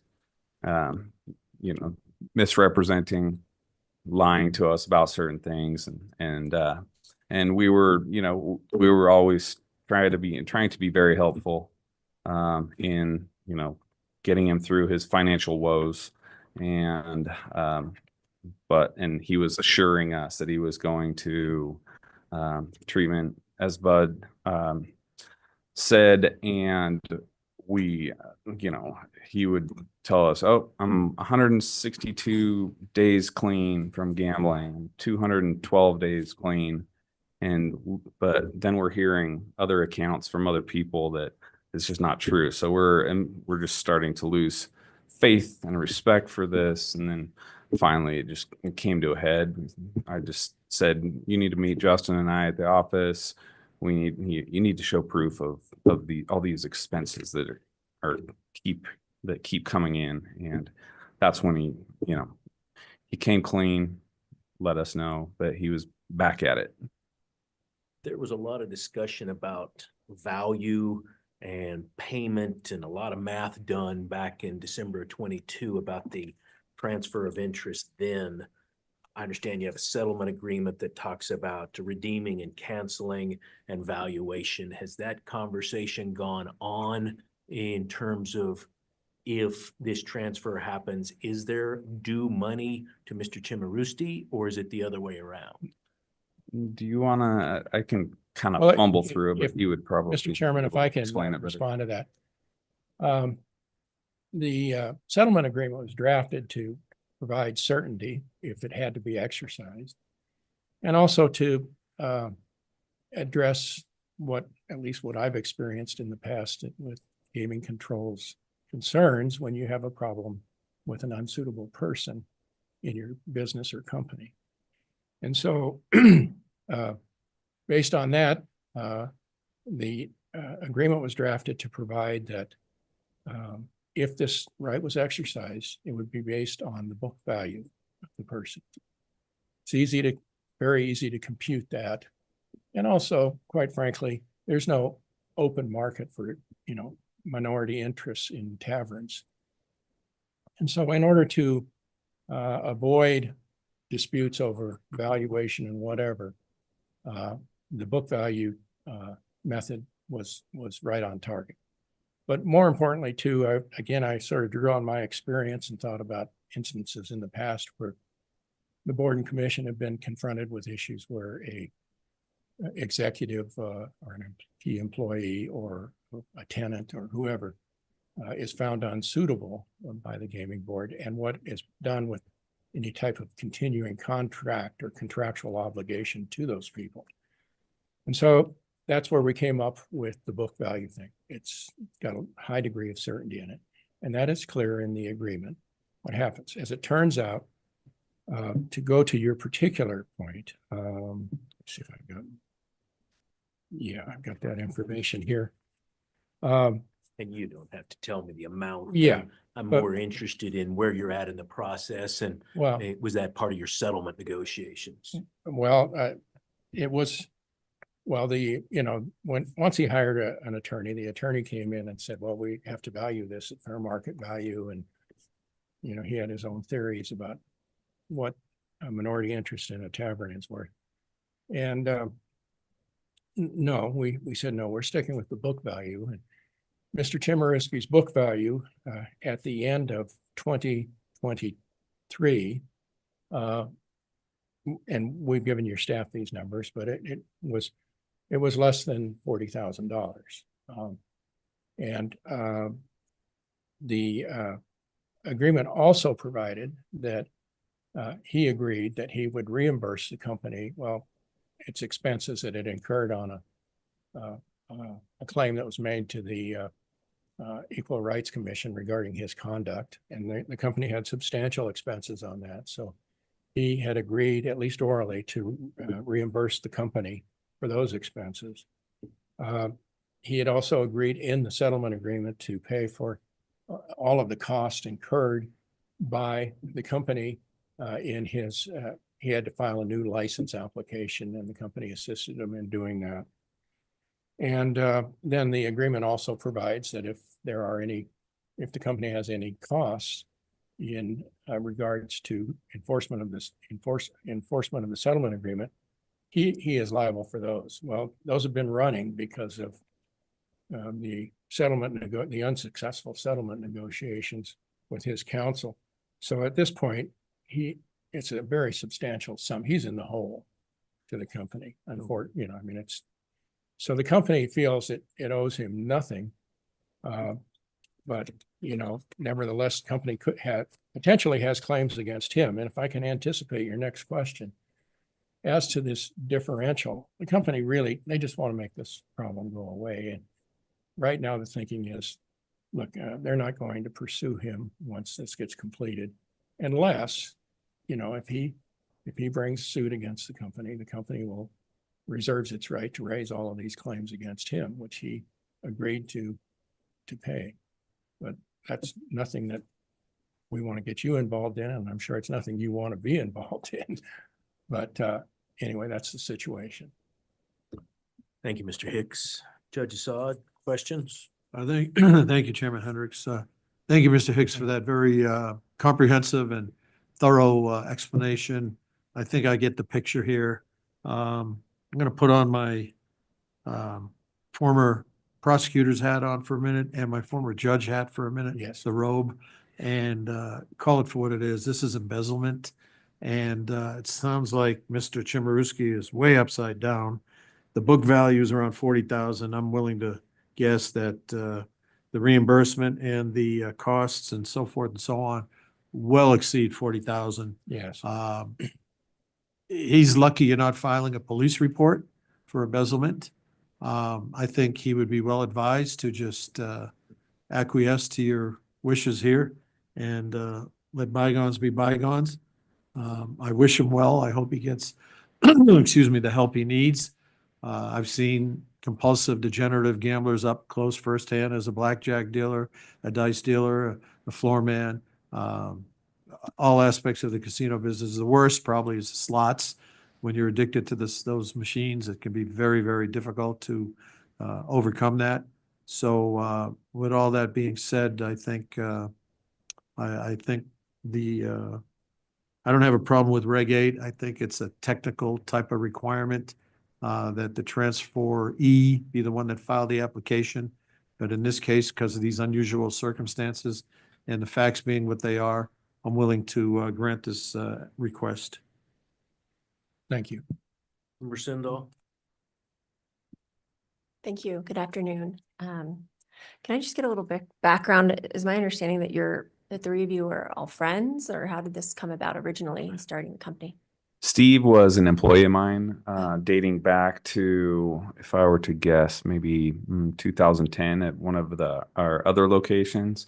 And so he, I guess it was 2019 or whatever, we came across an opportunity to open this particular location. And he was involved in finding it. So he was kind of looking for some backing. And so Justin and I provided that backing, and we all partnered up based on that. And he had a good history with us, and we felt like we had a good concept, and the business was great. However, it obviously wasn't suitable for him in that capacity. Before then, his involvement when working, was he not around gaming machines? He was. He was. Oh, yeah. Okay. Yeah. But there was no sign at that point when you guys started Parlor. No, I knew that he gambled. I never knew that he had these deep-rooted issues. No, and I second everything that Chairman and Judge Assad put on the record. And I also, in reviewing Reg 8 and the statements made by your counsel here, Mr. Hicks, support your request here today. And I don't have anything further, Mr. Chairman. Thank you, Member Sindall. Senior Deputy McKella, I just want to confirm for the record, we've had a discussion about Reg 8030 and the transferee having the burden. We don't need to make a specific finding on that, correct? That it would be actually encompassed in a motion if we believe that burden has been met. Right. The statute says the burden is on the applicant, and you've created a record of fulfilling that burden. And so if you just make the motion, I think it is a presumption that that burden was met.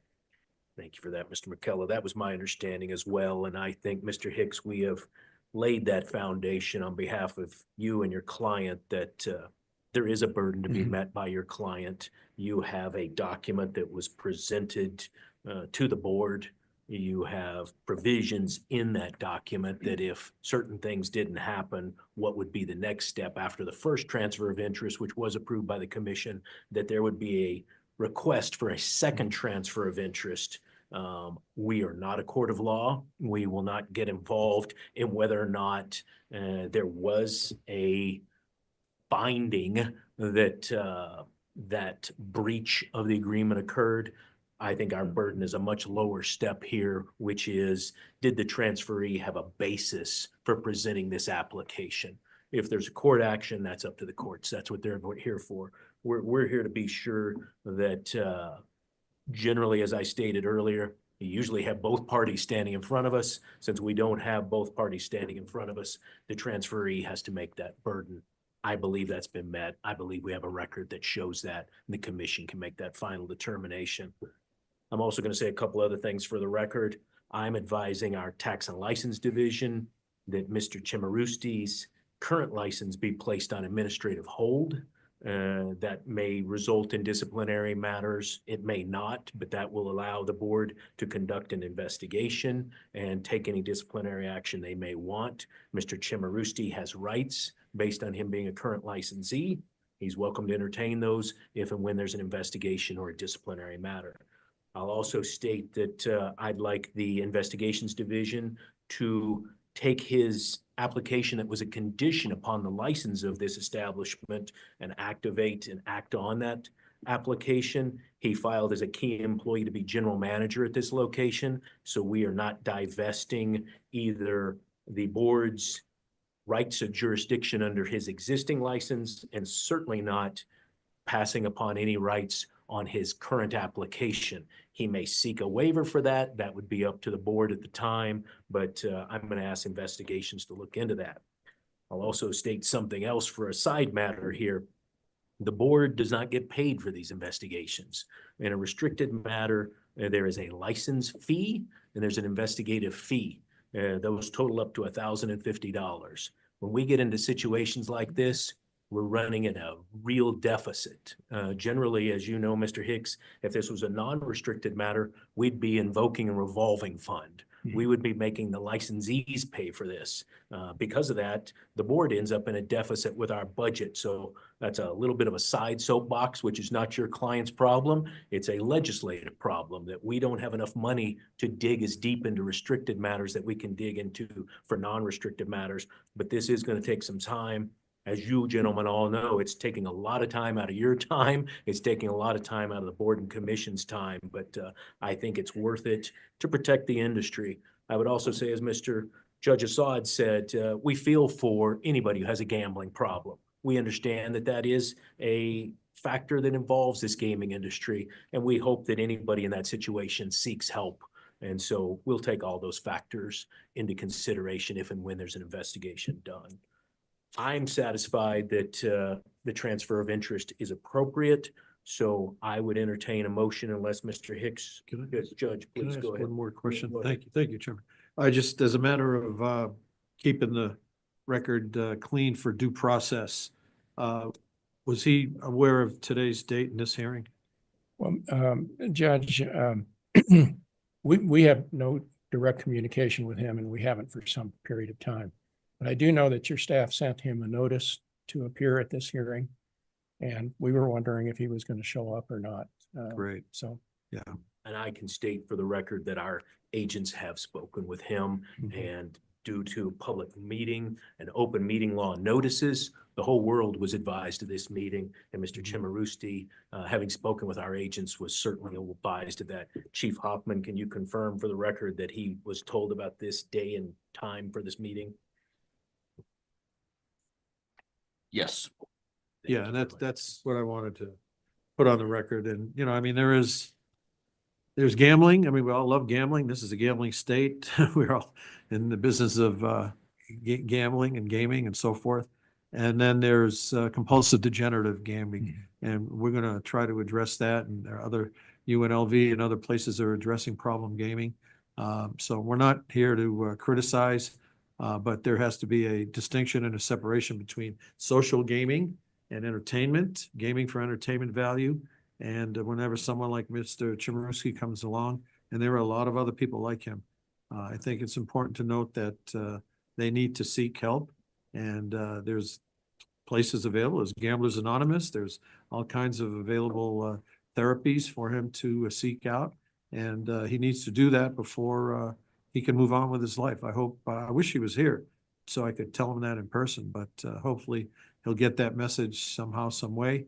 And like I said before, he's very fortunate. You're very altruistic, both of you, Mr. Moscow, Mr. Talati. You are beyond generous with your altruism for this man. And it just came back to bite you.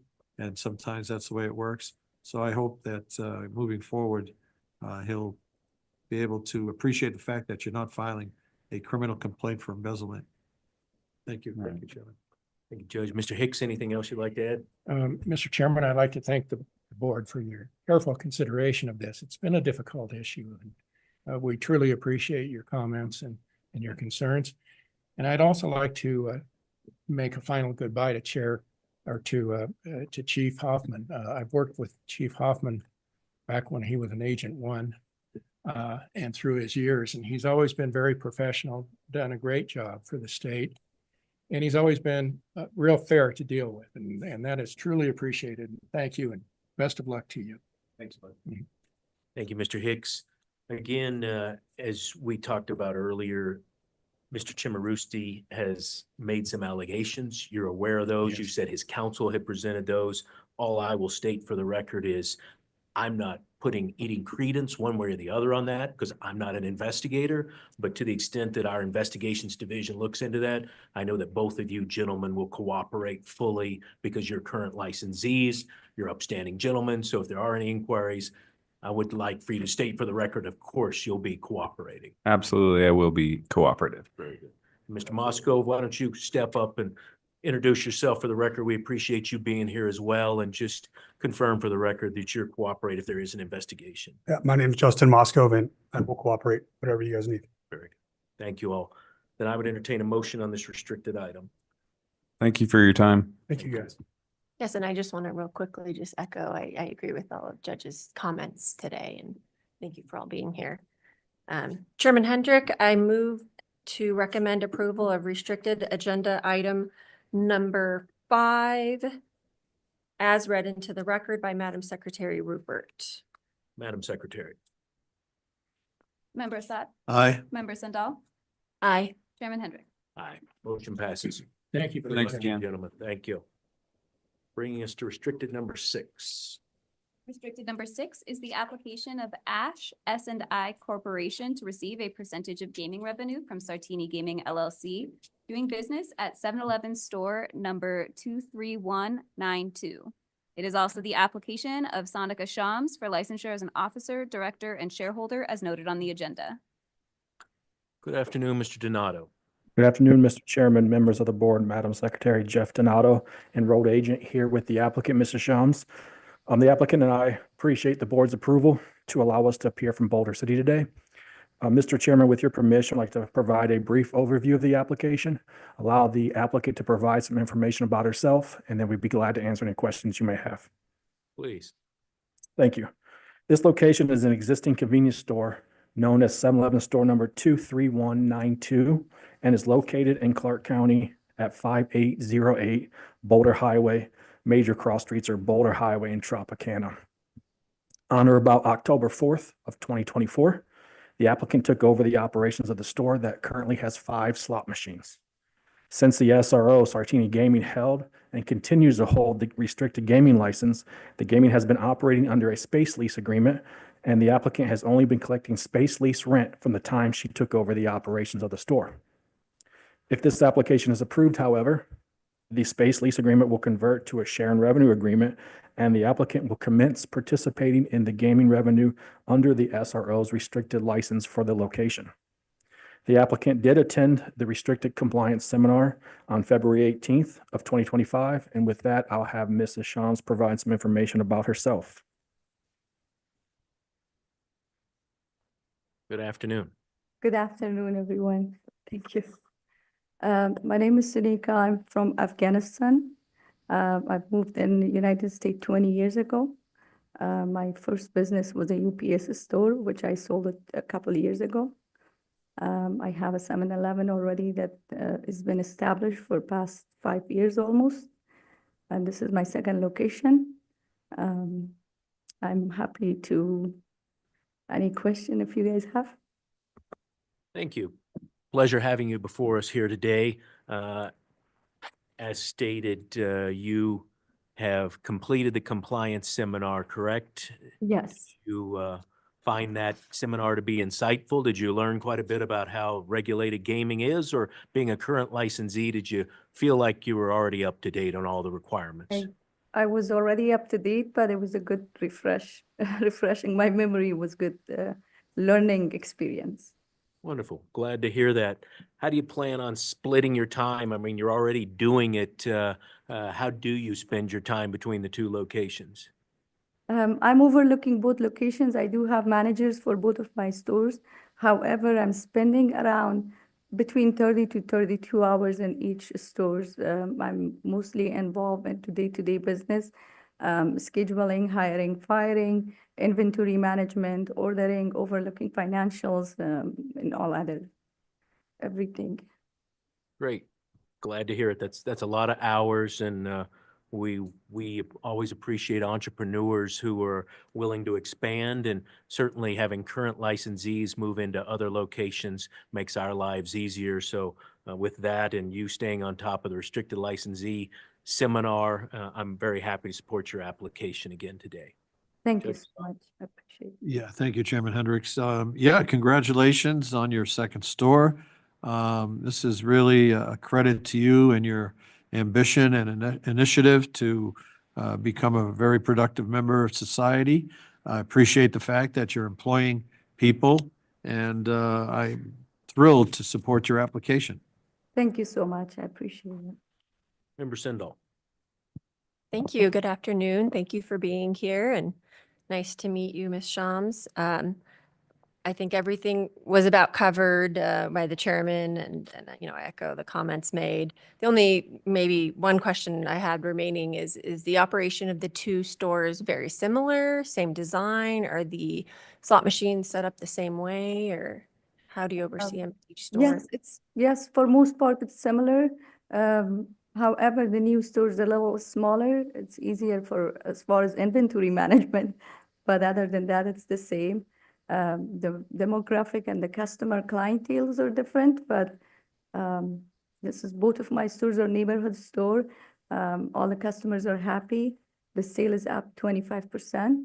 And I speak with somebody in gaming, and the gaming is up a little bit as well. So I guess we're doing a good job. That's great. That's all great signs. I'm glad to hear that. And yeah, reviewing your file, everything looked good, and I'm happy to support your application. Thank you so much. Mr. Donato, anything else you'd like to add? Would just like to thank Agent Partee for all her work on this application. Thank you. I'd entertain a motion then on restricted item number 6. Thank you, Chairman Hendrick. I move to recommend approval of restricted item number 6 as read into the record by Madam Secretary Rupert. Madam Secretary. Member Assad? Aye. Member Sendall? Aye. Chairman Hendrick? Aye. Motion passes. Good luck to you. Thank you. Thank you. Restricted 7 was on our consent agenda, bringing us to restricted number 8. Restricted number 8 is the application of United Coin Machine Company doing business as Century Gaming Technologies, doing business at the Golf Lodge for a restricted gaming license. Good afternoon, Ms. Cornine. How are you? And I'm doing well, thank you. Good afternoon, Chairman Hendrick, Member Sendall, Judge Assad, and Madam Secretary. For the record, Debbie Cornine, Director of Regulatory Compliance at Century Gaming Technologies.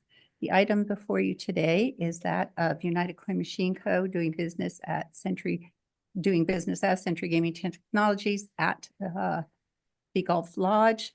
And I'd also hopefully would like to introduce Eric Emmons. He should be joining us remotely.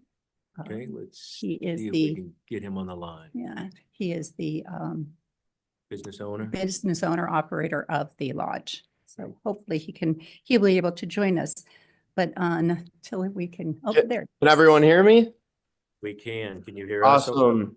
Yeah, I'm very appreciative of everyone allowing me to Zoom in. I had to push back my flight about a week, and it's been hectic out here in Indiana, potentially opening a second location. So I have to go through the city council of a town out here in Indiana on Friday, and yeah, I'm appreciative of everyone on the council and commission, though. Thank you.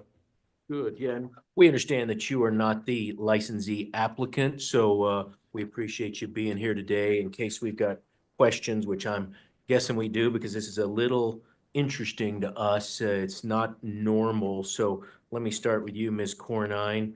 Have you seen a situation where gaming machines are available not for play, but for access, even though it may be locked access during a time when there are no employees available? This is clearly a unique situation, and to that extent, hopefully, we have addressed some of those concerns. We have talked in depth with the operator, and we have tried to lay out some mitigating, processes that we think should control the environment. This is a very unique place. It's a bar and golf simulator location, something we've never entered into before. If approved, we intend to put 5 bar top gaming machines in and operate those accordingly. What we intend to do is, first of all, we entered into an additional agreement. In addition to our space lease agreement, we've added an amendment which says that, an addendum that says that if there's any issues with gaming at the location, we have every right to immediately uninstall our devices, surrender our license, and not be associated with that location at all. That has been signed by all parties, and hopefully that stands as a complete understanding between the parties of what we intend. And we're not going to accept anything less than complete compliance in that regard. To get to that compliance level, we have a system whereby we can monitor all, we have meter reports, or we can monitor all the coin in at the location. We are also going to be given a schedule of any of the hours that the location is not open to the public. So therefore, we are going to look at these reports and see if there has been any meter movement. If there is any meter movement, we are done. We will be out of the location immediately, and all gaming operations will cease. Century will be responsible completely for that. We intend to have all the machines shut down during the hours when the location is open to what they refer to as carded members. This location is primarily, I believe, a golf simulator lounge type experience, and carded members are allowed access during the basically non-business hours when it is not open to the public. Will definitely be a little bit of a challenge for us. However, we do believe we can control it. And I can elaborate a little bit on the concept. So it's a 24/7 venue for members that have a key fob. However, I have capped that out at 12 founding members, and I actually am growing a wait list now. So 10 to 12 people at all times would have that fob. I would say that the people coming in when we're not open, when the bar is not open from 12 to 8 p.m. or 12 to 10 p.m. on the weekends, is a very minor amount. I would say maybe 2 or 3 times a week. And just to expand on our employees, we are a very elevated experience. We create craft cocktails. Our TrackMan simulators are top of the line. And so the membership that these people are paying for is $400 a month. The clientele that does come in and use these are very respectful of our property. And as we do put these out of commission every day, our employees will be, this will be added at the very top in bold. We have to shut these machines down every single day, and that's not an option. I think another thing I did at the very beginning when opening was I installed with ADT 24/7 surveillance cameras, and I made sure that those cameras were the ones that you would be looking for with installing these games. So just a few things to add there. Thank you both for that, and I appreciate you putting that on the record. Are you telling me, Mr. Emmons, that your employees would be the ones turning off the machines? Yes, at the end of the night, they would be turning them off for when we close up. Ms. Cornine? We have that happen at it has happened at other locations. They have the ability to shut the games down and put signs out of service. Me not being a slot tech, walk me through how that happens. It's pretty much just a key turn off. That's my next question. Who has the keys? The location would have the keys. That's my third question. Where are the keys kept? Those keys would be in the office of my office. I have a safe in there, so we'll definitely store them in there.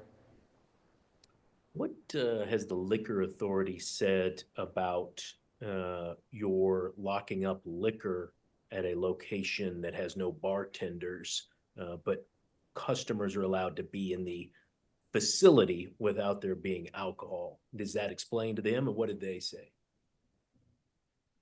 The liquor license was through Carson City. I had to go to a meeting. It was mainly, we do lock up the bar. It's going to have a entire back to lock up those liquor bottles. But the main idea was getting those 24/7 surveillance cameras. If anything, if anyone walks behind there, I have it alerting me. Someone has walked behind the bar. It hasn't happened. We've been open for 7 months. And so it is a trust-based system in terms of that part of it. And that's why the $400 a month seems to get the right kind of clientele in there.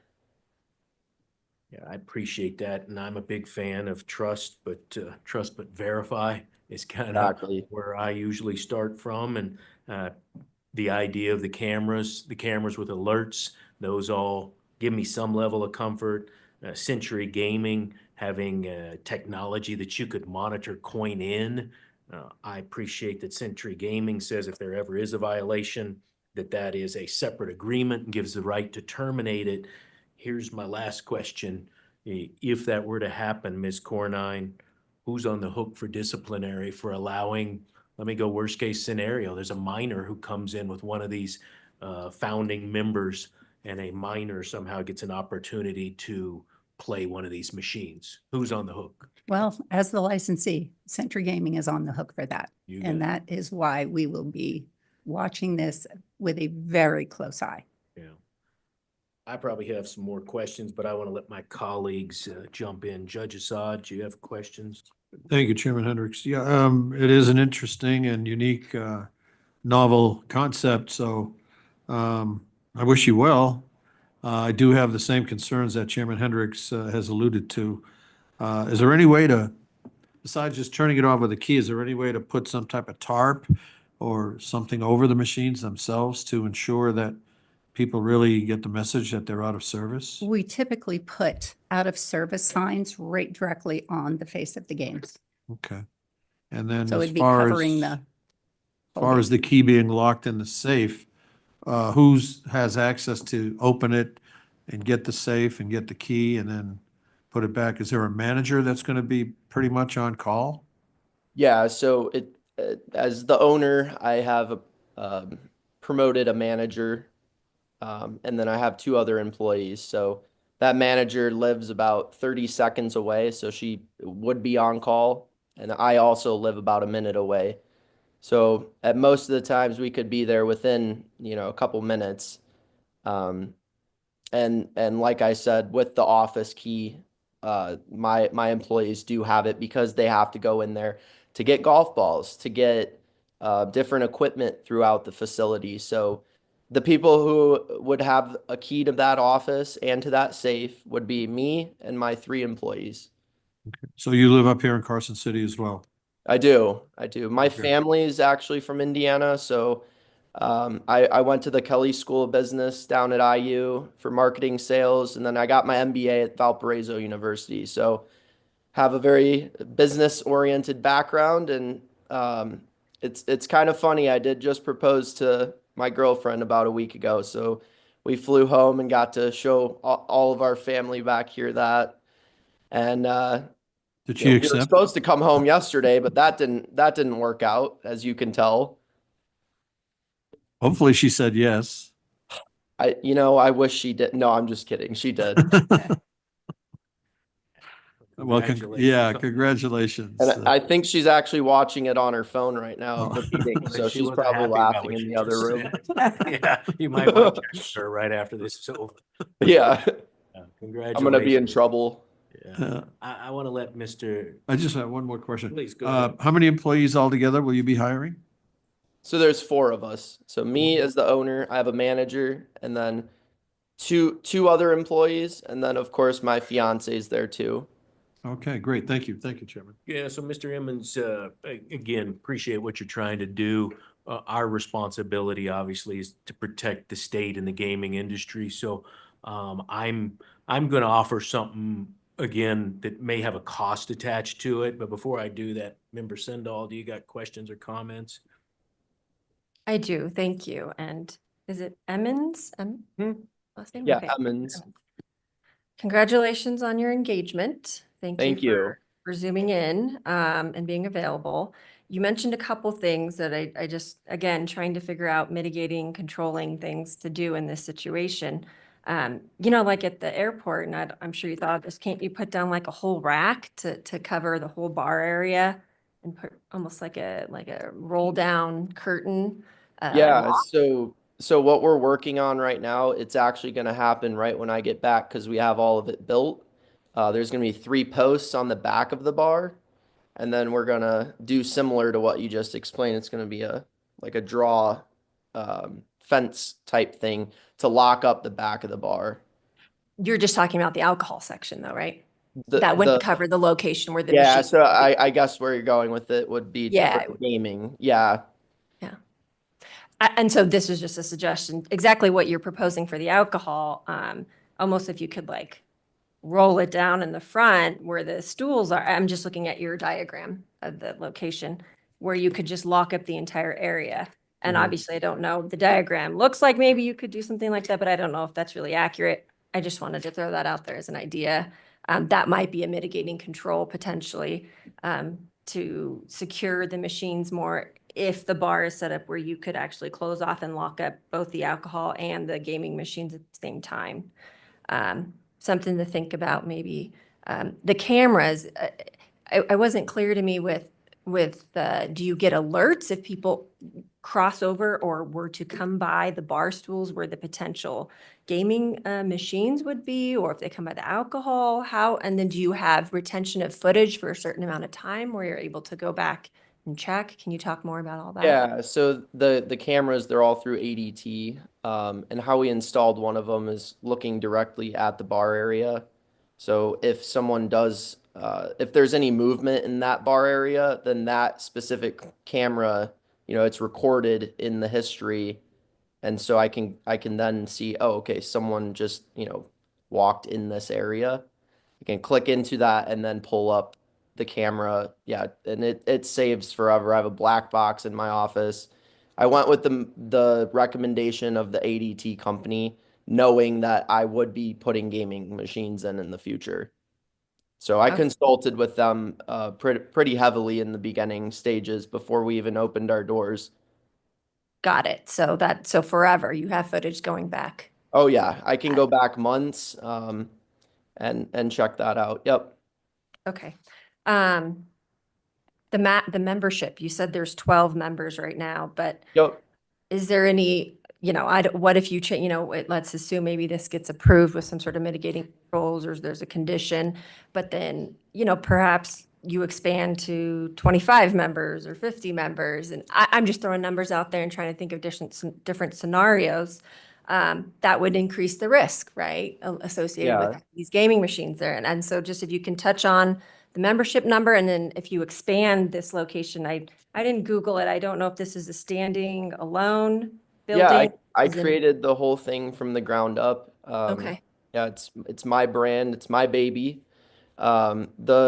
The founding members was more just an added plus to it. It was never the original idea of like owning the cocktail bar and golf simulator lodge. Right. And so that's when I say, capping that at 12 members. 12 members is enough for me. I don't have any plans of ever expanding that any more than that number. And I think even in the summer, we might cut down to 5 or 6 for, a 6-month period because it's nicer outside and people want to go golf, outdoors. But yeah, 12 at top. And then in terms of percentage of our actual like people coming in, I would say that that's probably less than like 5% are the founding members. It's mostly general public. So just like a little cherry on top for the golf fanatics that come in and don't even have a cocktail. They just come in and work on their game. Well, right. They're paying a membership. I'm assuming they want to come in there and utilize your simulator. Exactly. as they can. And, you know, again, it's just having these machines there, right? It's a potential risk. This is different as the chairman started and the judge noted, and this is unique. And I don't think this is normally seen in applications like this and licensure for this. I would, you know, be open to some sort of condition associated with this. Maybe even at a minimum, you coming back in 6 months as an update, should this move forward, and letting us know how it's going and what controls, additional controls you put in, or potential condition on, you know, additional coverage or security to the machines. Kind of just talking out loud, but I know Chairman had more questions. So those are thoughts. And if what you're interested in, maybe I'll let the chairman go and we can keep talking. Thank you. Yeah, of course. Well, here's where I'm at. I don't know if this is a case of first impression. I started doing this about 25 years ago when I was with the Attorney General's office. I don't recall such an animal where there are gaming devices where they're actually turned off, but customers are allowed to get near them. You talk about the airport.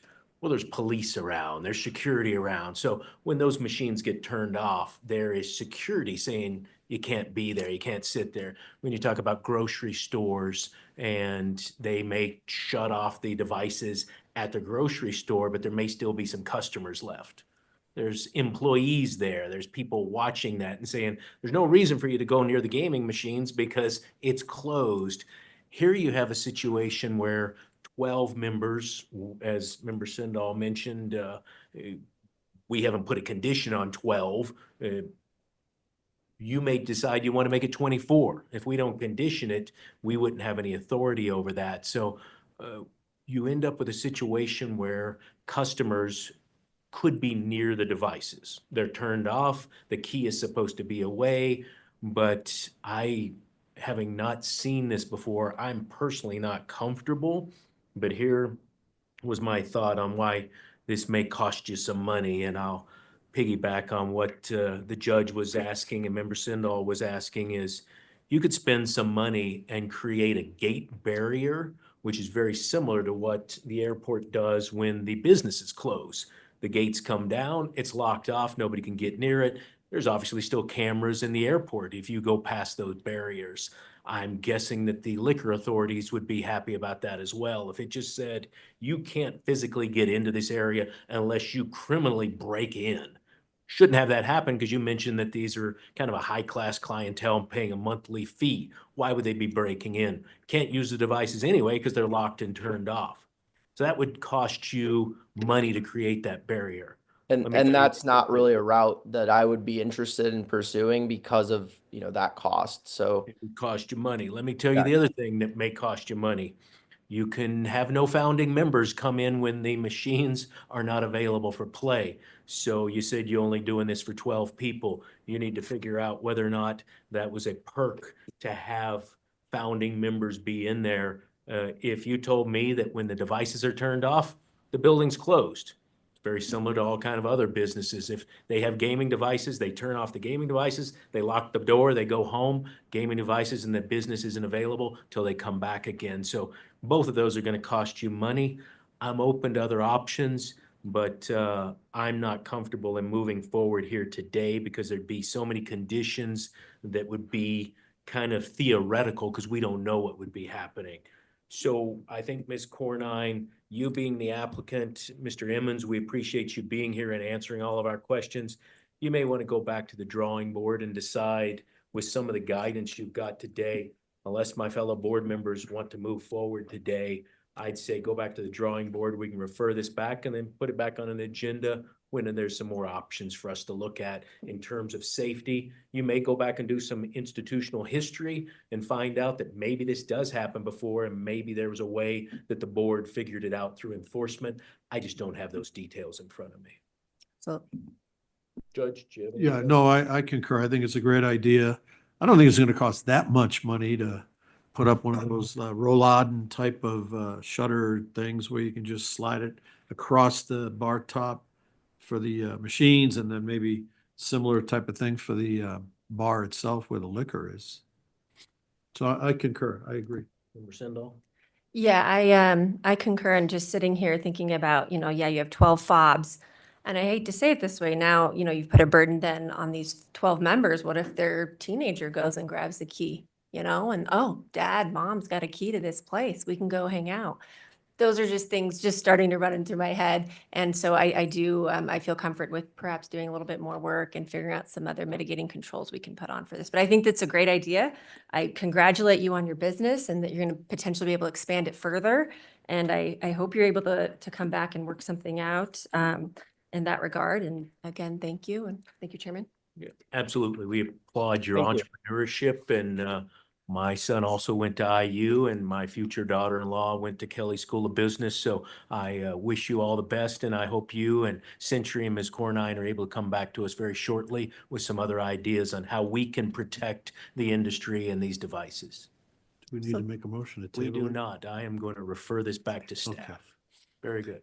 Absolutely, and thank you very much. I appreciate it. And again, I want to thank Agent Ripold for an excellent job on this, and also for the board allowing us to appear remotely today on short notice. I Absolutely, appreciate that yeah. very much. And Thank you. Mr. Emmons, for joining us. Even though you're not the applicant, you're the owner, and obviously it's going to mean a lot to you with the space lease, and hopefully we'll see you as a licensee in the future as well. And Yeah, of hopefully we course. can work something out Great. that the board appreciates the effort and that they can get on board with what we Good. do going forward. I think some smart minds will be able to figure this I out. think so too. Good. Thank Great. you. Thank you both. Thank you all three. Appreciate very it much. once again for letting me even join remotely. So yeah, Absolutely. Good luck to you. thank you. Thank you. All right, Madam Secretary, we referred back number 8, and I believe 9 and 10 were on our consent agenda, correct? Correct. That brings us to our last item, which is public comment, correct? Correct. All right, please read that in. This item is placed on the agenda to give the public an opportunity to comment on gaming-related matters. As stated at the time of the public comment section at the beginning of the meeting, anyone wishing to address the board may do so at this time. Comments by each person are limited to 3 minutes as a reasonable time, place, and manner restriction. If board members ask questions of the speaker, the time needed to address those questions will not count against the speaker's 3-minute time period. If speakers have any handouts or written copies of verbal comments to provide for the record, please hand them to the enforcement agent in the room. Thank you, Madam Secretary. Let's start real quick in Boulder City. How many people in Boulder City want to talk to us today? Oh, nah, nobody's running at the podium. Let me say real quick that I want to thank again the City Council and Boulder City for always your help. Thank you all for being there. We appreciate you always letting us use your fine facilities out in beautiful Boulder City. If there's nobody else in Boulder City, let's go here to Carson City. Chief Hoffman, please. Yeah, I figure I should say a couple words since this is my last meeting, board or commission. And some of it will be a little repetitive for those of you who were with me last Thursday, but not exactly the same. I came to the board as a refugee from the insurance and mortgage business, and I was so relieved and pleased with the atmosphere and the people. Instead of people trying to rip me off, they were people that were trying to help me, and they were people that cared not about a bunch of money, but about what they did and about their mission. And of course, there was the camaraderie and the friendship. And so I decided to stick around as long as it was interesting. And here it is 32 years later, and it's still very interesting. Sometimes it's the Chinese curse interesting, where may you live in interesting times, but most of the time it's just been really challenging and fulfilling. And as time went on, it was about it being interesting, but it evolved into going from colleagues to family, and that's where it ends. This is my family, and it's been an honor to work with everybody in the industry, the attorneys, the board, the commission, my colleagues in the entire board. Everyone has been so supportive, but especially my investigations family. do this. I'm gonna miss him, Well, we're gonna miss you too. and you won't find a better group of people, more dedicated. You won't find anyone more dedicated. Wasn't gonna do this, but sorry. Anyway, if I show up at the next meeting during public comment and I'm pointing out typos in the agenda, that's a cry for help. Thank you, Chief. Again, congratulations to you. 32 years with the Game Control Board is a amazing feat. 32 years in the same division is almost unheard of. So thank you for everybody at the board, all your colleagues, all of us, and on behalf of the state, it's much appreciated. So wish you the best. Happy trails. Yeah. Judge, anything else? Member Stendal? No, I just want to say, I hope you're not going to be a stranger. And from time to time, we can cross paths. I'm sure we will.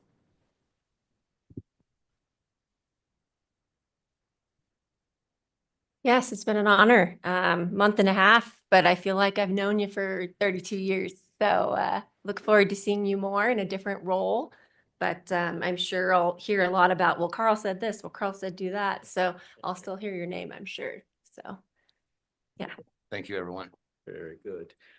I will say as one housekeeping matter, we believe that we are going to be able to have rooms in Las Vegas, possibly starting with the commission meeting.